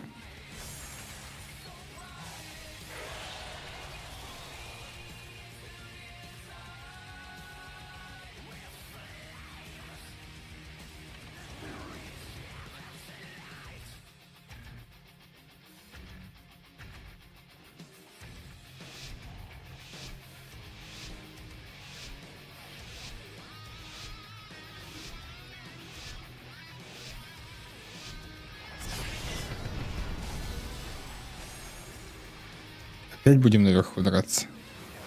Или внизу. Разнообразие.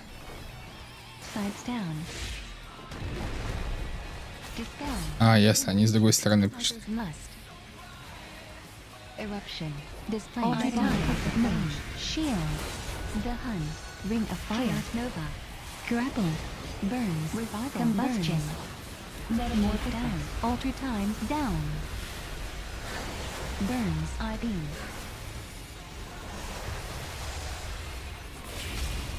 Combustion down.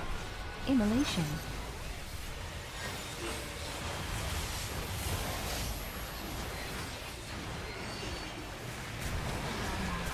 Darkness blur. Counter spell. Poly. Countered. Mage. Shield. Poly. Slow down. Ring of fire. Tiger's lust. Light beam. Burns. Poly. Success. Immolation. Imprison. Dispel. Trinketed. Grapple. Chaos Nova. Invoke Mulan. Metamorph down.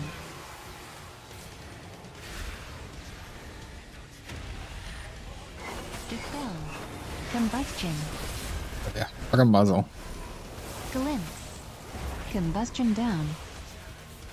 Tiger's lust. Metamorphosis. Mage. Alter shield. Ring of fire. Recognition. Shifting power. Immolation. Precognition down. Burns. Alter time down. The hunt. Я не понимаю, куда он трапы кидает. Почему надо тупить именно в моей команде? Combustion. Revival. Dragon breath. Капец. Они играют в ДХ, и трапы летят в ДХ.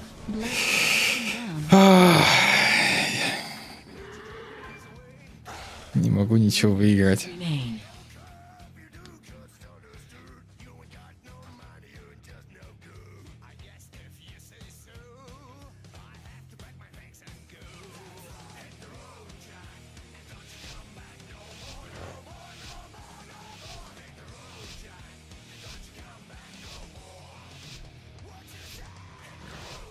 Blistering scales.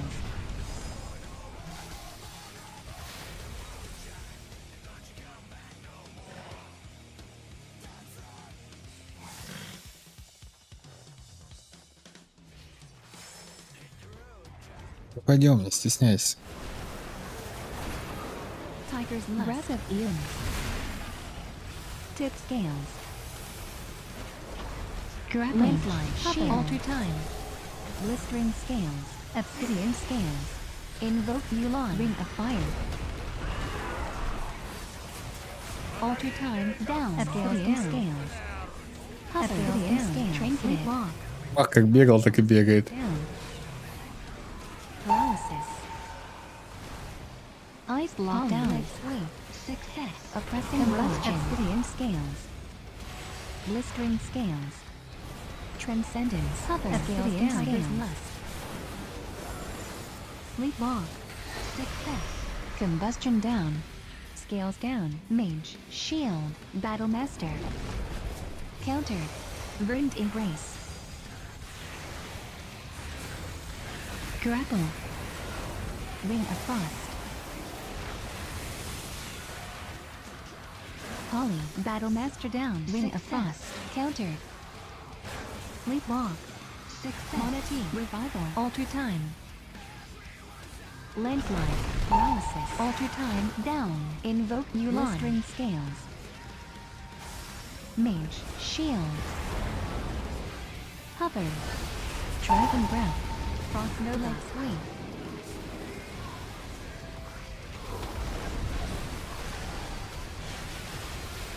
Hover. Rescue. Life cocoon. Verdant embrace. Displace. Cool. Ring of frost. Countered. Trinketed. 3 minutes remain. Ring of frost. Down. Success. Blistering scales. Combustion. Frozen scales. Grapple. Hover.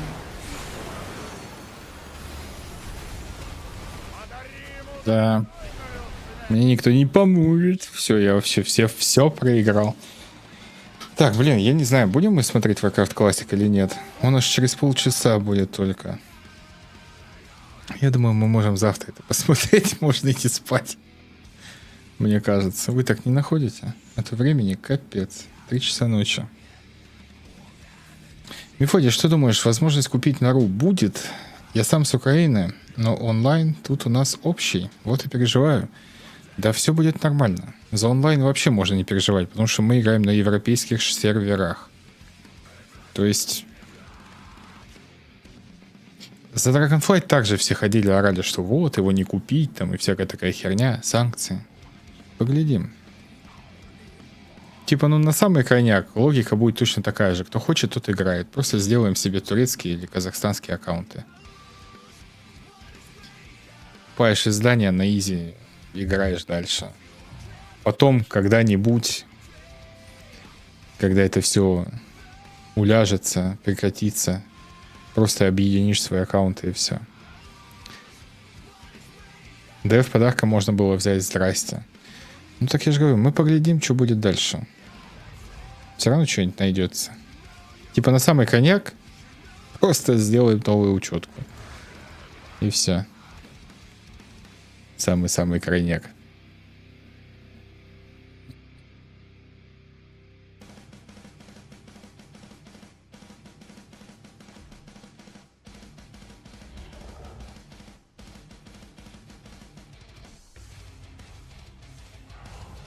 Как думаешь, если все в мире закончится, санкции снимут? Ну, по крайней мере, те, что мешают нам в игры играть, снимут. Логика очень простая. Живем при капитализме. Игры, кино, программы, приложения, техника. Все это надо продавать. И нам в том числе.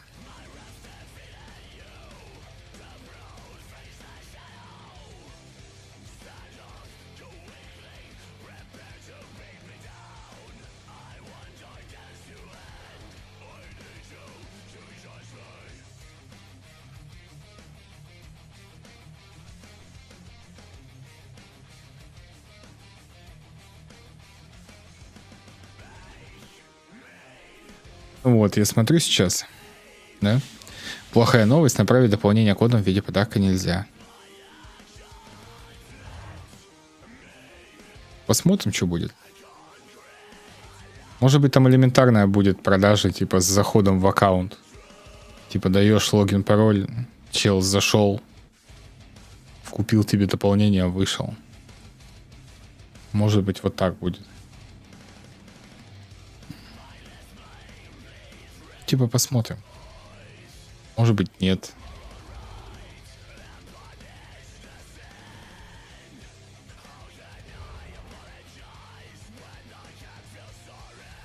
В любом случае, в конце 2024 года, это еще, условно говоря, год, ну, примерно год.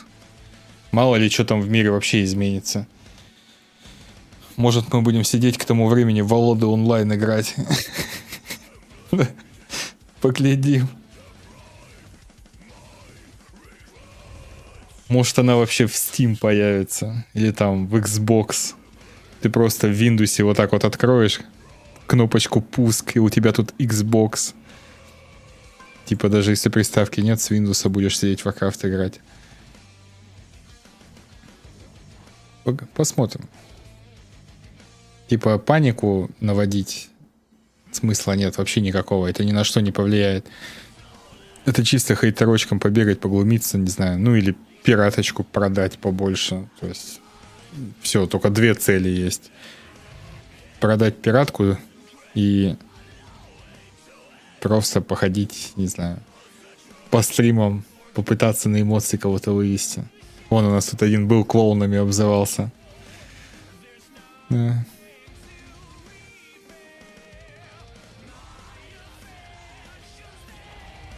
Пока выглядит как создание новых аккаунтов, но это самый край, как по мне. Но это не минус всего нажитого. Твои старые аккаунты ведь никуда не удаляются, правильно? Типа, если бы хотели, ну вот логично, если бы близы хотели, ты бы в Battle.net просто зайти не смог. И никакие VPN бы к тебе вообще не помогли. Они так уже делали. Они в Крыму регионально просто закрывали Warcraft. То есть люди там никак не могли поиграть. Никакой VPN тебе, ничего вообще тебе не помогает. У тебя просто не работает Battle.net и все. Ну? То есть если бы хотели, они бы взяли на территории России и Беларуси, просто бы обрубили и ноль. И нету. А так все сервера обслуживаются, игры на русский язык переводятся. То есть все это делается, ничего страшного. Так что будут по-любому какие-нибудь лазейки. Причем близы будут прекрасно знать об этих лазейках. Они и сейчас прекрасно знают, что ты подарками оплачиваешь себе игровое время. То есть никаких проблем.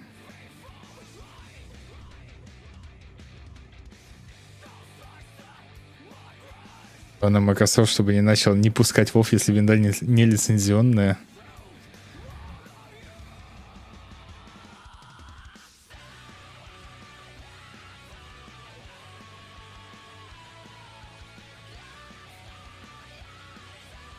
Ну, мы не будем политику Энджер на стриме игровом поднимать. Ну, будем надеяться на лучшее. Лазечка смена региона. Но вот по поводу смены региона, я так понимаю, что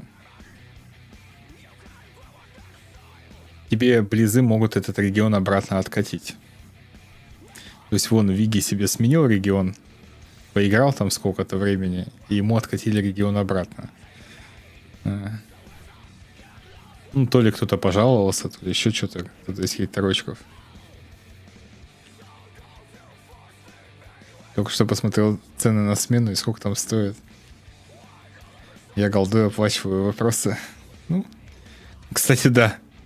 Никто же не мешает голдой купить дополнение, правильно? Ну, я DragonFlight голдой покупал. Но сейчас оно недоступно, конечно. Эта лавочка прикрыта.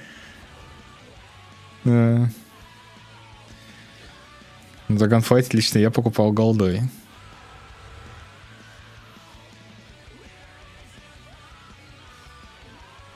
Здорово, Ранчик.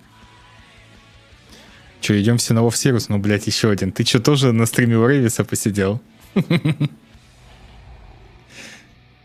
Не,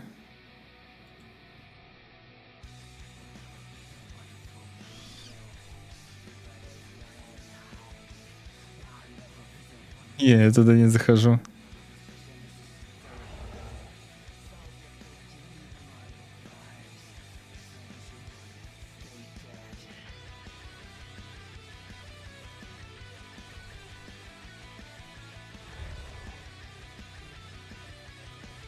Ху-ху.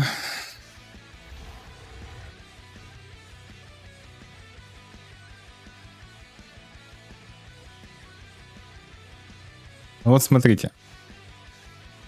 Вот уже начинают появляться. То есть час назад не было еще. Вот Epic Edition. EU, Казахстан, подарком.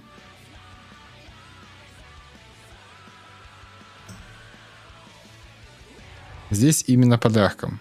72 часа ожидания, это в друзьях надо находиться.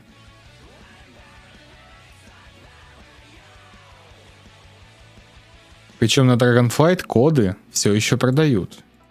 Все еще это свежее объявление, вот только вот выложенное. На DragonFlight код еще есть. Здесь игра новая, да, в Warwizin. Кодов пока нет, пока только прямой предзаказ. Коды могут появиться. Допустим, где-то после Нового года.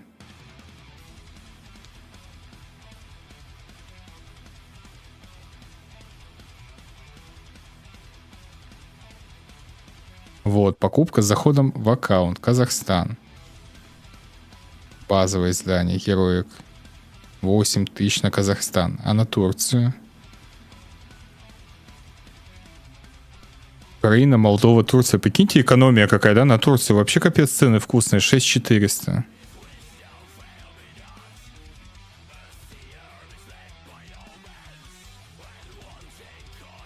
Самая дорогая где? База, героик. Да, вот 6400. И это при том, что сейчас ценники как бы, ну, совсем вверх пошли. Отзывов 2600. 6 лет на площадке.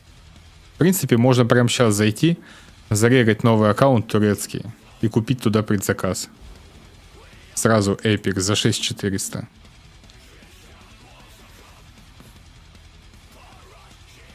В принципе.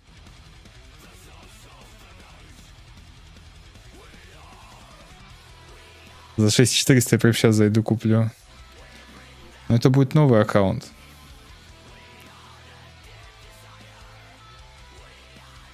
Говорят, не будет, что будет по итогу хрен его знает. Ну да. Нет, пока что нет кодов активации. Пока что только прямая покупка. Базовое издание, если что. Ну, это понятно. Ну, обычному игроку, да, можно купить базовое издание. Но если ты как бы стример, или хочешь поиграть на бетке, или хочешь поиграть на 3 дня раньше, да.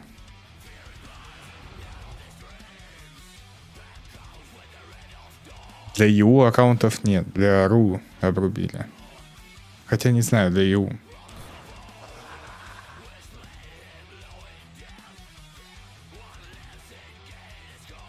Вот Украина, Молдова, Турция. Данная цена актуальна только для Украины и Молдовы. Если вам нужно купить на Турцию или Казахстан, то уточните цену. Доброе. Сколько для КЗ и Турции? Цена в рублях. Сейчас его там... это надо зайти. Зарегаться.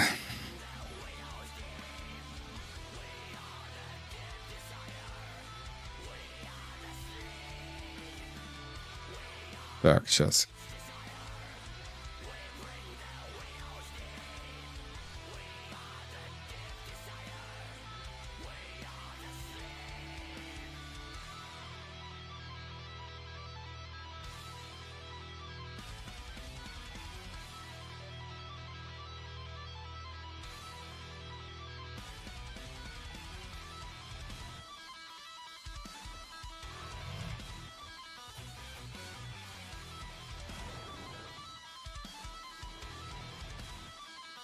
Блин, какой у меня там пароль был?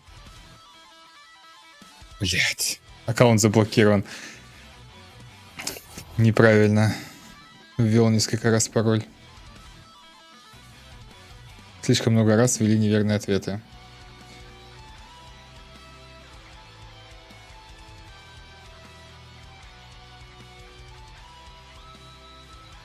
Блять. Я, Саня, чё? Ты слышал, катаклизм будет? Да, конечно. Конечно, слышал.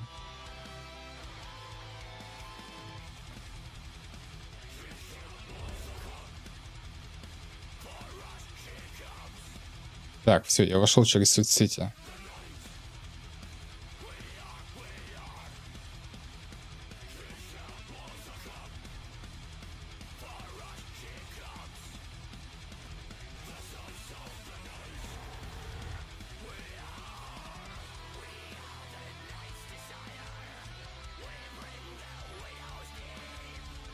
Так, все. Я задал вопрос. Доброе, подскажите цену Epic Варвизин на КЗ и Турцию в рублях. Че, мутишь? Хочу цену узнать. Уже можно купить. Ну, на Казахстан и Турцию.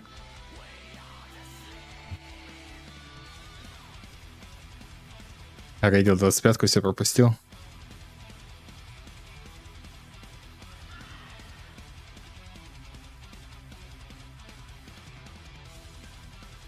По гибридику через годик? Почему? Не, вот 30-го уже будет сезон, если ты про классику. А ты не узнавал у Маши? Она не может подарком со своего ака сделать.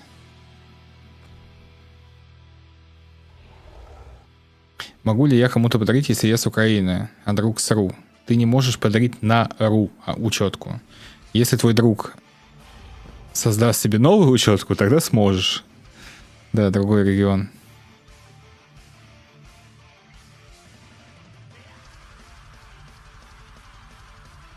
Просто кодов активации пока нет.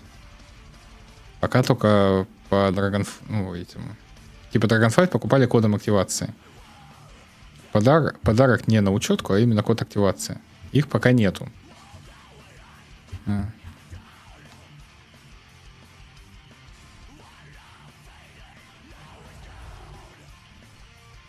Новое дополнение там по гибридику? Да нет, там там не про это.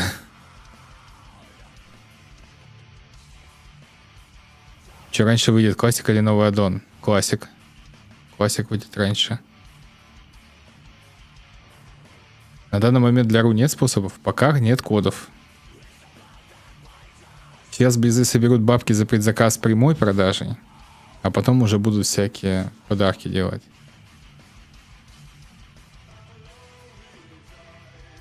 Доигрывай 5 месяцев и все. В смысле, ты в катаклизм играть-то будешь, нет? Все очень просто. За этот год нам еще целый год ждать. За год ситуация может измениться по санкциям. За год могут появиться коды активации. В самом крайнем случае просто сделаете себе турецкий аккаунт или казахстанский и будете играть на нем. Кто хочет, тот будет играть. И потом, когда наконец все это разрешится, мы просто объединим аккаунты со своим старым. И весь ваш прогресс, все ваши маунты, коллекции, ачивки, все это никуда не денется. Я пытался подарком, не могу тебе.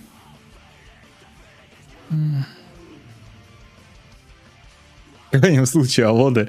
Алоды — это если с нашей стороны рубильника рубанут. Не они там что-нибудь сделают, а у нас. Набиулина возьмет рубильник, ёбнет, блядь. Пойдем в алоды играть. Смени фон белый. А как я на фонпее фон поменяю? Хрен знает. Давай вот так сделаем. Функция объединения более нету 100. Но это пока ее нету. Пока в санкциях дело. Поэтому нету. Просто почему это делается? Почему убираются вот эти объединения? Почему убираются вот эти подарки? Почему убирают региональные цены? Все приравнивают к евро и так далее. Потому что это ж не из-за нас. Это вон посмотрели всякие европейцы да американцы, что опа-на, оказывается, есть страна на другом конце света, да? Где я могу сам себе взять и купить в 2 раза дешевле, блядь, подписку. И вот чтобы бабки не терять, потому что американцы начали так делать. Так, Казахстан Эпик 8006 рублей, Турция 11200. Угу.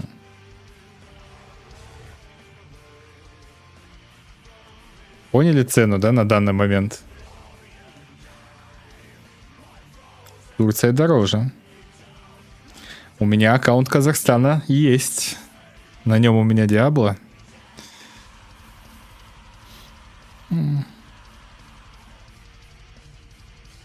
8000 Казахстан.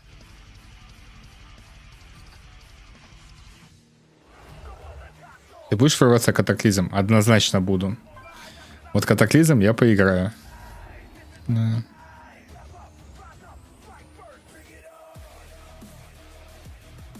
Я уверен на 98%, что они не будут проебывать бабки, потому что регион достаточно большой. Может быть, они не вынесут на общее обозрение на Близконе, а потом введут коды. Может быть. Да дело даже не в самом регионе. Просто на русском языке он же входит в топ-5 самых распространенных языков мира. Не только в СНГ говорят на русском. Поэтому игры до сих пор переводят на русский. И все такое. По поводу конкретно СНГ и РУ, здесь ты правильно сказал, что ну, блядь, при капитализме живем. Бабки, бабки. Типа, ну, если бы хотели, обрубили бы Battle.net нахуй, и все, и никто бы не смог играть. Но они же этого не делают.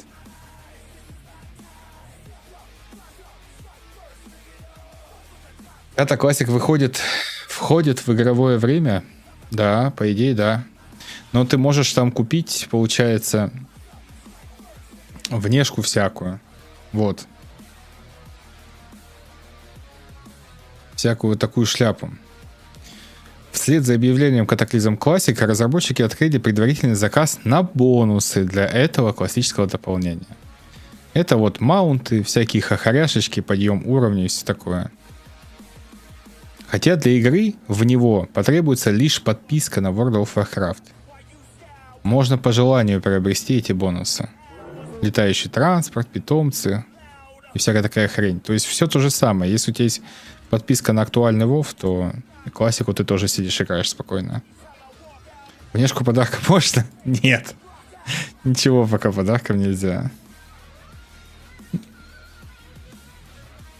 Да, дело даже не в языке. Вот. Все, бабки. Да нахуй тебе эта внешка, господи. Ты чё? Дрочишь на пикселе?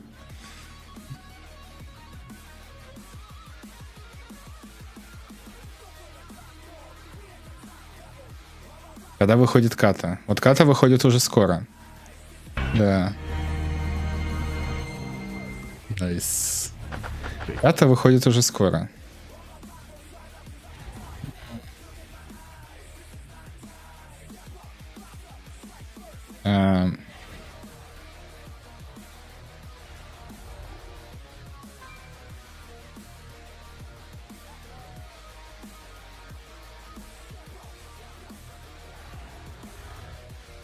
Блин, было же где-то.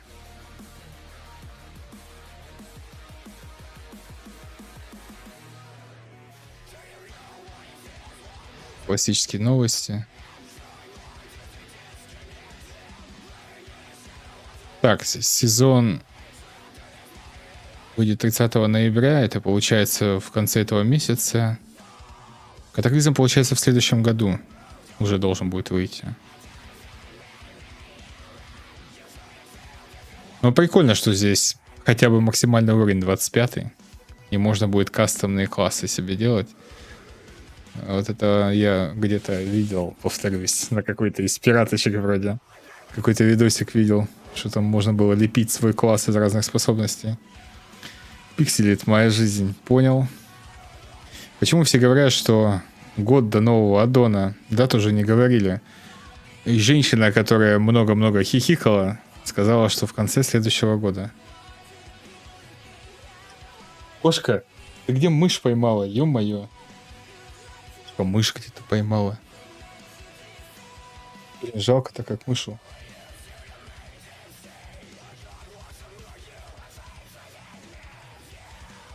Фу, не жри ее, если ты поймаешь. Надо мышь убрать. Так, одну секунду.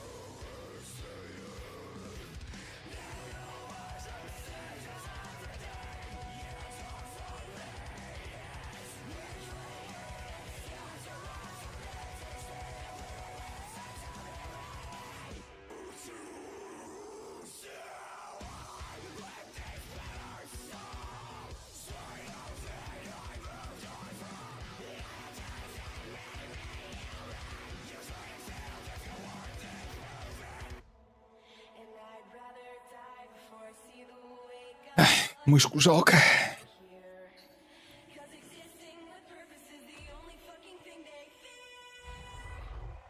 Главное не ссать.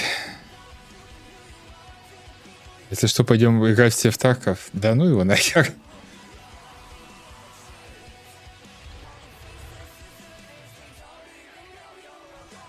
Мелким шрифтом выйдет не позже августа.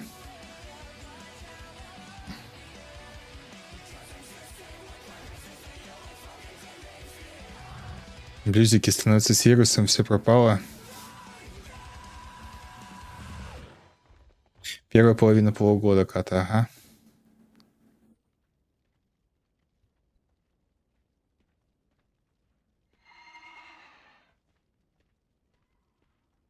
Что с серверами-то будет? Никуда они не денутся. На русском языке говорит много народу за пределами СНГ. Это европейские сервера. Они вообще в Германии находятся, насколько я знаю.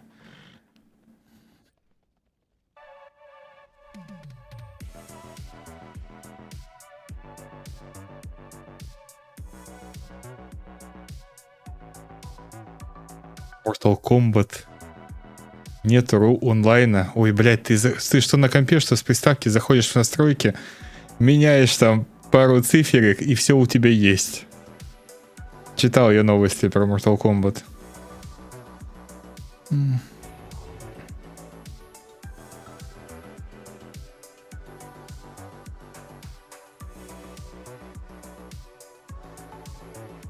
Так.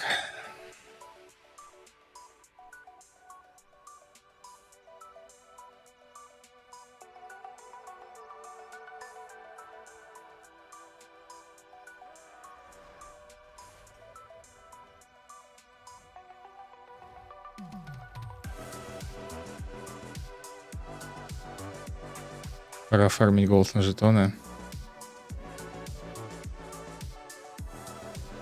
Жетоны ты можешь вывести в кошелек, но если ты будешь на ру кошельке это делать, то там будут рубли. А за рубли ты там ничего купить не можешь пока. Типа у меня на Battle.net рубли лежат, но я ничего не могу с них купить.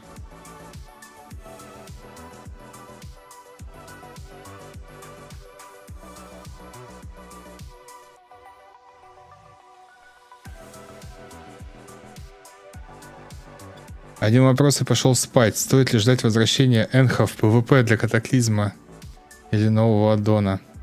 Я не играл на Энхе в катаклизме. Да. Посмотрим. Не буду загадывать.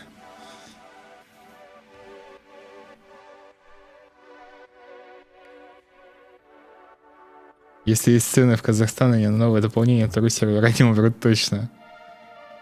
WoW Hardcore на лосе не зашел, он мне нигде не заходит. Я вообще WoW Hardcore не понимаю. Он мне не нравится. Короче, Epic Edition самый дорогой. В Казахстане 8006 рублей. Для Турции 11209 рублей. Это цена прямо сейчас. Вот можно прямо сейчас взять да купить. На ру учетку пока не покупается. Посмотрим, что будет дальше. Такие дела. Надеюсь, ты за орду будешь врываться в Кате? Наверное.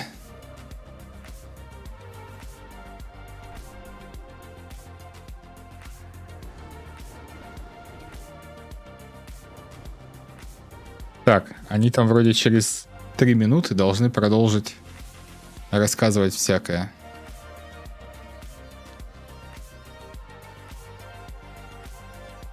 Сейчас мы уже дождемся.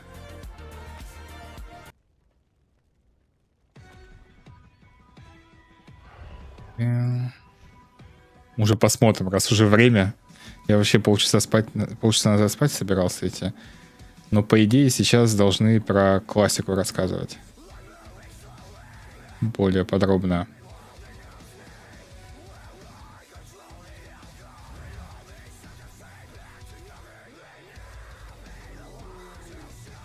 Не знаю, может про кату, может быть про вот эту вот хрень до 25 уровня классика.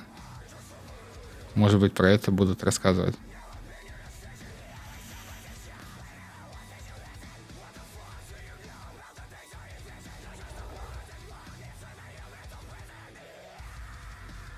Так, а все на канал подписаны у меня?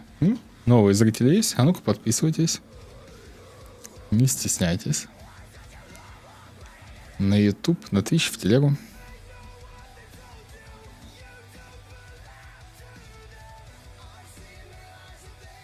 Я бы в Пандарию поиграл. Я думаю, они еще дойдут до этого. Сколько стоит жетон?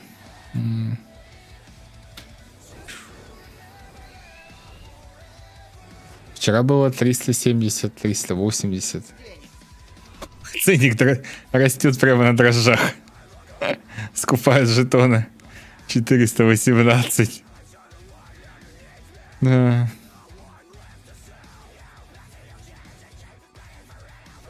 Нормалдынский. На классике 6900 жетон. Ну ты же там покупаешь только для классики.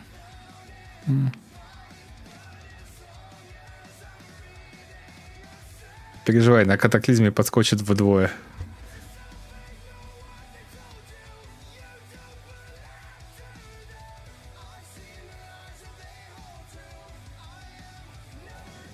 Не, ну жетон на классике же только по в классик, да?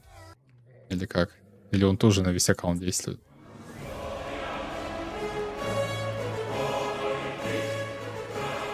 Так, продолжение выставки. Там для всего покупаешь?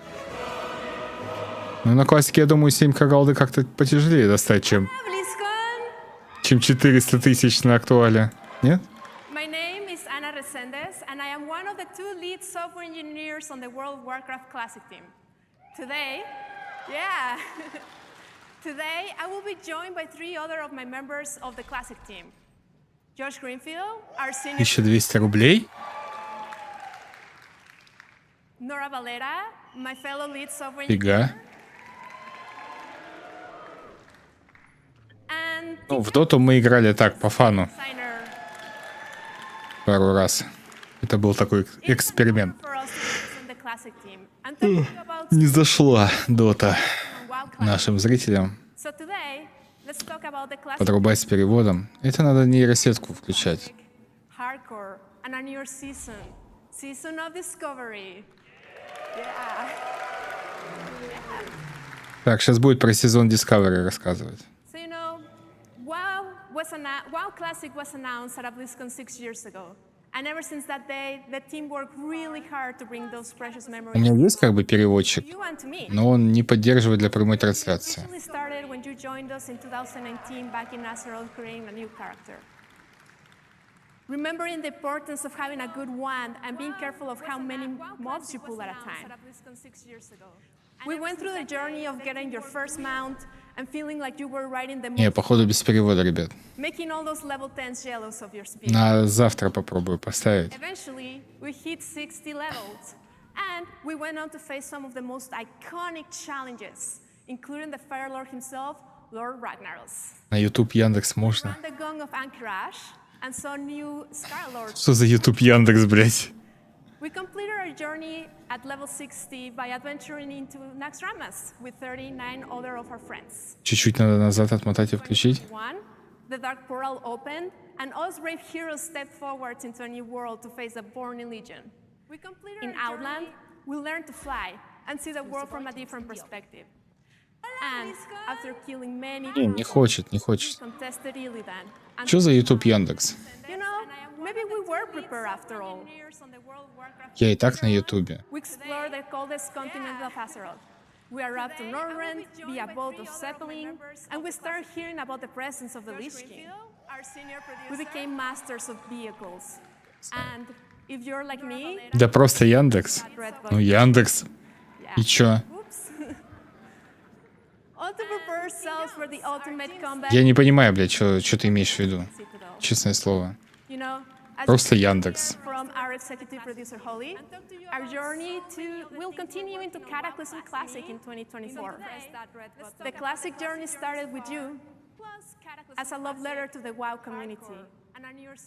We asked what you wanted, you responded to us, and we listened. And as we move onward, we look to bring new Classic experiences to life. 24. The Classic journey started Тут то же самое, блин. as informed by you. So this is Это скрипт, который стоит на компе. Before we talk about all the changes И не через Рутуб, они не стримят на Рутуб. into Cataclysm Classic, let's talk about some of the features that will be Я не понимаю. Да он что-то говорит, YouTube браузер. Браузер Яндекса. Нету у меня ебучего браузера Яндекса. Worgens will be joining the alliance. Worgens, go! Cataclysm also unlocks a bigger Ой, сейчас установлю этот странный Яндекс браузер. players that like to play as a Night Elf mage. Your time is now. Transmogs are coming back into Cataclysm. Start getting those ideas ready for your next Transmog contest. Это что, блядь, такое? For the explorers, В смысле? where archaeology makes it Что я скачал? And for our PvP fans, rated backgrounds are coming back. Вроде официальный сайт. Love TV. Какого хрена, блядь? Will be changed after sharding of Ну ладно, давай. swords just yet, but big changes to Azeroth nonetheless. Along with graphical improvements, literally thousands of new. Ой, все, синий экран. And of course, you will also be able to unlock flying Azeroth. As the world changes, it comes with some of the most iconic dungeons and raids that you have ever experienced. All in all, this comes with 5 new zones, 10 new dungeons, and 7 new raids. And 5 новых зон в катаклизме, что-то там. Еще что-то. varied opening tiers of raiding, including Bastion of Twilight, where after defeating our two-headed mage Chugal, a surprise appearance from Sinestra awaits. Later, we will venture into Firelands, soaring through rings of fire against Alice Razor. Bastion of Twilight Explorers. Здесь также есть место, где археология высказывает свое мнение. А также для наших поклонников ПВП возвращаются рейтинговые бэкграунды. Да. Я люблю ПВП. Мир изменится после того, как мы Почему ты тише не становишься? Гигантских мечей пока нет, но тем не менее Азерот претерпит большие изменения. Наряду с графическими улучшениями тебя ждут буквально 1000 новых квестов на разных континентах. И, конечно же, ты также сможешь разблокировать летающий Азерот. По мере того, как мир меняется, он включает в себя некоторые из самых знаковых подземелий и рейдов, с которыми ты когда-либо сталкивалась. В целом, это включает в себя 5 новых зон, 10 новых подземелий и 7 новых ставок. Говоря об этих ставках, у Cataclysm были чрезвычайно разнообразные начальные уровни рейтинга. Включая Бастион Сумерек, где после победы над нашим двуглавым магом Чалом нас ждет неожиданное появление Синестры. Тут учить английский не надо. Отправимся в огненные земли, посмотрим сквозь огненные кольца на Элис Рейзер и увидим, как Рагнарос делает свои первые детские шаги. Они так быстро взрослеют. Ебать, Рагнаросик. Того, что мы знаем. Но ты знаешь, что мы предлагаем тебе в качестве классики? Что нового в Cataclysm Classic? Мы увидели массу положительных отзывов в сообществе о новой системе подземелий Титан Рун в Грет. Или, как вы, возможно, знаете, героический плюс, предоставляющий вам новые детерминированные возможности для подготовки. Итак, мы рады привнести дух этих нападающих в Cataclysm, чтобы вы могли испытать эти новые взгляды на Cataclysm Daniels. Мы будем вносить обновления в систему продвижения жабр, представляя Cataclysm. Мы хотим быть уверенными, что жабры, которые находятся на меньшей стороне, не останутся позади. В прошлые годы мы слышали от вас о том, что хотели бы иметь пользовательский интерфейс Collections в классическом стиле. Поэтому мы рады включить... Жабры Cataclysm. Что тебе не нравится? Также будут жить трансмоги, и они будут доступны по всему аккаунту. Так что соберите все эти... Интерфейс, актуалочки. Необходимое оборудование. Классика. Жабры Cataclysm. Пересмотреть частоту выпуска контента и патчей. Я думаю, мы все знаем, что если патч просрочен, это приветствуется. И именно поэтому мы рады сообщить, что Kata Classic будет доступна в более быстром темпе, быстрее, чем оригинал. Мы также вносим изменения в скорость прокачки новых персонажей, чтобы они могли достичь 80 уровня. Но это лишь некоторые из изменений, которые будут внесены в Cataclysm Classic. У нас в команде есть и другие темы для обсуждения. Но, как мы уже говорили, в то время как Classic начинался как любовное письмо сообществу, мы по-прежнему рассчитываем на вас и на то, что вы предоставите отличную обратную связь. Так что если ты здесь, в Близком, пожалуйста, вернись на ярмарку Темной Луны, которая находится вон там. Там есть почтовый ящик, куда ты можешь отправить любые свои вопросы. И для тех из вас, кто находится дома, я обращаюсь к тебе. Да? То мне? На всех форумах WoW в каждом регионе будут открыты темы для обсуждения. В каждом регионе. Ждем ваших мыслей обо всех классических вещах. Еще раз благодарим вас за то, что вы отправились в это путешествие вместе с нами, когда мы отваживаемся заглянуть в наше загадочное будущее. Говоря об удивительном вкладе сообщества, давайте поговорим об этом.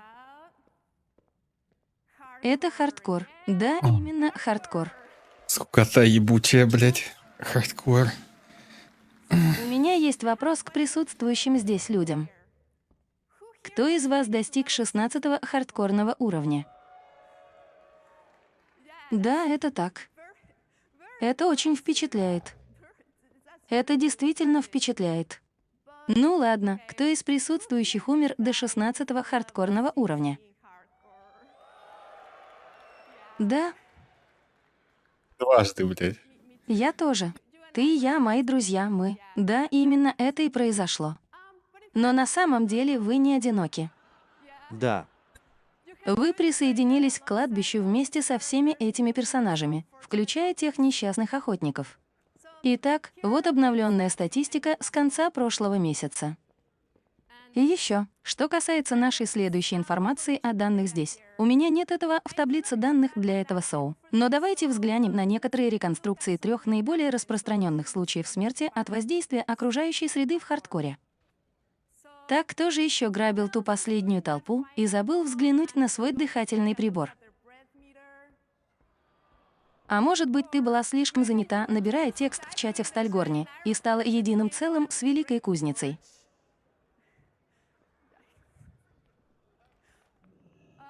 Или же ты недооценила расстояние, и гравитация послужила тебе моральным напоминанием? Я уже была там. Прачина надпись. Несколько глупых способов умереть. Но, с другой стороны, есть гораздо более героические способы умереть. И мы были очень взволнованы, увидев, как игроки взаимодействуют с нашим новым будущим дуэлью насмерть. Это Макура. Да, мы очень Макура. впечатлены мероприятиями сообщества и всеми игроками, у которых хватило смелости принять в них участие. О, бля, за 100 000 баксов, конечно. Но ты же знаешь, как Холли упоминала ранее сегодня, у нас появился новый дополнительный набор правил для хардкора. Итак, мы рады официально объявить, официально объявить, что Self-Found приедут на хардкор в лет 2024. Да. Что это значит, я не понял. Которые перейдут в этот режим, не смогут торговать, пользоваться почтой или участвовать в акциях. Оставайтесь дома, пока не достигнете максимального уровня. Мы надеемся, что вы присоединитесь к нам, чтобы принять это новое испытание. Оставайся дома. Классик, выражаем вам огромное спасибо за то, что вы присоединились к нам в этом классическом путешествии до сих пор. И мы не можем дождаться, когда снова увидим вас в Озёроте. Так что теперь, я знаю, все хотят узнать больше о сезоне открытий. Так что я приглашу, да, моего старшего продюсера Джоша Гринфилда. Спасибо тебе.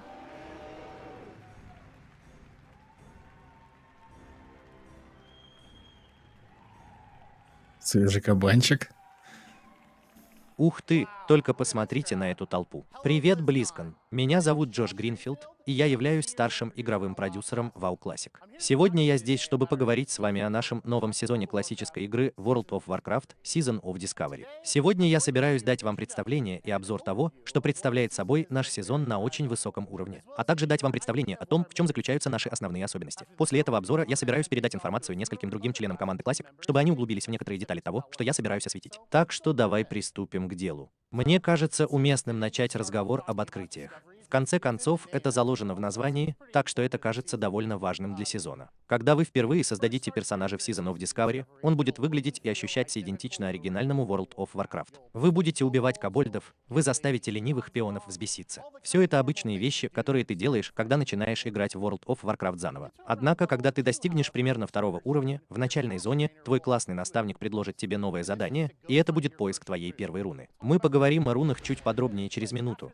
но после этого вступительного отдельного задания игра просто советует тебе пойти и найти еще что-нибудь. И вот тут-то и начинаются открытия. Открытия — это, по сути, секреты, скрытые во всем игровом мире. Обычно это не квесты в традиционном смысле этого слова. На вашей карте нет ничего, что могло бы показать вам их. В конце концов, это классика. Я уже вижу аддоны. Такими же простыми, как сундук с сокровищами в глубине кобальтовой шахты. Но многие из них сами по себе представляют собой небольшие события. Часто для их достижения требуется участие нескольких игроков, немного креативности или наблюдательности. Одна из вещей, которые нам нравятся в Азероте, это чувство благоговения и удивления, которое он внушает. Это огромный мир, но из-за того, что оригинальная игра WoW настолько сложна, иногда кажется, что она намного меньше, чем была, когда мы только начинали наши приключения. Открытие — это способ немного изменить ситуацию, сохранить мир знакомым и комфортным, но при этом добавить достаточно новых вещей, которые можно найти, чтобы вызвать это чувство. Ощущение приключений и исследований мы впервые ощутили, когда ступили в Азерот. За следующим холмом, в глубине следующего склепа или пещеры, может быть спрятано что-то захватывающее. И еще одна вещь, которую мы любим в открытиях, это социальный аспект и обмен информацией. В течение первых нескольких недель каждого этапа мы надеемся обнаружить сообщество по поиску секретов, появляющиеся как в игре, так и вне ее. Когда игроки прочесывают Азерот в поисках всех этих маленьких скрытых вещей. Нам не терпится ознакомиться с общим чатом, когда игроки начнут делиться друг с другом своими находками в режиме реального времени. Мы считаем, что социальные сети и обмен информацией — это очень увлекательно, и нам не терпится узнать, сколько времени потребуется, чтобы раскрыть все эти маленькие секреты. 1 день. Сохранить это ощущение открытости мы не Один день. личную бета-версию или птер для Season of Discovery. Спасибо тебе, да. Мы хотим, чтобы первый день сезона открытий был как можно более свежим и полным сюрпризов. Поэтому мы используем этот шанс, чтобы сделать эти первые несколько недель как можно более захватывающими. Последнее, что мы сейчас скажем об открытиях, это то, что мы хотели создать их таким образом, чтобы они действительно чувствовали себя как дома, оригинально и потрясающе. Часто, когда мы тестировали игру между собой, мы находили нового НПК или объект, и кто-то колебался и спрашивал, это из 2000 А4? Это что-то новенькое? И мы говорим, да, это что-то новенькое. Как будто это что-то новенькое в этом сезоне. И для нас это большой успех. Идея заключается в том, чтобы эти предметы ощущались как естественная часть Азерота, как это было на данном этапе истории WoW. Далее давайте немного поговорим о фазах создания контента с привязкой к уровням и о том, что это значит. По сути, фазы создания контента с привязкой к уровням — это то, как мы собираемся продвигаться по пути повышения уровня в Season of Discovery. Когда мы впервые запустим игру, предел уровня и Season of Discovery будет на 25 уровне. По прошествии нескольких недель предел уровня будет увеличен до более высокого уровня для следующего этапа. Так зачем же для начала ограничивать уровень до 25? На самом деле источником вдохновения для нас послужила бета-версия WoW Classic, выпущенная в 2019 году. Мы увидели, насколько увлекательной была игра, когда уровень был ограничен более низким уровнем, и как игроки находили новые и захватывающие таланты и комбинации предметов для оптимизации. И это то, о чем мы всегда вспоминали с нежностью, и это то, что мы хотели исследовать с тех пор. Также осознали, насколько доступным может быть начальный лимит более низкого уровня. Мы много говорим о доступности WoW Classic и уважении времени игроков. Основная цель этого подхода, ориентированного на уровни, заключается в том, чтобы действительно дать вам шанс погрузиться в него. Одна из вещей, которые мы действительно постоянно видим на форумах или в социальных сетях, заключается в том, не слишком ли поздно начинать. И часто мы слышим это буквально через день или два после выхода нового релиза. И очевидно, никогда не поздно начать играть в классическую игру WoW. Но поскольку у всех нас появились дополнительные обязанности, мы обнаружили, что тратим, возможно, немного меньше времени на игры, чем раньше. Мы определенно можем испытывать чувство страха пропустить что-то важное, когда мы входим в систему после долгой недели и видим наших друзей на 10 или 20 уровней впереди из населения. И именно для этого идеально подходит подход с разделением на уровни. В каждом новом путешествии по прокачке будет чем заняться, начиная с квестов, подземелий и полей сражений. Мы все знаем и любим находить все совершенно новое по всему Азероту, а затем прокачивать новых альтов, чтобы найти все их скрытые открытия. Впереди еще много работы, но мы надеемся, что ты никогда не почувствуешь себя отстающим только из-за того, что не смог сыграть в определенный день. Мы также тоже такой же жиробас. в группе предыдущего уровня значительный прирост опыта каждый раз, когда мы повышаем лимит уровней. Это в некотором роде похоже на классические путешествия Джойса и Гнев, если ты с этим знаком. Так что даже если ты пропустишь какой-то этап или захочешь повысить уровень в целом, ты сможешь догнать своих друзей в кратчайшие сроки. Итак, следующая вещь, о которой мы хотим поговорить, это достижение максимального уровня в игре. Когда мы приняли решение о таком подходе к контенту, нам пришлось сесть и задать себе вопрос. Какова конечная цель игры, когда предел уровня составляет 25? И прежде всего, я думаю, имеет смысл немного поговорить о нашем вдохновении. И это то, к чему мы действительно часто возвращаемся в классике. Поскольку это версия оригинальной, Яндекс.Переводчик, да. мы хотели начать с знакомых локаций и сосредоточить внимание на новом игровом процессе и механике в этих культовых подземельях и локациях. С этой целью нашим первым рейдом в Season of Discovery станет культовое подземелье Black Fathom Deeps, переосмысленное как рейд для 10 игроков. Спасибо тебе. Далее, одна из наших главных целей — обеспечить, чтобы это были полнофункциональные, глубокие и приносящие удовлетворение рейды. И это не просто добавление нескольких механик к существующим встречам, как это было в 2004 году. Все эти встречи представляют собой полный редизайн с нуля и должны восприниматься как настоящие рейдовые встречи. И, конечно же, с новыми рейдами появляется много новой добычи. Короче, переделывают рейды. Мы также очень хотим развить этот аспект PvP. И в результате мы планируем добавить в игру несколько PvP-турниров на открытом воздухе по мере увеличения лимитов уровней. Спасибо тебе. Наконец, одна из вещей, которая нас больше всего волнует, это то, куда мы идем, когда начинаем... Ну вообще об этом как бы в теории говорили, дверь открытой что классику будут просто перерабатывать, впечатлений, а также делать ее немного другой. неиспользуемых локаций для будущих рейдов и подземелий. Мы начинаем с 60 уровня. Я знаю, я тоже взволнован. Я тоже взволнован.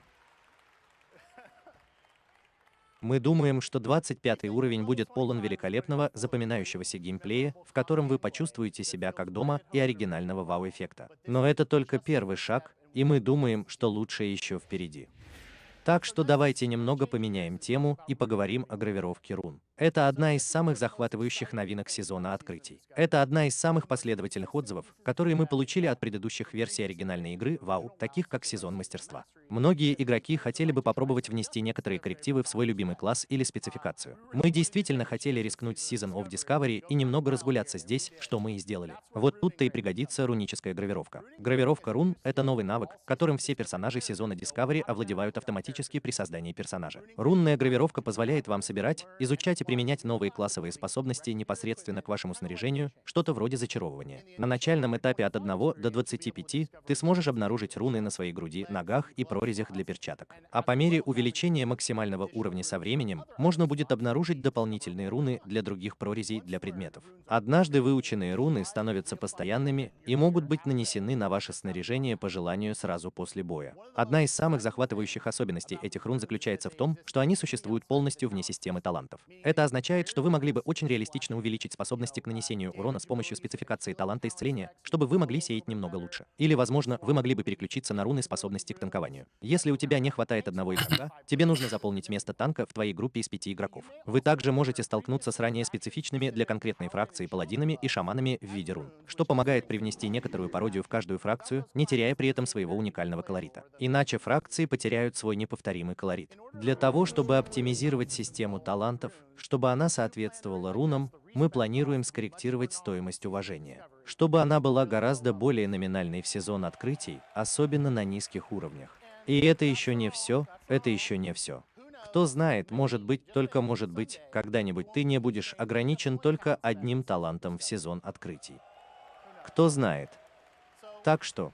В целом, мы много играли в эту игру внутри компании. Мы получили от этого огромное удовольствие. В ней есть все, что нам нравится в классической музыке, и многое другое. Взгляни на это. Я хотел бы передать это одному из наших ведущих инженеров-программистов, Норе Валете, чтобы она рассказала о некоторых специфических способностях, с которыми ты можешь столкнуться в различных классах. Не, ну если классика перестанет быть симулятором ходьбы с автоатакой... Забери это, Нора. И там можно будет кнопки нажимать, то это уже будет поинтереснее. Спасибо, Джош. Привет, БЛИЗКОН. Меня зовут Нора Валета, и вместе с Анной я являюсь ведущим инженером-программистом в WoW Classic. Есть и другие. Спасибо.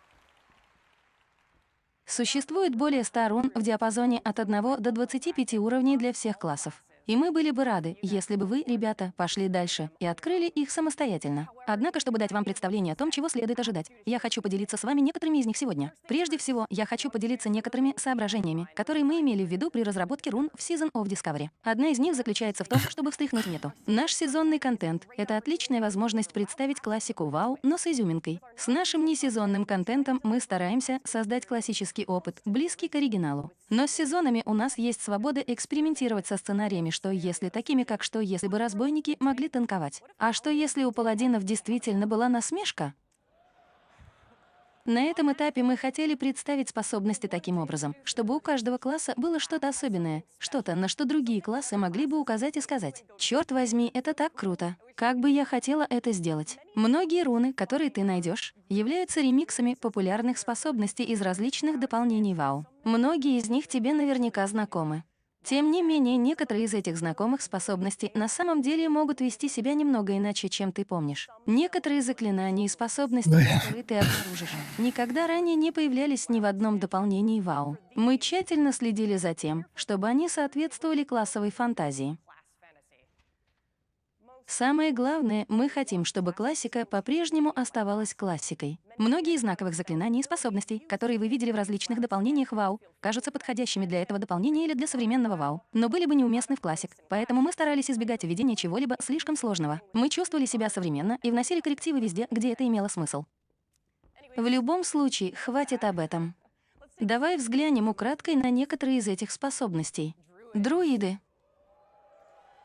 В Season of Discovery у вас есть прерывание под названием Skull Bash, которое можно использовать в виде кошки или медведя. Fury of Storm Rage снижает затраты маны на гнев. Нанося урон с помощью гнева, вы можете мгновенно получить следующее исцеляющее прикосновение. Дикий Рост применяет эффект исцеления с течением времени к вашей цели и до 5 ближайшим членам группы. Привет, охотники! Мастерство владения зверем увеличит урон, здоровье и концентрацию внимания вашего питомца. Теперь рычание — это настоящая насмешка. Взрывной выстрел — это способность наносить дальний урон с течением времени, а одинокий волк увеличивает урон, если у вас нет активного питомца. Соедините это с дуэльным оружием, и вы получите опытного охотника в ближнем бою. Это касается магов. Silence — это заклинание мгновенного замораживания, которое наносит тройной урон замороженным целям. Живое пламя заставляет пламя вспыхивать и преследовать ближайшего врага. Вот там элементали. След. Элементали бегут. Регенерация — это пятка, которая помечает вашу цель временным маяком. Еще одна руническая способность, называемая перемотка времени, исцеляет повреждения, полученные за предыдущие 5 секунд. Кстати, с помощью этой руны ты можешь исцелять других людей, а не только себя. Так что я надеюсь, что в твоем списке магов-целителей есть место. Паладинам. В WoW Classic у них нет насмешки, но здесь она присутствует в Season of Discovery. Конец расплаты — это твоя насмешка. Знание этой способности также увеличит бонус к угрозе праведной ярости и заставит вас получать ману при исцелении другими игроками. Удар крестоносца — это атака оружием. Это атака оружием, которая не требует дополнительной маны, и вместо этого немного восстанавливает вашу ману с каждым ударом. Печать мученичества может быть активирована для нанесения ударов в ближнем бою по другим близлежащим целям. При нанесении этого урона вы потеряете здоровье. Однако ближайшие члены группы получат ману в зависимости от полученного вами урона. Жрецы. Да шаманов покажите. Ты можешь направить покаяние на исцеление ближайших дружественных целей или нанесение урона вражеским целям. Молитва об исправлении исцеляет твою цель в следующий раз, когда она получит урон или исцеление. После этого она отскочит к другому дружественному игроку поблизости. Гомункулы. Анимируются 3 миниатюрные копии твоего персонажа, которые будут атаковать твою цель булавой, мечом и топором, уменьшая их скорость атаки, силу атаки и броню соответственно. Это разбойники. Нету там пинаться. В отличие от стелса, Shadow Strike позволяет вам телепортироваться за спину вашей цели и наносить большой урон.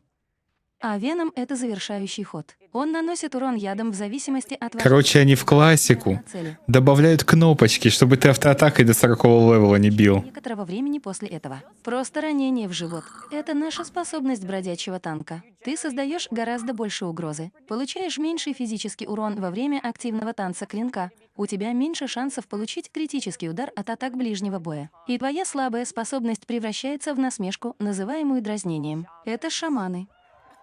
Ой. Лавалэш, блядь. Ведь наносит урон от оружия, не обращая внимания. Не обращай внимания. В сезоне открытий шаманы усиления могут создавать дуэли с помощью другой руны, не изображенной здесь. Счастливой охоты. Исцеляющий дождь — это постепенное исцеление АО, которое можно нанести на землю, или на фонарный столб, или на потолок. Путь земли позволяет вам выполнять желанную роль шаманского танка. Кто будет танчить? Я буду танчить. О, Этим ты все. получишь меньше урона, и удар о землю станет твоей насмешкой. Я буду танчить. Все, можно дальше не смотреть. Призрак наносит урон, увеличивает весь урон от тени, который вы наносите цели, и исцеляет вас за нанесенный урон, как только он рассеивается или истекает. Болт Хаса посылает большой мощный болт, чтобы выстрелить во врага. Он всегда поражает, ему невозможно сопротивляться, и это приводит к тому, что все твои огненные заклинания проникают сквозь эффекты поглощения. И метаморфоза. Это твое изменение формы, Армор на позволяет 500. трансформироваться в демона, похожего на голую форму друида, увеличивая твою броню и уменьшая твои шансы на выживание. Будет нанесен критический удар. Жгучая боль становится мгновенной. Теневая стена превращается в рубящий удар ближнего боя, а проклятие безрассудства — это твоя насмешка. Это воины. Там варлохи танчить могут. Победный бросок — это атака оружием, которое можно использовать после убийства врага. Оно излечит вас на определенный процент вашего здоровья. Опустошение приведет к тому, что ваша броня Санда увеличит урон от основного ручного оружия за каждый набор брони Санда, уже нанесенный на цель. Яростный удар — это жестокий удар, который наносит большой урон, но может быть использован только в состоянии ярости. Это всего лишь пример всех способностей, которые появятся на занятиях в Season of Discovery. На самом деле, мы хотим, чтобы каждый почувствовал себя лучше. Мемчик.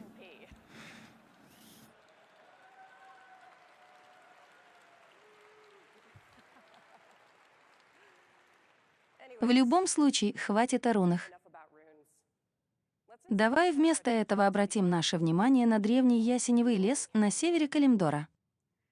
Ясеневый лес известен своей красотой, богатыми природными ресурсами и своей ролью территории, за которую Орда и Альянс ведут ожесточенные споры.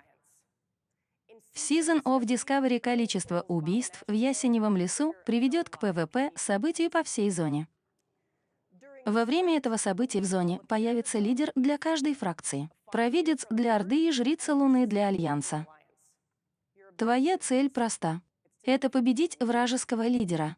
Теперь это легче сказать, чем сделать. Эти лидеры очень крутые, так что вам придется работать сообща, чтобы победить их. В дополнение к основным лагерям, где проживают лидеры этих фракций, по всей зоне будут появляться различные другие Нет, лагеря. пока на RU аккаунт нельзя купить. Жрица Луны и Провидица получают поддержку от Подождем. соответствующих лидеров в этих небольших лагерях. Чем больше таких маленьких лагерей ты сможешь уничтожить, тем слабее станет лидер фракции твоего врага. Звучит знакомо. Это очень похоже на долину Алтарак. Это событие — отличный способ заработать не только репутацию, но и почет среди фракций ущелья Песни Войны, что позволит вам разблокировать некоторые из лучших экипировок 25 уровня в игре. У тебя также будет возможность заработать лошадь, которую ты сможешь использовать на 25 уровне, но только в пепле и вуале. Это увеличит твою скорость на 50%, что даст тебе дополнительный импульс, необходимый для поиска и уничтожения врага. Подойди и собери немного пепла и вуали.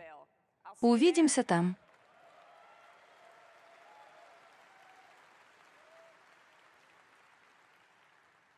Там немного измененный такой альтертайм. С меня хватит разговоров. Его можно Время на мне союзников кидать, хилить. который расскажет тебе о рейдах и пи-эндшпиле. Забери это, Тим. Там не заморозка, там Айсленс. Айсленс, по идее, только в Личе появился. Или нет. Или в БК уже был. Спасибо вам, Нора. Это Или только в Личе. Я не помню. Короче, они из разных дополнений берут таланты, немного их переделывают и пихают в классику. Чтобы ты автоатакой не тыкал мобов. Многопользовательский контент — это сердце World of Warcraft. Независимо от того, проводим ли мы совместные квесты, управляем подземельем, создаем предмет для друга, или общаемся в гильдии о том, где найти новую руну метаморфозы для чернокнижника, WoW предлагает один из самых богатых многопользовательских режимов во всех играх. Целью Season of Discovery является создание нового группового контента, который одновременно является сложным и полезным. А теперь, во-первых, я хочу, чтобы все вместе со мной на минутку задумались и представили себе это. Вдоль берега реки Зорм, на северном побережье Ясеневого леса, находятся руины древнего эльфийского храма богини Салун. Зло шевелится внутри, привлекая таких, как Нага и Сумеречный Молот, в поисках силы и всего, что могло бы ускорить пришествие старых богов. Может быть, ты уже бывал здесь раньше, а может быть и нет. Независимо от того, насколько хорошо ты знаком с этим местом, трудно не поддаться влиянию мистики, богатого искусства, дизайна уровней, а также надежной экологии существ и заклинаний. Из глубин черной бездны. Теперь, работая в классической команде, мы не могли не спросить себя, может ли эта удивительная локация быть чем-то большим, чем просто подземельем для 5 игроков. Мы очень взволнованы. Получи свой прибус 25 уровня, экипируй свои руны, найди 9 своих лучших друзей и приготовься. Команда Classic с гордостью объявляет о рейдах с повышением уровня. Новые задания для рейдовых групп, позволяющие достичь максимального уровня для каждой из групп контента Season of Discovery. Вот это да!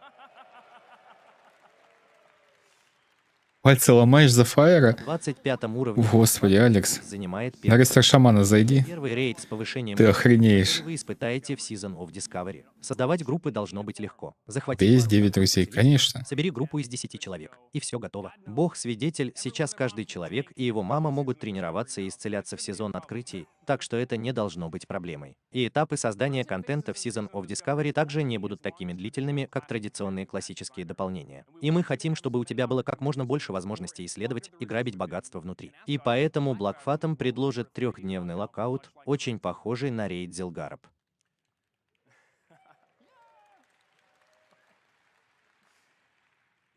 История та же самая, локация и существа могут быть кому-то знакомы, но испытания и награды совершенно новые. 7 новых боссов ждут вас здесь, чтобы развлечь и проверить ваши навыки. И как мы могли бы не создавать рейдовый контент без новой добычи? Существующие квесты и награды также были обновлены для этого рейда. И ты даже сможешь найти секреты внутри рейда. Сможешь ли ты разгадать тайну сумеречного мастера? Сможешь ли ты найти рецепты для заточки камней черной сажени в волшебном масле? Станешь ли ты первым, кто получит доступ к новому мировому бустеру Blackfadom?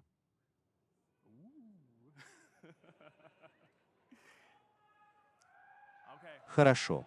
Мне нравится энтузиазм ваших ребят. Это потрясающе. Давайте заглянем за кулисы и посмотрим, какие испытания ожидают игроков в Blackfadom. Или, как мы его ласково называем, BFT. Не путайте с BORD, BFA, BVL или BEFT. Вы, ребята, пропускаете эту идею мимо ушей. Барон Акванус У охраняет... меня 72 активных клавиши Квестовый НПК.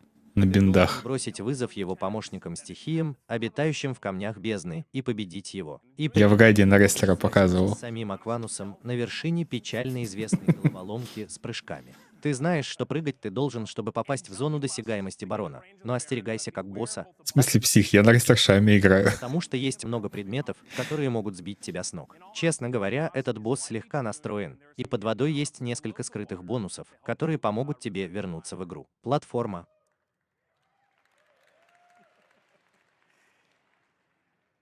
В следующий раз тебе предстоит сразиться с Гамурой, грозной черепахой, которая долгое-долгое время плавала в заколдованных водах глубин. Воздействие этих энергий придало ей как силу, так и размер. Но самое главное, теперь она защищена магическим барьером. Там была маленькая черепашка. Практически от любого. Помните в инсте? По центру такая. Барьер и начни взрывать. А вот теперь она огромная, короче. Получи свой апельсиновый сок.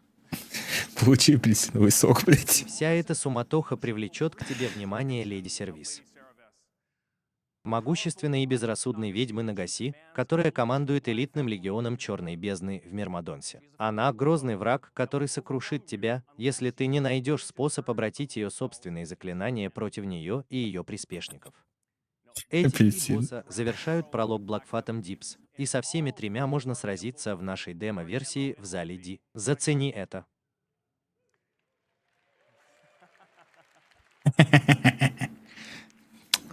Дядечка, И это блин. еще не все.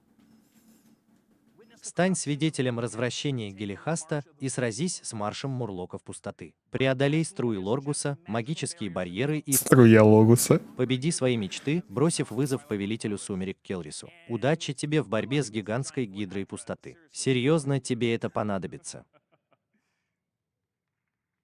Не забывай, что тебя ждут блестящие призы, в том числе некоторые из этих необычных предметов. Сейчас я расскажу тебе все это великолепно, но я думаю, что мы предпочли бы просто показать тебе это. Поэтому я с удовольствием представляю краткое видео. Да, про новые дополнения говорили. Самой командой, как будто оно было взято прямо с веб-сайта сообщества в 2005 году. Пожалуйста, взгляни на это. С апельсиновым соком. Новое дополнение там до хрена вообще.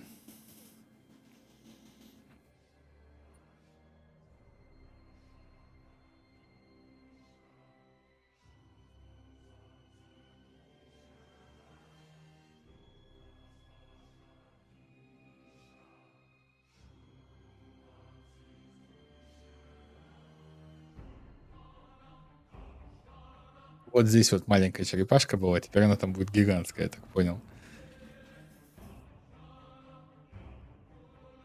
Типа это подземелье в рейдовый контент переделывают.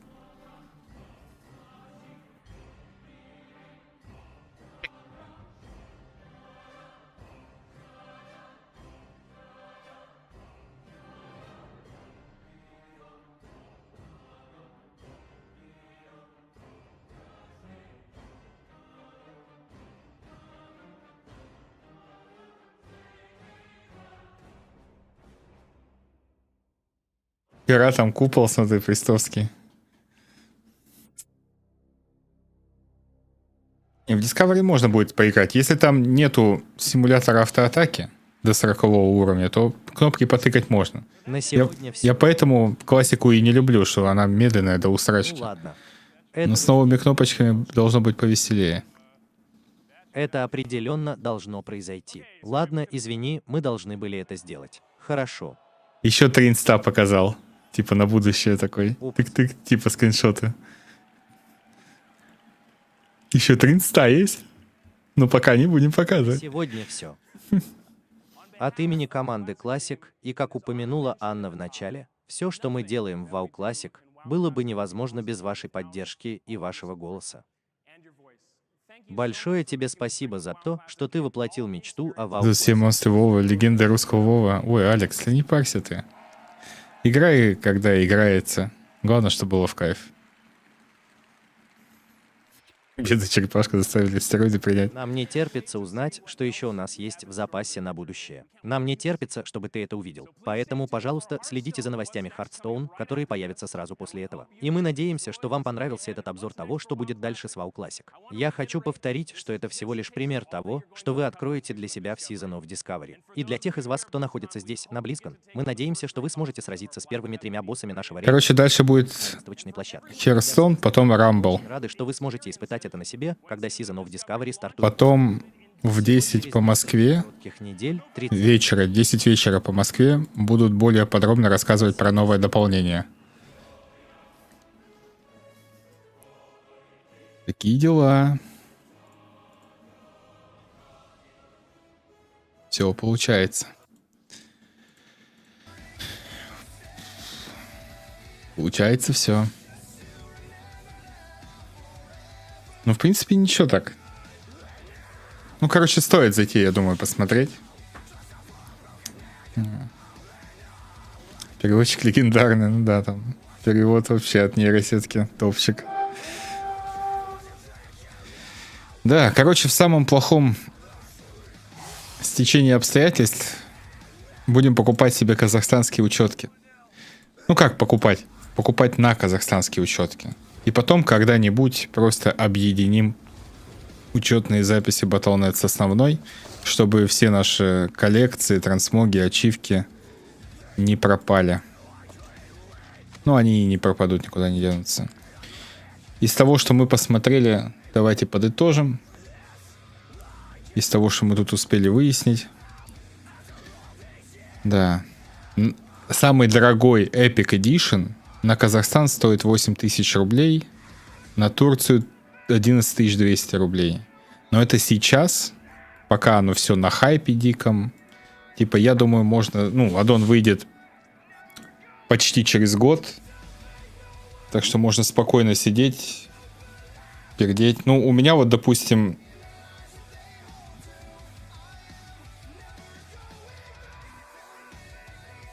Ну вот. Лично у меня еще 6 месяцев оплачено. То есть до 7 мая. Я думаю, я могу еще полгода спокойно сидеть играть. А там уже, если что, на казахстанскую учетку просто купить уже дополнение. У меня там и Diablo есть на казахстанской учетке. Того и глядишь, потом и в Steam появится, или в Xbox. Поглядим. А потом просто объединим аккаунты, да и все. И никаких проблем. Ну, это самый, так сказать, плачевный вариант развития событий. Конечно, будем надеяться, что и коды появятся, и санкции снимут. Короче, будем посмотреть, как дальше будем жить. Я здесь, чтобы узнать подробности о новом дополнении. Ой, их до хрена. Их реально очень много. Пу-пу-пу. Ну, тут уже активно выкладывают на WoWhead. На WoWhead, говорю. На Noob Club. Но на WoWhead инфы, конечно, побольше и побыстрее. Короче, анонсировали новое дополнение. Затизерили. Пока подробно ничего не рассказывали, просто тизеры. Да. Вот, будет 3. Сразу рассказали, что у них есть планы на 3 дополнения подряд. Это не патчи, это прям глобальные аддоны. То есть они будут объединены одним общим сюжетом. И еще Крис Мэтсон сказал, что эти дополнения закроют все сюжетные дыры всех предыдущих дополнений. Типа того. То есть Крис Мэтсон здесь для этого, короче, чтобы нормально замутить сюжет в этой игре. Вот. 30 ноября у нас выйдет вот этот вот сезон Discovery. Да. Что там у нас в августе, да, получается, следующего года у нас выйдет Катаклизм после Лича на классике. 30 ноября это уже в этом месяце, получается, будет сезон Discovery у классики, где максимальный уровень 25, и можно будет использовать способности с разных дополнений, короче, кастомизированные способности. Такие вот дела. Предзаказ уже можно купить, но не все. Рад тебя видеть. Спасибо, Алекс, большое за 200 рублей. Спасибо большое за донат. Рад тебя видеть. Да. Огромное спасибо за поддержку. О, трансмог, ничего такое. И я вас очень рад видеть. Короче, расскажи немного, что нового будет. Давайте я вам ссылки кину. Пока вот это все новости. Ну, по сути, очень вкусно, очень много. У меня были прям заниженные ожидания от всего этого. Но этот BlizzCon превзошел мои ожидания. Так что все хорошо. Ну, Кату Классик я буду играть, наверное, потому что с нее начинал играть. Я по-любому залечу в Кату Классик, однозначно. То есть я поиграю в Кату. Ну, сначала мы поиграем в сезон Discovery, потом в Кату Классик. Потом у нас выходит новое дополнение для Варкрафта. Да. А там уже будем посмотреть. То есть на ближайший год чем заняться нам точно есть.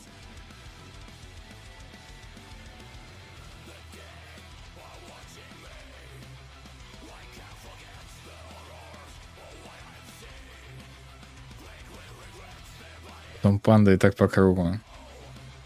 А 3-й сезон? Варкрафта 3-й сезон? Это будут 5 числа рассказывать. Это будет 5 числа, ребят. Если что, у меня в телеге есть дорожная карта. На Noob Club можете посмотреть дорожную карту. То есть мы сейчас досмотрели вот до сюда. Вот это вот мы посмотрели. Вот. Сейчас будет еще... Сейчас вот ночью будет продолжаться стрим у них. Они еще вот расскажут про Hearthstone Rumble. И вот уже завтра про новое дополнение. Вот. Потом про Overwatch. И послезавтра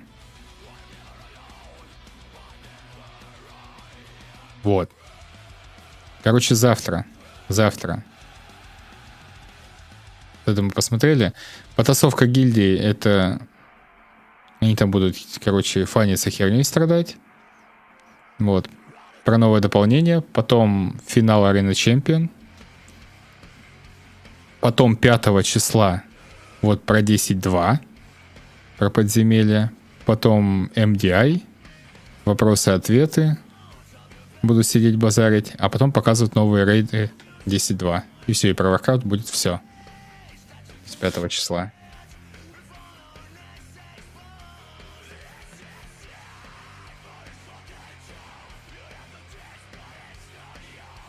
А 3-й сезон, я про твое расписание.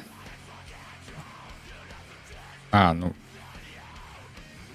Здесь, в Classic Discovery, тут не надо будет много времени на прокачку или еще что-то в этом роде. Тут до 25 уровня всего качаться. И все. У меня как бы ничего не поменялось. С утра отработали на Сирусе. 3 часика постримили. Мне, кстати, стримить вот сегодня постримим. До 12 числа я постараюсь каждый день остримить Сиру, чтобы в этом месяце отстреляться с ним. И все. 8 числа выходит у нас 10.2. Вам не видно, да? Ну, ладно, я тут календарь, короче, открыл. 8 числа выходит 10.2. 15 числа выходит новый сезон. Я, получается, до 12. 12 будет последний стрим Сируса в этом месяце. Все, я отстреляюсь с ним. И с 15 числа мы начинаем фармить Мифик Плюс. Да. На АКТУАЛе, на ритейле. Будем приобщаться к ПВЕ. 30 числа выходит вот этот вот Classic Discovery. Но там сутками сидеть не получится, насколько я понял. Да. И можно будет сидеть, спокойно себе играть. Потом у нас декабрь, январь, февраль, март, апрель, май, июль, июнь, август. И вот где-то в августе или немного раньше выходит Катаклизм. Потом у нас сентябрь, октябрь, ноябрь. И вот где-то вот в ноябре, октябрь-ноябрь, уже выйдет новый аддон. Где-то так. Так что успеем и там, и сям поиграть. Наиграемся еще, блядь, за обе щеки.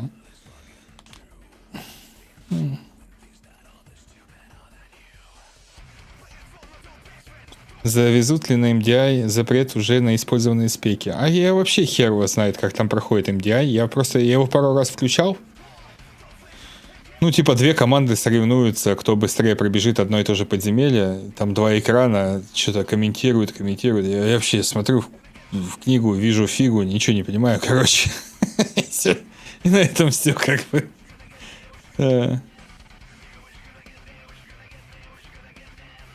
Короче, как ты говорил, вот бы для WoW сделали столько же изменений, как для Diablo 4. Ну, мы еще посмотрим завтра. Поподробнее нам будут рассказывать про новый аддон. Завтра. Сегодня его затизерили, а вот завтра уже будут подробнее рассказывать. Что там да как. Там мы посмотрим. Сейчас все PvP-стримеры в ПВЕ уходят. На это есть причина. Это как бы... Об этом думали все. И думали уже очень давно. Но суть в том, что смотри. Именно РУ ПВПшники, нормальные ПВПшники, да, которые играют на высоком уровне, они по сути занимаются чем? Там есть 2 пути. Первый — это ты упираешься в какой-то рейтинг и все, потом идешь бустить. Все, в тупую. Если ты не хочешь заниматься карьерой бустера, а хочешь развиваться именно как контент-мейкер, то ты должен работать все-таки на аудиторию.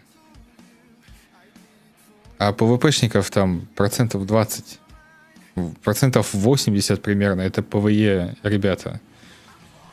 И игра-то, ну, вот так устроена. Куча народу играет именно в ПВЕ. Я не сказать, что я прям уйду в ПВЕ. Я уже там был, и много-много раз. Мне просто не особо нравится ПВЕ, оно мне кажется скучным. Но есть мнение, что я, короче, не преисполнился.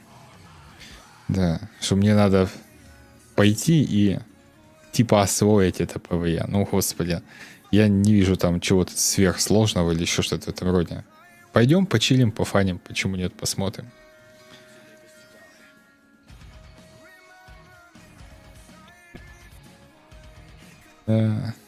Гелик, Артур, ты? Не, Гелик по другой причине пошел в ПВЕ. Я не знаю, что там у них точно случилось, но он играл с одним конкретным рогой, перестал с ним играть, попробовал поиграть сам и в итоге забил.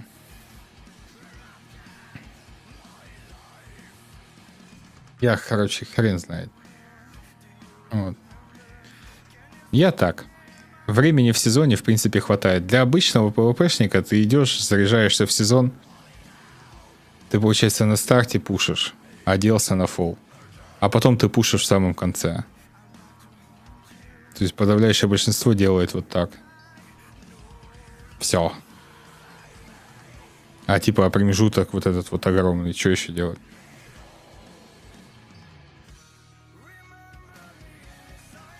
Я так понял, что без Джионита просто не играется. Я хер его знает. Сам по себе Джионит играет, я видел, он нормально дальше пушит. А там кем будешь ключи ходить? Аугом? Да, скорее всего, аугом. Я просто что думаю? Меня как-то подзаебало, что шаман сосет, нюхает бебру постоянно. Ну вот просто аддон 2 года, если за эти 2 года он хотя бы 1 сезон будет в мете, это уже успех. 2 сезона, это просто чудо. Ну как бы, надоело, это из года в год постоянно происходит. Я уже подумал, может на друида пересесть, но мне просто паладин с престом, лично мне просто не нравится. Может на друида пересесть хилить или еще что-нибудь в этом роде. А тут думаю, раз мы пойдем в ПВЕ, то как бы, почему нет? Пойду на ящерица. Аренку можно хилить, аугом можно ходить по ключам. В любой момент могу спекнуться, что в ДД, что в хила. Почему нет? Почему нет?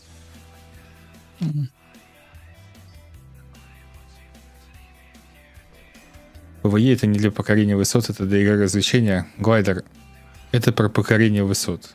Иди на актуале, на офе, запуш 30-й ключ. Потом что-нибудь подобное скажи еще раз. Твое мнение резко поменяется. Сезон of Discovery играть, что еще делать? Я не думаю, что это как на обычной классике сейчас вот играют и там 300-400 часов в прокачке, я не знаю, пока ты персов качаешь, пока профы там, то все. Не, там все будет гораздо проще и быстрее в этом Discovery.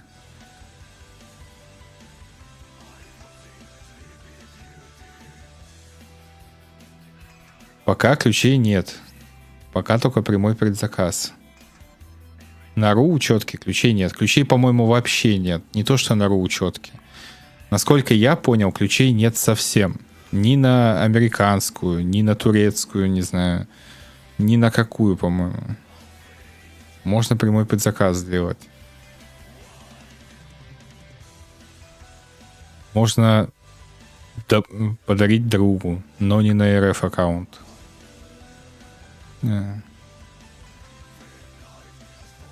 90 евриков, да. Ты получаешь там месяц подписки, 100% у тебя будет бета, и на 3 дня раньше будешь играть, помимо всей прочей косметики. Типа для обычного игрока ты можешь и дешевую самую купить, как бы похеру. Вот как стримеру придется, раскошелиться, конечно.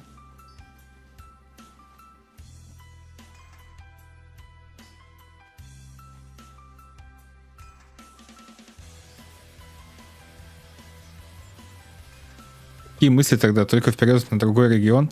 В самом худшем варианте это мы делаем себе аккаунт Казахстана или Турции, что больше нравится. Казахстан дешевле. На 3000 дешевле. Epic Edition стоит. По крайней мере сейчас. И потом когда-нибудь, когда все уляжется, просто объединим аккаунты Battle.net, чтобы, вот свой казахстанский со своей РУ учеткой. Чтобы все твои коллекции, все твои трансмоги, ачивки никуда не пропали. Но это потом. В светлом будущем, так сказать.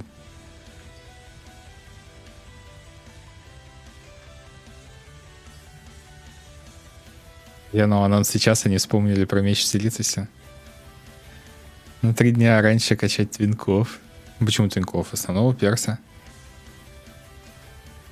Мне всегда тоже казалось, что PvP это имба, и люди типа тебя, Гелика, Акрича.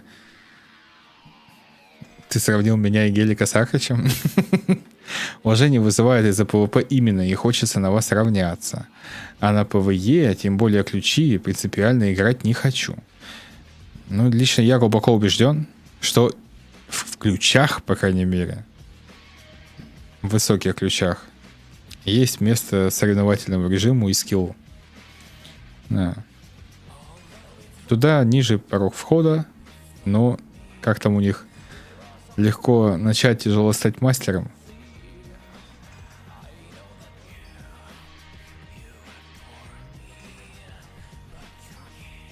Персонажи тоже объединятся. Да я уже так делал, смотри. Вот у меня, видишь, WoW 1, 2, 3, 4. То есть вот с WoW 2, с WoW 3 и WoW 1 у меня объединено все. То есть все мои маунты, ачивки, все вот это вот. Все объединено. То есть у меня есть все великие подвиги,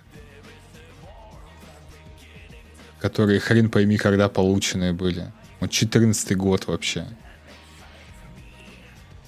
Не на этом персонаже, естественно, не получены, видишь? Типа не изучено, говорит. Но 2014 год. Потому что я уже объединял учетки. Когда планы PvE переходить, не переходить. Я переходить никуда не собираюсь. Я буду осваивать PvE. То есть мы в начале сезона ворвемся, как бы, ну, у меня и у ребят, с которыми я собираюсь врываться, нет проблем с PvP вообще. То есть в любой момент идешь на арену или идешь в СОЛОQ, пошел, рейтинг пушанул, оделся на фулл. Все, никаких проблем. А вот PvE там немножечко другое. Там вот с этим Рио, с этими ключами и так далее, это надо вот с первой недели пошел, закрыл все ключи. Вторая неделя пошел, закрыл все ключи. То есть вот так вот. Там надо именно что пофармить. То есть есть какой-то элемент гонки прогресса и все такое. Так что мы 8 числа выходит, 15 у нас 15 да, стартует, и все. Мы с 15 получается, пойдем ключи эти пушить. Такие дела. Не игнорьте. Сколько стоит подписка в тенге? Да ёб твою мать, я это уже 200 раз показал. Не то, вот сюда. Вот, я зашел на FunPay, спросил у продавца. И он мне пишет: Казахстан, Epic, самая дорогая подписка, самая дорогая. Epic 8000, на Турцию 10 200 рублей. Это самая дорогая подписка.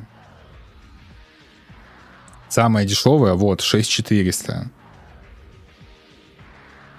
Ага.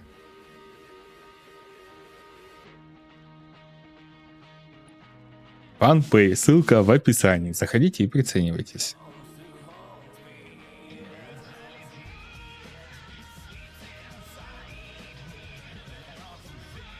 Игровое время?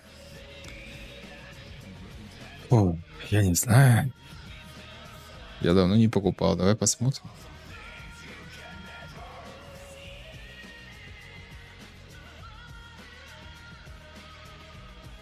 Так.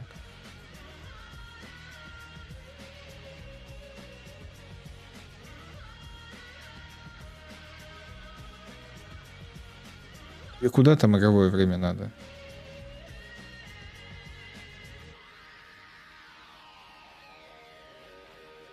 Тенге на Турцию, наверное, да?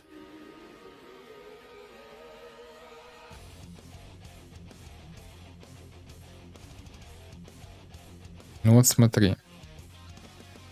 Заходим, выбираешь Турцию. Допустим, подписка.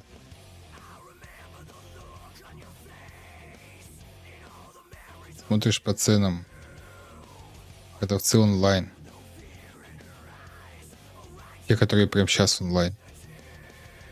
Все, 1 месяц. 3 месяца.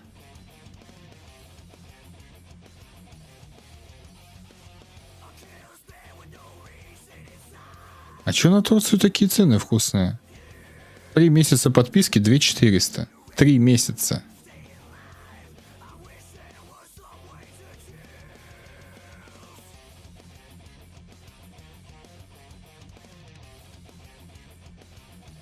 Три месяца.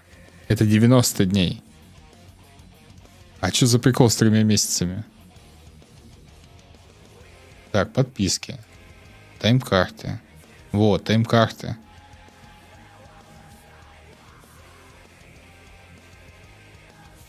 $1295.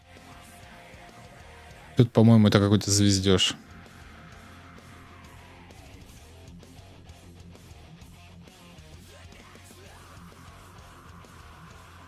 Цена только для Турции. 1300, считай.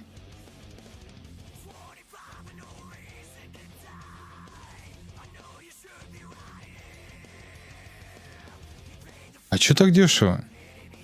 Пахнет каким-то наебаловым. Почему так дешево? Почему у кого-то почти 4000, а у кого-то 1300?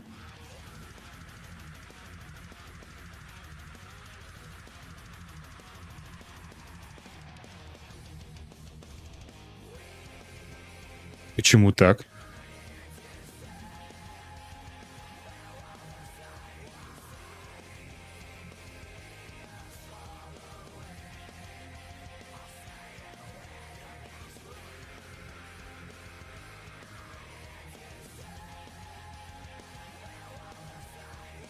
Правильно пахнет, да?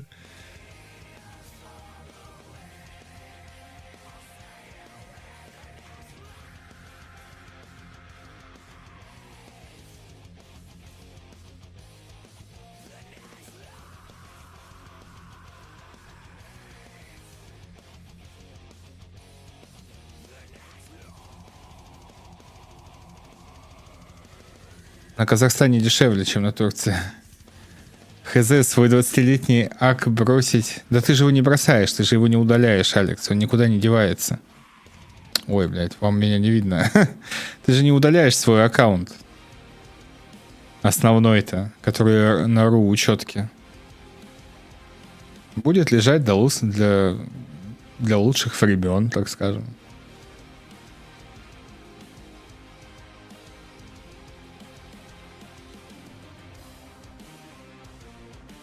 И все.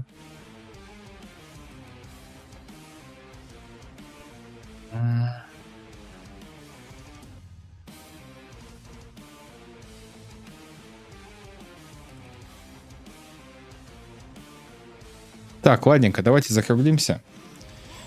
Увидимся часов через 8. Увидимся на Сирусе. 3 часика Сируса, а потом пойдем на АКТУАЛ. Будем обсуждать БЛИЗКОН, будем обсуждать цены на аддоны, на подписки, где лучше брать, Турцию или Казахстан. Все посмотрим, все приценимся.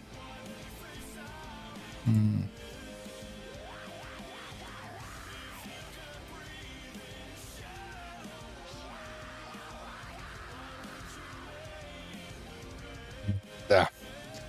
Давайте кому-нибудь кинем рехост. Вон, Венжик сидит, играет. Давайте Венжику кинем рехостик. Венжик тут на шамане нормально пушит СОЛОQ. У меня вообще ни хера не получается. СОЛОQ апнуть на шамане, блядь.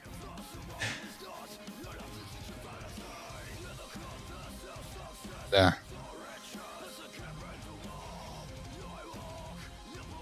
А что только 28? У вас же 42 человека. Давайте вперед-вперед. А ну проявите уважение к Венжику. Взлетайте на рейд.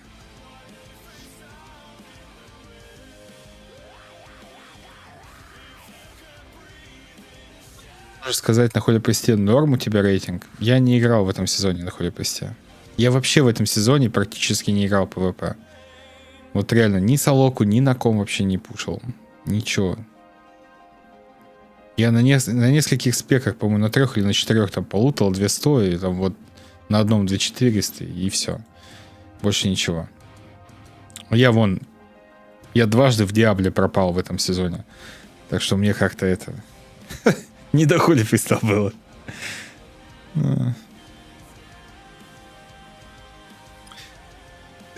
Даже мету не наиграл. Это вообще что? Напишешь изи 250 ББ лох, да? Обычно еще лох в конце пишут. Ладно, чат. Увидимся на следующем стриме. Залетайте в телегу, чтобы не пропускать. Покеда.